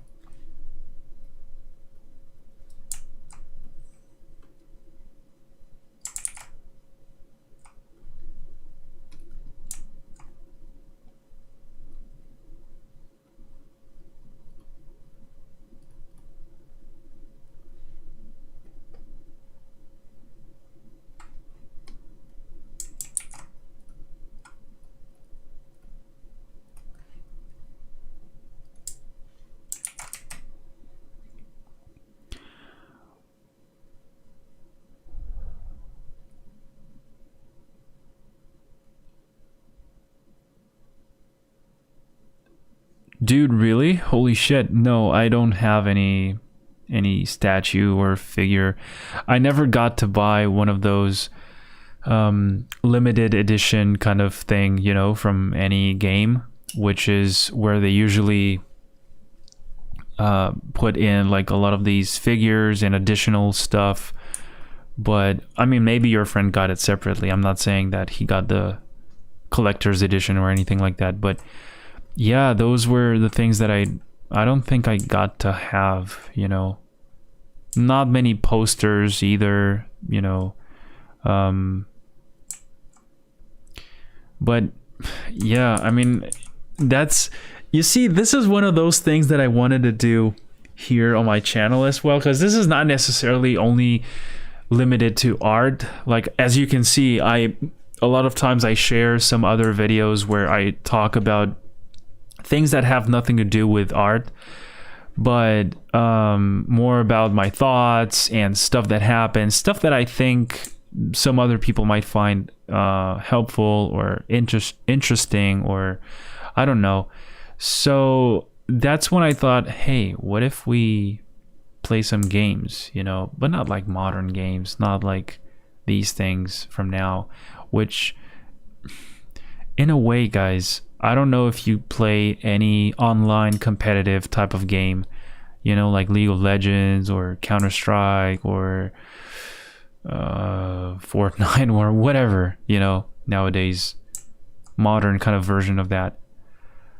But in my opinion, those are the games that are fun for a while and then they become like a burden, you know. The ones I like are the narrative driven ones, the ones that contain a story, the ones that, you know, like you mentioned the Witcher earlier, right? That kind of games. And by the way, that game, you did not require an internet connection to run it. You know, you can just install it in your computer, have it there, and just run it and play it. But I can see how this, I don't know, like you need a launcher now to run a specific thing. You need this kind of account. You need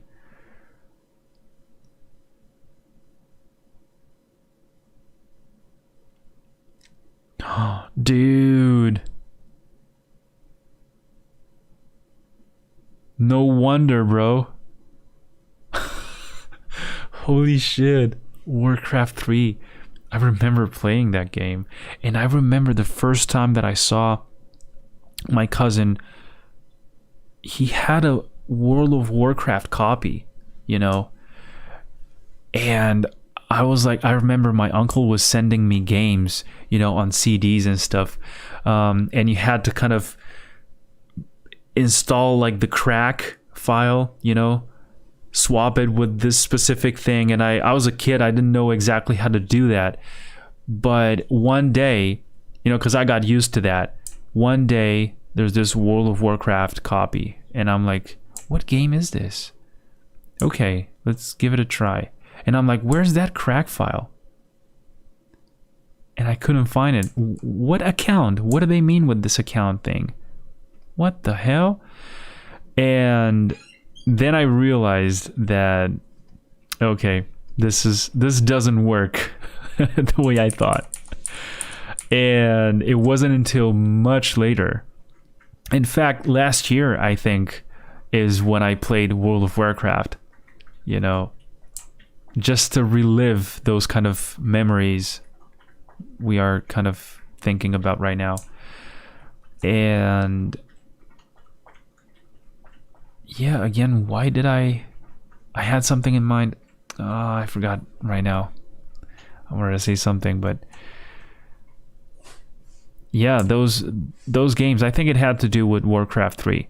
I also played Warcraft 3 recently, you know, just crazy. I don't know how much you guys liked those kind of strategy games, but I did like them quite a lot.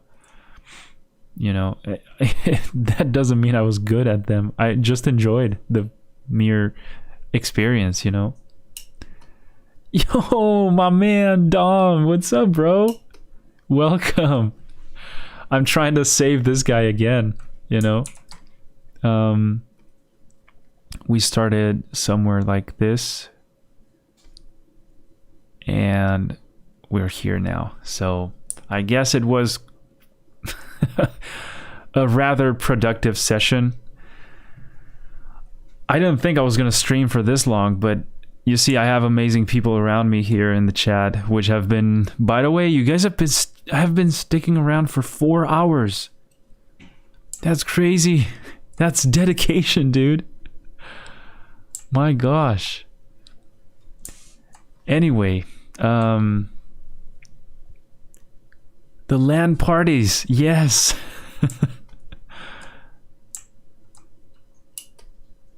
And Counter-Strike, yes. I don't know about 1.5, but I do know about 1.6.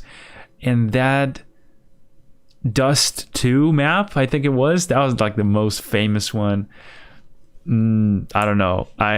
Dude, it's just such incredible memories. And I remember, you know, because you wouldn't play that at home necessarily, at least when I was around that age. You know, people would just meet up at certain cafes, or they would call them cybers, you know, and it's just places where you pay and you just get like 1 hour or 2 hours or whatever much you paid, you know, for playing a specific game. And we would, that's very different from this experience that we have nowadays, which is each and every single one of us is like in his own place, you know, and we're on a call together. But back then, you know, you would be physically all together, which is what you meant with the LAN parties and all that stuff. That was a whole other thing, bro. That was amazing.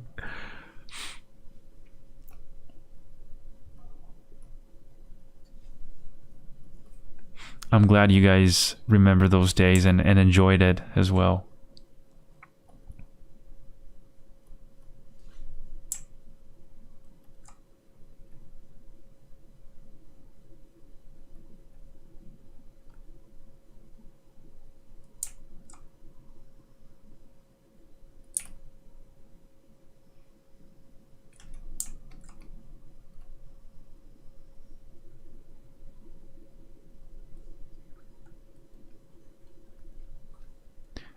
Yeah, probably they were called something like that. I've just never said that in English.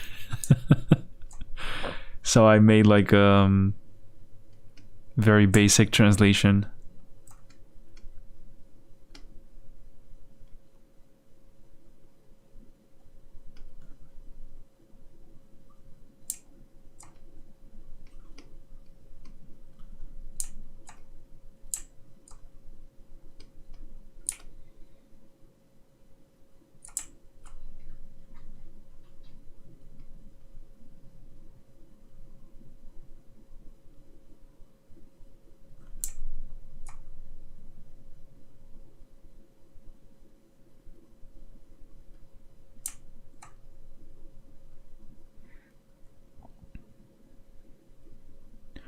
Holy shit, unlimited time. I mean, I do remember people spending quite a long time there, you know?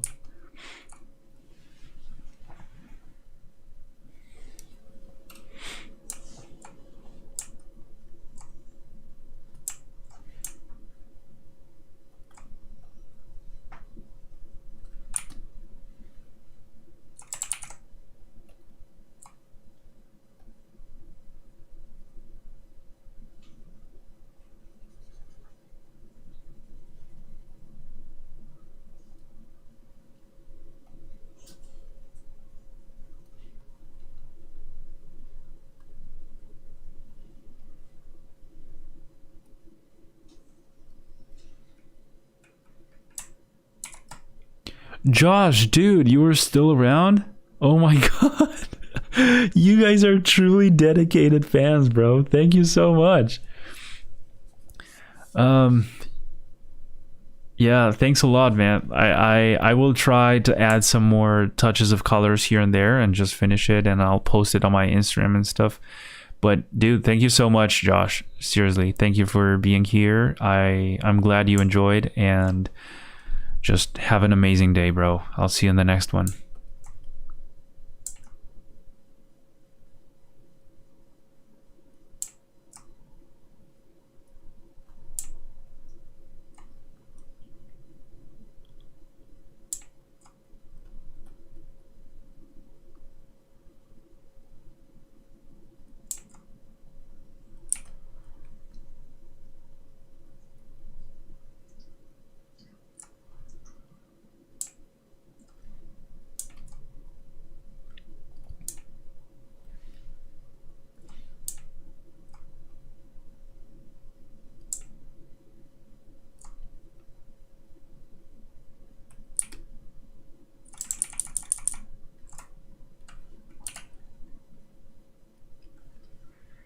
Oh yeah, about the games kind of stuff. I see that the ones that are mostly free to play nowadays and are mostly, you know, like you play one match, you finish, you play another match, you finish, you play another one, and it's always the same thing, you know? It's always the same map, it's always the same characters. Well, maybe not. That's the fun thing about it. That's what keeps you there. The fact that you can keep earning points in some way, you know? In each game, that might be different. But it's always about the same concept, like earning points for your account, which does not make the game any different. It's just the thing that you feel, you know, like my experience, you know, like I've collected so many hours playing this game. I'm this good. And I can see why so many people strive for becoming like professional gamers and stuff. I'm sure it's a good life. Except I don't. I'm not. I'm not so sure. You know, when I see those professional, high, elite gamers, you know, coming up with like the burnout stories and how they must practice hours and hours and hours every day. For instance, League of Legends or Dota or whatever, man. It's like, yeah, if you can control it. Yeah, similar ones, you know, like if you can control that, if you're in charge, then yeah, that's fine. But that's when when they say just one piece, just one time, you know, just one glass. You know, it's never that, you know, it's never only that much. It's always, you're going to be coming back. And they know this. They know this. It's just pure marketing. You know, these people understand how the human mind works, and they just try to make the most out of it. And yeah, you develop this kind of addictive patterns, you know, that spill over onto other areas of your life at some point, and you wonder where it comes from and stuff. A friend who wanted to go pro. Dude, I see, like, look, I see so many people streaming from their homes. They're just so good at playing that game, and they're having fun, and it's the best thing in their life. And I'm super happy for those people. But what I'm talking about is those people who believe that that's what they want to do, only to figure out it's an entirely different story when you go pro, in a way, you know? Like, you're now with the team, you know? You're now with us. You must devote yourself to the team and to this kind of stuff. And it's, I don't know. See, your friend also went through that shit. It's like, bro, in a way, it's kind of poetic, you know, because it's like, oh, the hardships of the hero, you know, in order to kind of, he must sacrifice many things to devote himself to his craft and to be the best. But come on, dude. Like, if you think it really makes sense and it's worth it for you, then absolutely go ahead and do it. Same with anything else. You know, you want to become a professional athlete of some sort, then you're gonna have to train a lot, and that's time you're taking from one place, spending it into another. If you can do that, you're gonna be unstoppable. But high reward, high risk, yes. I have extremely conflicting thoughts on these topics because there's always two voices, you know. One voice is saying stuff like, no, you have to seek for, you know, look for balance and seek balance. And, you know, you have to make time for everything, like your passion, your craft, your goal, then family, then friends, then your health, and then there's the other voice, the one saying, no, seclude yourself into this super strict regime of like training and just sacrifice everything for what you want to do and forget about the world and just focus on this and be the best. And there's like a poetic sadness and motivation at the same time in that. But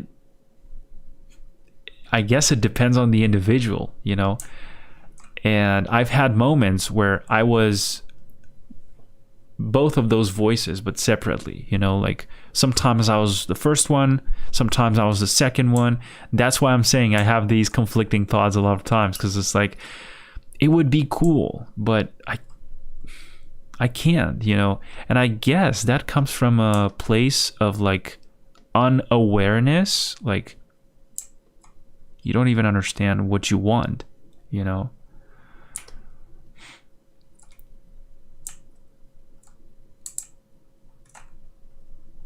I'm sorry if I mumble a lot of stuff that doesn't make any sense.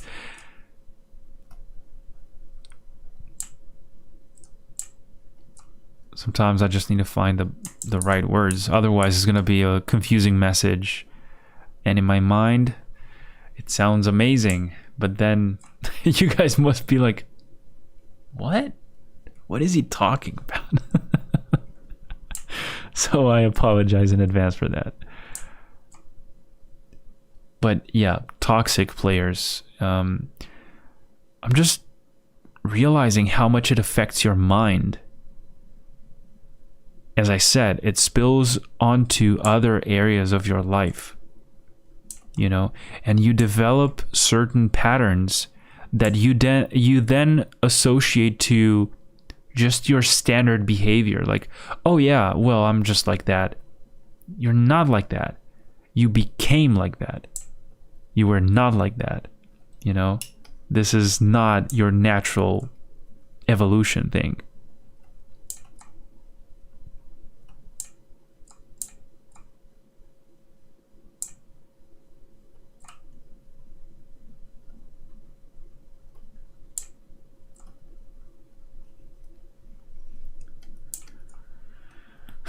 Dude, this is so messy. Like, I would like to convey this cloud effect a little better.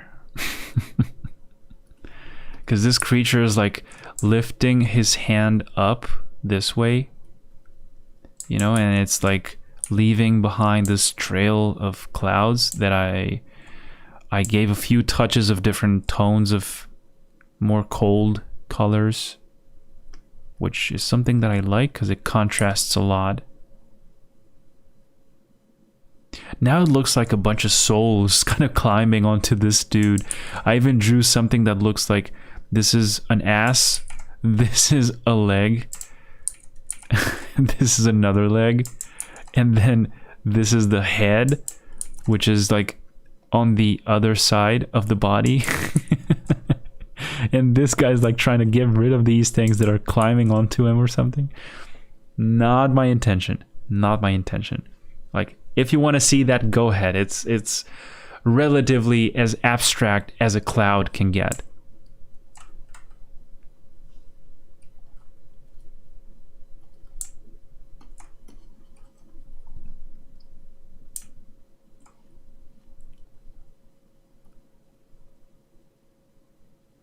So now we're turning this into, I don't know about you guys. Speaking of toxic, old Modern Warfare lobbies. Anyone remember? Yeah. It feels like an entire different topic of conversation, but it's really not. You know, because there's always a connection between all these things at a level, at a concept level. You know, it's practically the same thing. Of course, leaving out the details and stuff, but I don't know about you guys, but as men, we had this urge to fuck everyone off and yeah, just fully focus and dedicate to a craft. And it's scary that we can snap and do that. My man, yeah. Yeah, it's... Look, I truly believe that everyone can do that. Right? It's an impulse kind of thing. But you know there's consequences. And I think that's what's holding you back from doing all those crazy things you want to do. Because you make those consequences up in your mind and you try to kind of come up with those excuses that we mentioned at the very beginning of this live stream like 4 hours ago. Seriously, man, thank you so much for being here. You guys made this live stream so entertaining and so interesting, for me at least.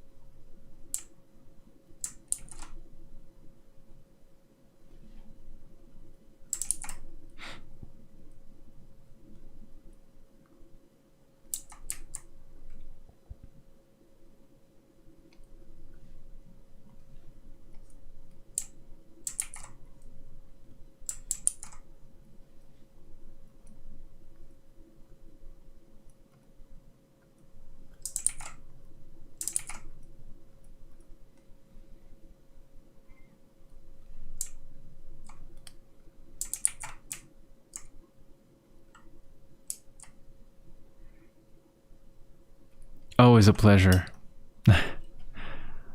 As I said, I wanted to do this for so long. It's just that look, that video, the first video of the year that I call, that was the thing that kept me, you know, it held me back for so long. It's, what day is today? 20? 21st. it took me around 20 days to release that video, just for you to see how long I thought about it, and I edited that video, and I said, no, I must first release this video for the rest to make sense, you know, because this is the first video of this year. So these are the mind games that you play on yourself, you know, instead of just doing the live stream when I wanted to do it, then releasing the first video, which will be the first video, right? Because it's a video, it's not a live stream. I'm not recording it live. I'm editing it, I'm exporting it, and just uploading it as a regular video. So it will still be the same thing.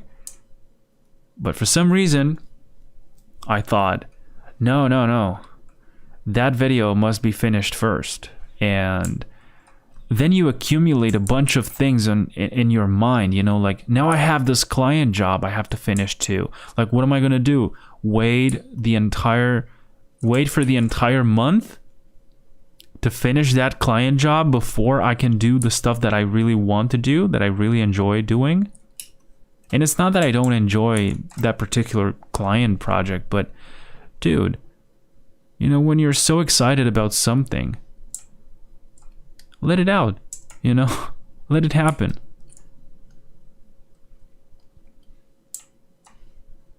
Sorry guys, I'm just kind of giving mental notes for myself, for my future self, perhaps.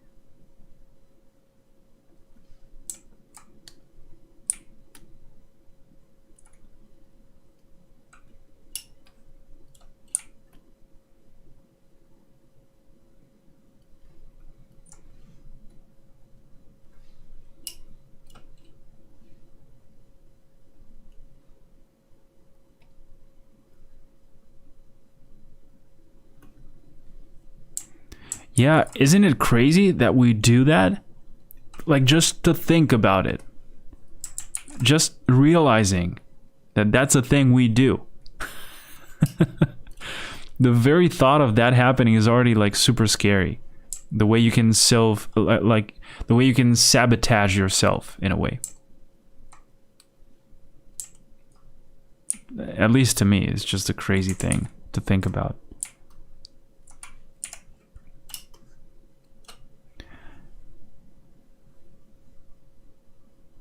Dude, you are the man. Thank you so much for being here. You have no idea how much I appreciate you guys for coming to my live stream. This is the first time that I'm doing this, so it means a lot. You guys take care of yourselves, enjoy your time, and have a great one, okay? I'll catch you in the next one, I guess. So yeah, but seriously, thank you so much, Daniel. Thanks for coming, man.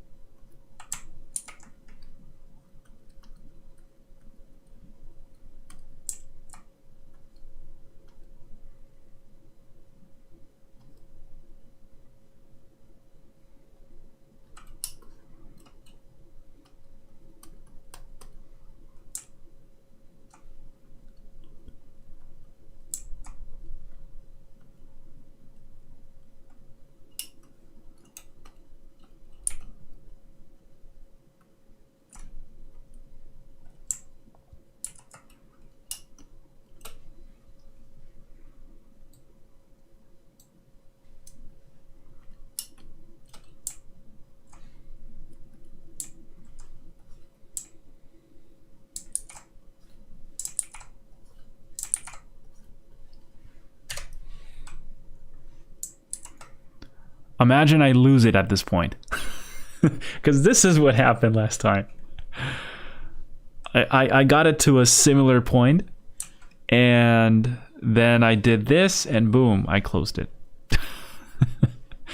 That was a great story of like, not a story, but a great way for me to understand that I had to put myself to the test, you know, and realize that I can still do it, you know.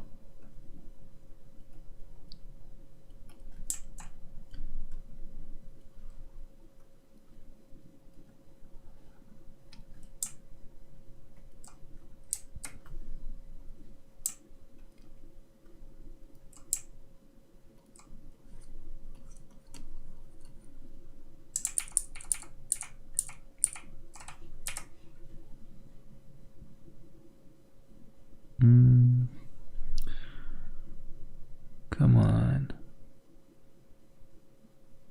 There you go.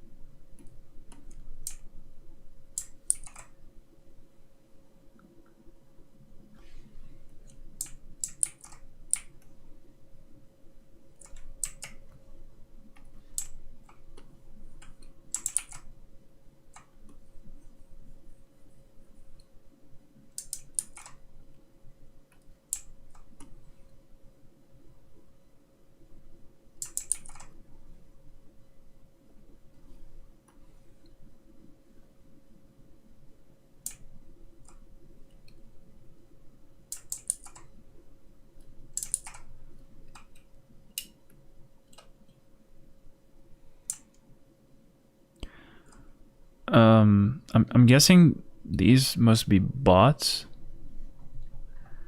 I had someone comment in a similar way before.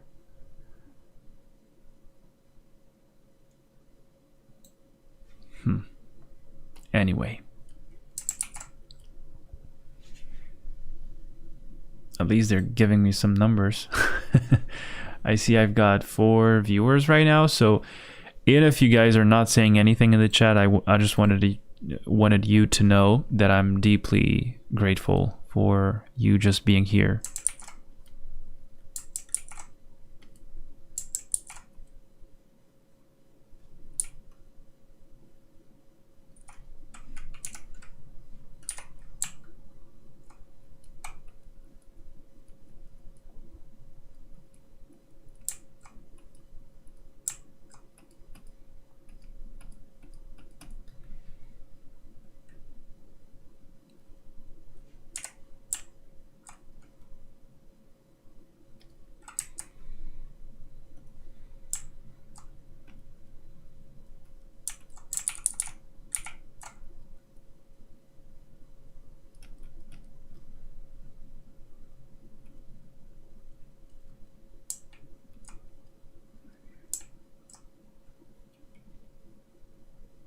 Oh, bro, thank you so much. Thanks a lot, bro. See, the Dr. Zed is kind of like a bot. I'm just kidding, bro. Thank you so much. How does that sound? Gotta work on my book at the same time. Fuck, that's inspiring as fuck, bro. Which one, by the way, Dom? It's insane that I can ask that question now, you know. Hey, which book? you mean. It's insane, bro. Like when I saw you dropping that story, it was so deep, you know, because you even enhanced the music aspect of it. Like, hey, play it loud, guys. The announcement you made.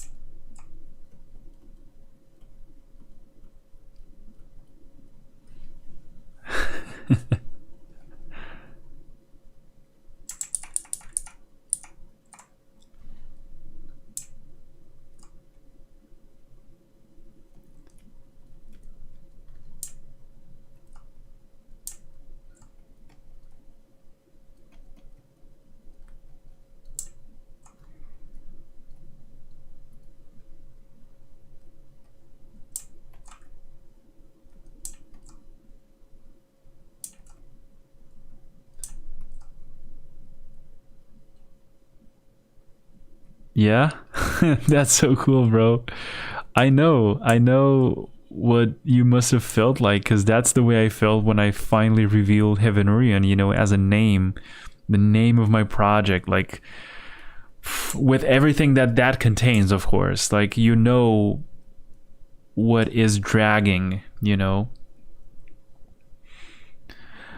I bet you will take a nice break, bro. You've been working on that like for a long time, and you're crunching like crazy lately, like with all the stuff you're doing on the side, your brainstorm classes, and it's just crazy.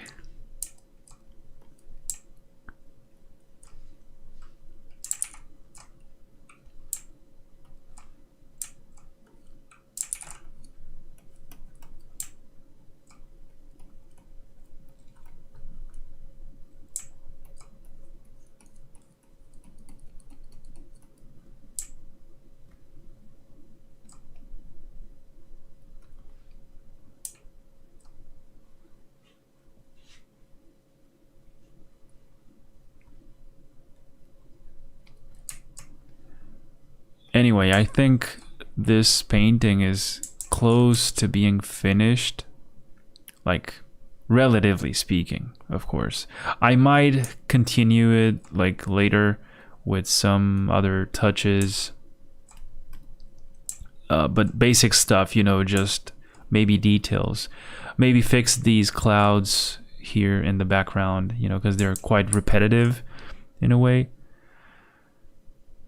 Oh man, yeah, like it's overwhelming for me to kind of say, yeah, this here, but see, that's the main thing. Like, I'm trying to get it out there and make sure people know more about it. And come on, like, it's exciting for me to share that information, right? The other day, I recorded myself talking about like a brief recap of the whole story. 2 hours and a half it took me. You know, it flew by so fast. I didn't even realize how fast that was. But yeah, welcome back, bro.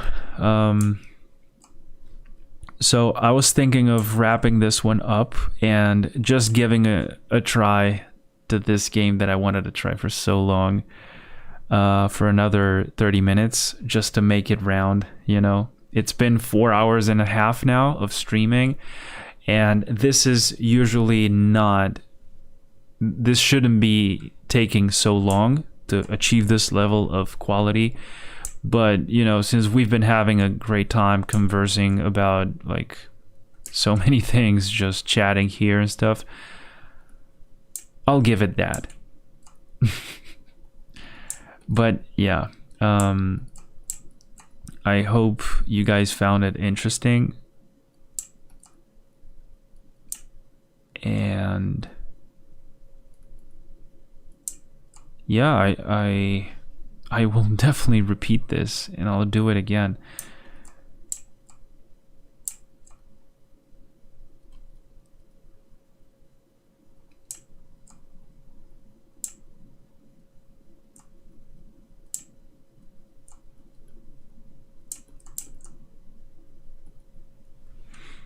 Yeah, so I'm gonna save it. Leave it here. Wait. Does it look better this way? From this side? Or this other side? This is like the original one. I don't know. We'll decide that later. For now... No. I'm by no means saying that you guys distracted me. It's impossible for me to put it in a way that sounds good. So, yeah, I'm not even gonna try, but I need to get used to this. That's what I'm trying to say. I need to practice a little more, and let me just close this. It's saved, okay? It's saved. Here it is, Cloud Creature. You got it right there. And now the big moment. Let me actually put my earplugs. This is gonna be awesome. You guys have no idea how long I've been waiting for this moment.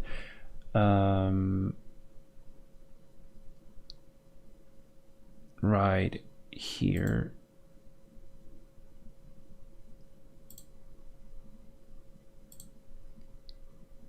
There we go. Just a second. All right. Let me just do one thing.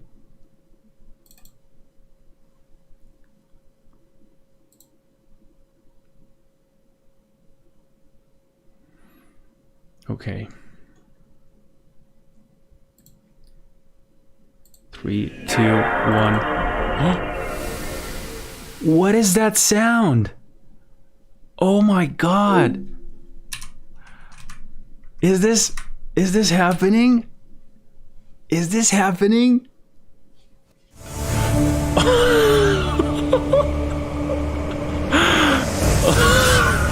Let's go.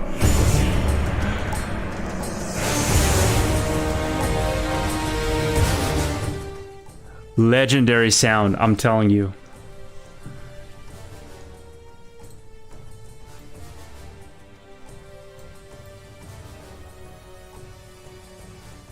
This is gonna be insane, guys.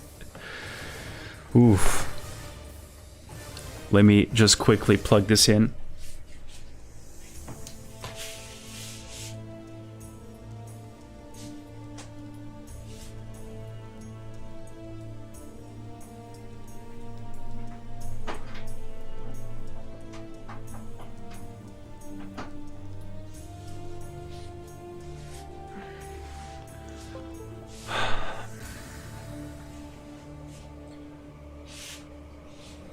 Okay. It's ready now.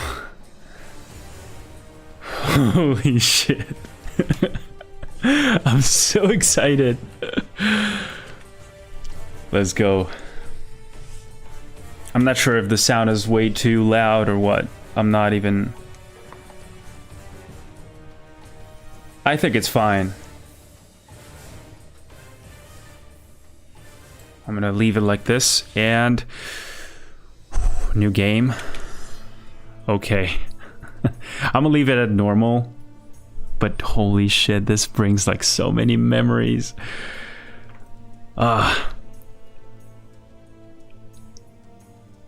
Normal.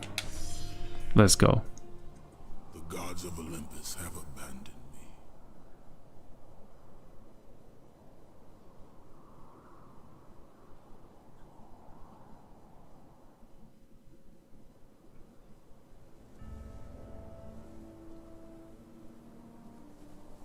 Now there is no hope. And Kratos cast himself from the highest mountain in all of Greece. After 10 years of suffering, 10 years of endless nightmares, it would finally come to an end. Death would be his escape from madness.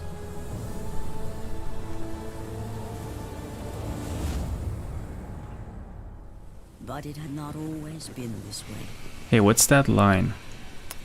Kratos had once been a What the hell? champion of the gods. I don't know why this is showing up, but sorry. Foul beast! I will send you back to the depths of Hades! This is insane, bro. I can't believe I'm playing this game again.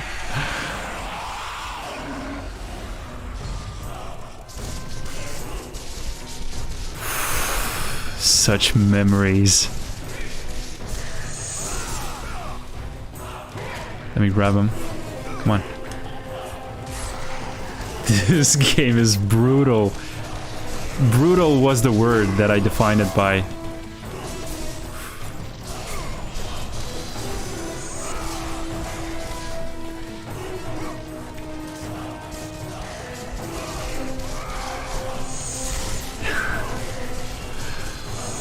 I'm feeling like a kid right now in the best way possible.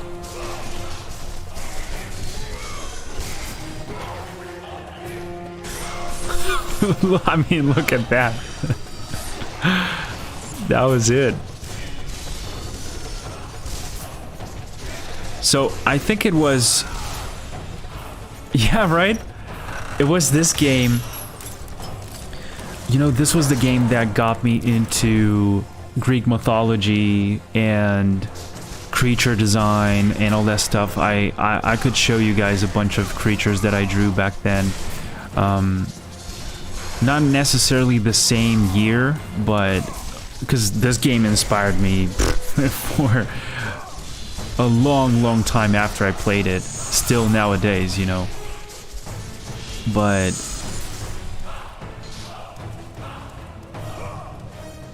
wait, R2. I even forgot about the mechanics and everything. That's so cool. Press and hold, okay.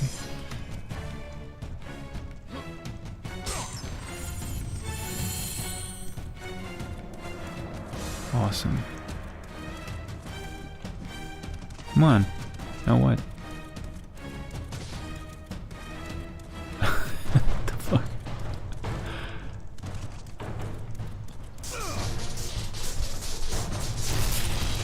Oh, I see. Nice. So yeah, this is what basically got me interested in all this mythology stuff, you know. I mean, not necessarily this, but a bunch of other things too, but this game was a big deal for me back then. And I perfectly remember this moment. I don't remember that giant creature to be that pixelated.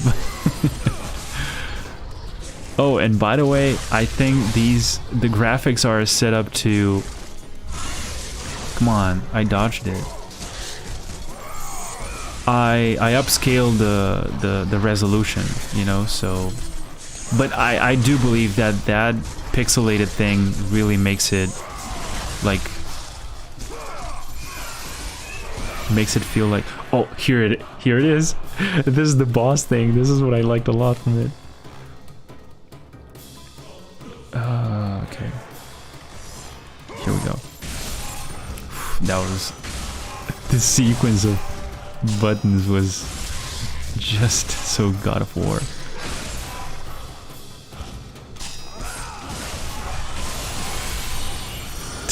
So good.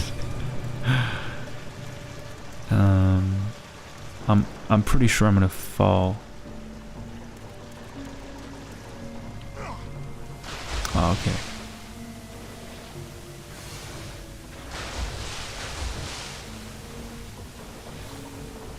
Wait, am I supposed to... Really?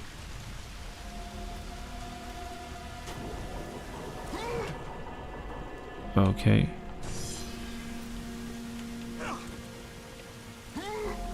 Dude, it's not gonna be easy.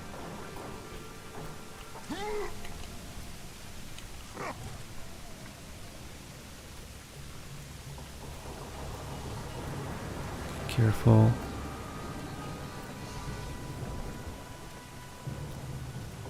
This is where I mess up. Yeah, finally. Oh, true, I could break these things too. Come on. Oh, right. This was the way. Stay away from me! I know who you are, Spartan. Have you guys played... I would rather I've only die played than be this game in a saved by you. GameStop long ago. Have you guys played the newest one? Because I haven't. I mean, I don't have a console anymore.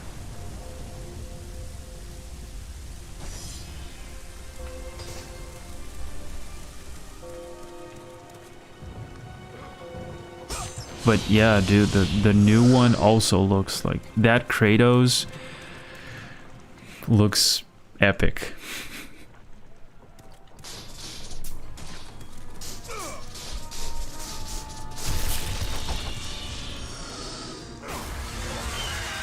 There we go. Oh, fuck.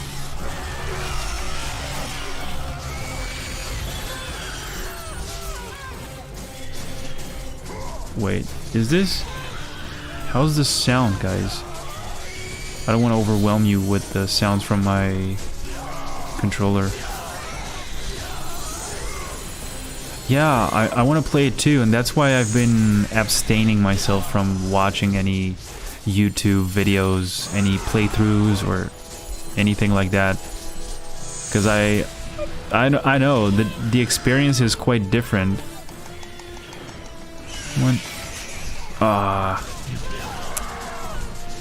It's quite different when you play it than when you just watch it, you know? Like, it's made to be an interactive experience, just the same way I felt about The Witcher, you know? I wanted to play it myself and just see what it feels like.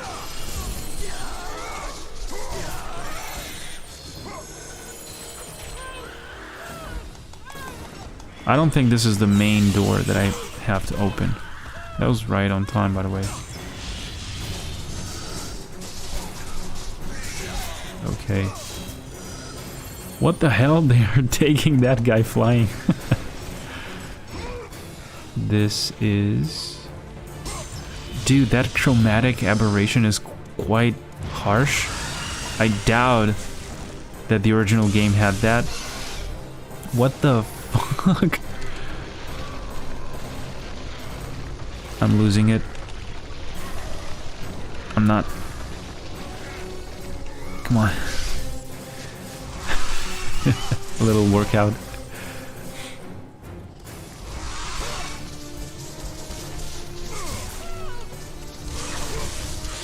Not again, dude. I gotta dodge that next time. My HP bar is holding on pretty well. Come on. What? I had it. Come on. Here it comes.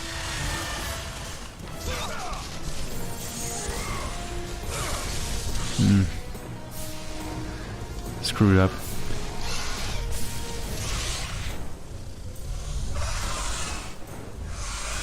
The new Age of Empires. I played the classic one, the Age of Empires 2, with my friends like this last year, I remember.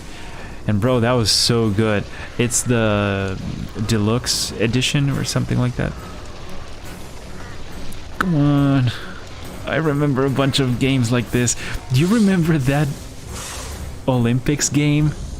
It was based on spamming buttons like crazy. All the time. What the...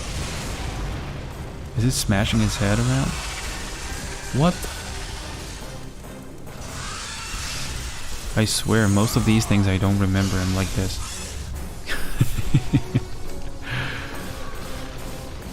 I think it becomes harder and harder to dodge this, to do this, but...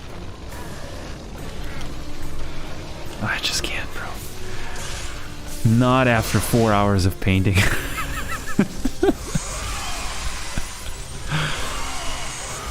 But I'm gonna beat this guy, for sure. Just gotta keep dodging.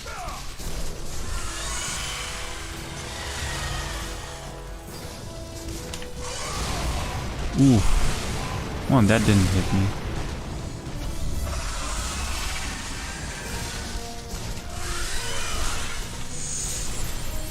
I just want the, you know, the epic final combination. When the circle appears on its head, that's when it's time to kind of show off. Can't wait for that. Because that's what I love the most of God of War. Those epic finishers, you know. I'm just gonna give up.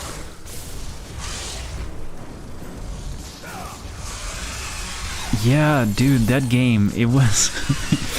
I remember playing it with my cousin, and it was just...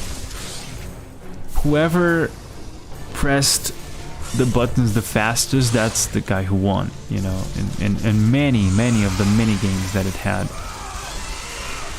Because I remember the running ones, they were more based on the way you managed your stamina rather than how fast you pressed buttons and stuff.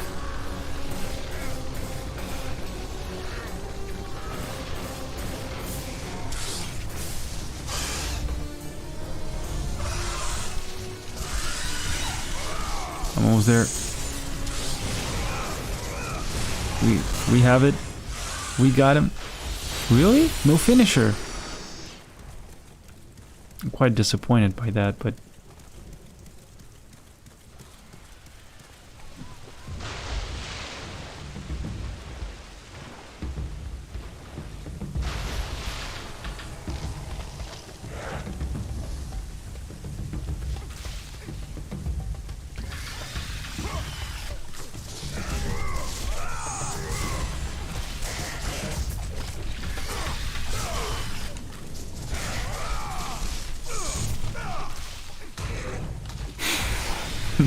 That's so God of War.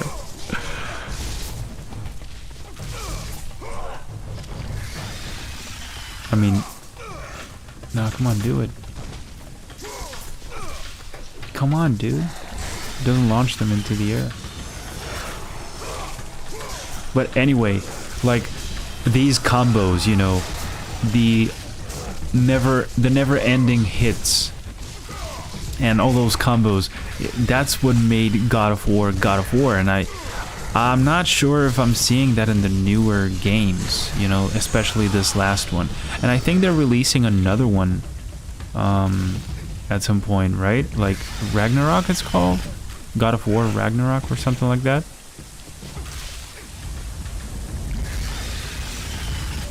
Ooh, that was close, but which way? If I go this way, I'm sure there's some bonus thing. Yeah, there's a chest. I don't think we need it right now. Come on.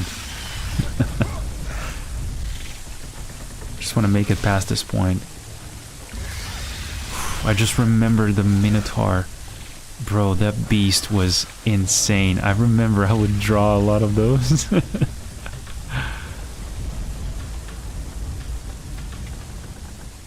There we go.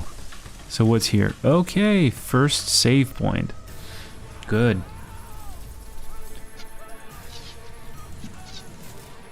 The music was unbelievable. Visions, they were real. The gods came to me, told me their champion would come and rescue us from the Hydra. But you're too late. We're pinned down. I'm just gonna raise the volume a little more. These creatures, they came from nowhere. The ships are all destroyed. All hope is lost, Spartan. Even for you.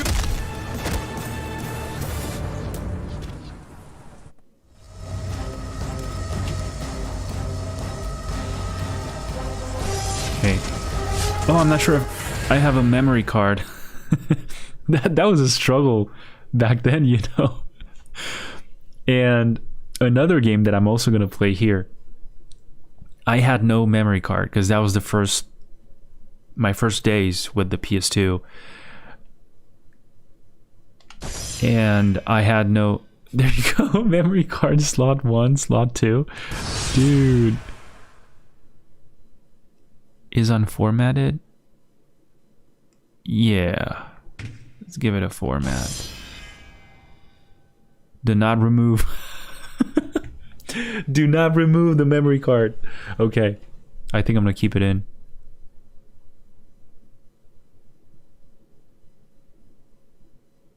Dope. Dude, the memory card days. 8 megabytes.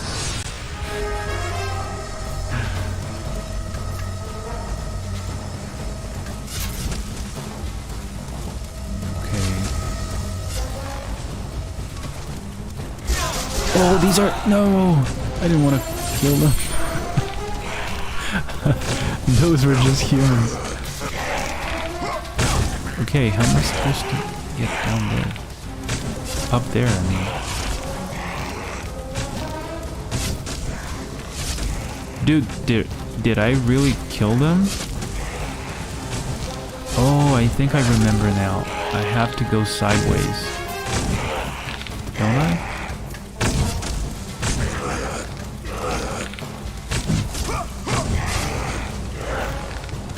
These things are pushable, right?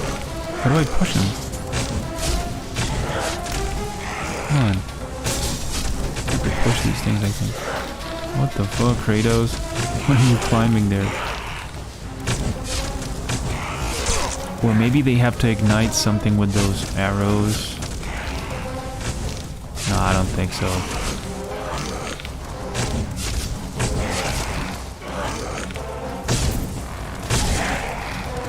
Come on, climb it.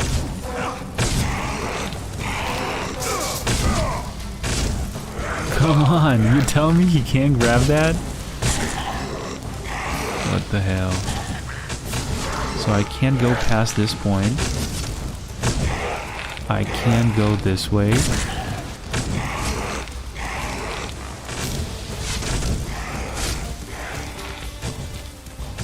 Okay, here's the thing. Fucking hell. Can't believe it took me like 2 minutes to realize it. Anyway. For some reason I didn't even see it.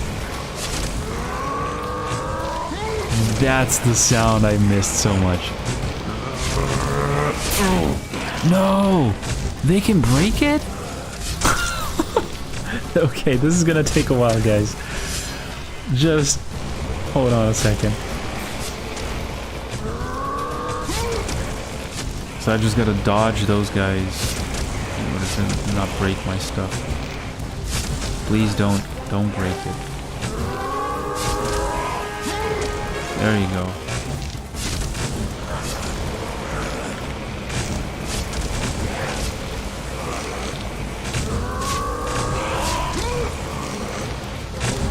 Well, should be enough to have it here. There you go. Fuck them all up now.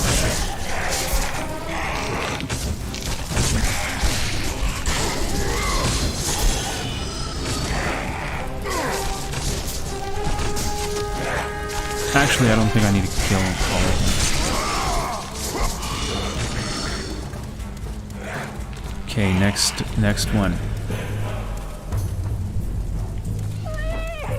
We got way too used to like sandbox games, you know, open world games.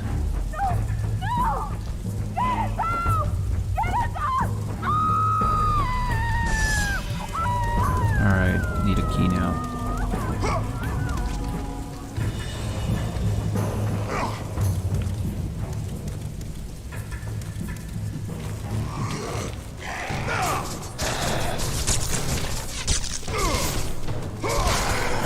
This is so God of War, bro. I remember this kind of thing. You can jump around. You know where I remember this exactly from? I think it's the second game. Not sure. Where he has to climb out of that kind of hell kind of thing where there's hands grabbing him from the walls and stuff. But I don't want to get too ahead of myself here.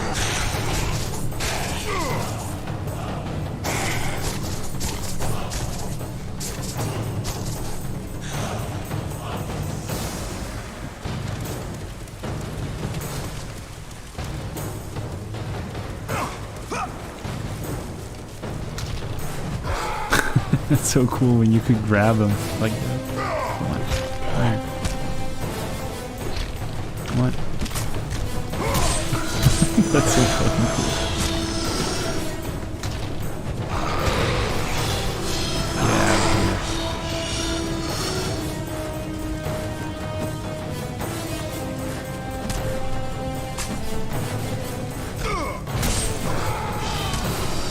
Yeah, so the sandbox thing, I said it because, you know, look at this game. Like, it's not an open world kind of game, you know? It's like rather based on different stages.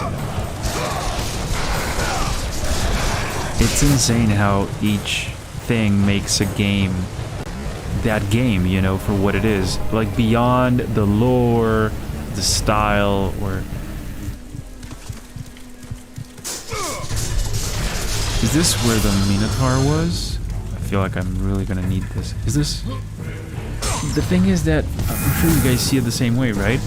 It's like that green thing around it. It's so confusing. It's the fringe kind of effect.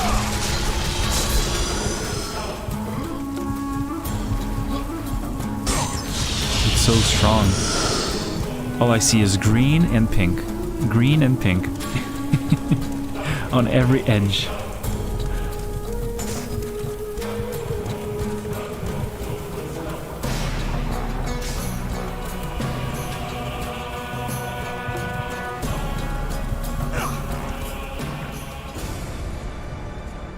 Lord Poseidon.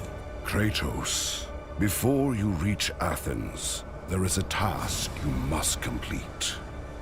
This beast, this Hydra, it has terrorized my seas for far too long.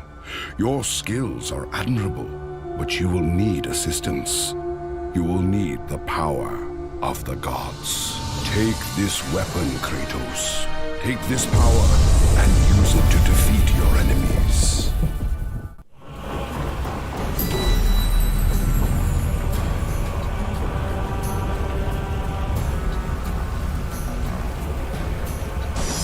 Go with the gods, Kratos. Go forth in the name of Olympus.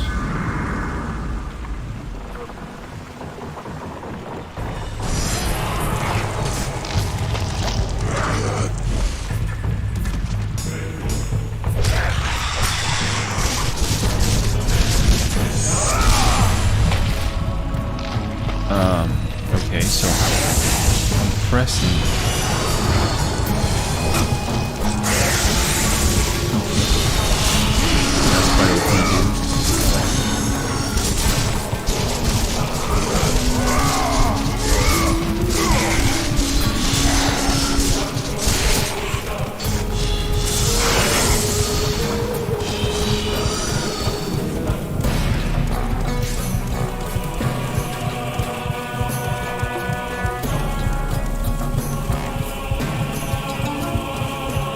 I'm supposed to come back here. Rather... Exactly. Another safe one. Let's go. Memory card. Slot 1. Yes, this one. God of War 1. Being played on January 22nd. Crazy.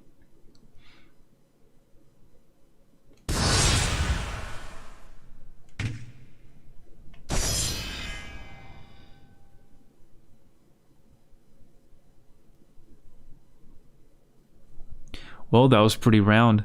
It's exactly gonna be 5 hours in 5 minutes, 4 minutes.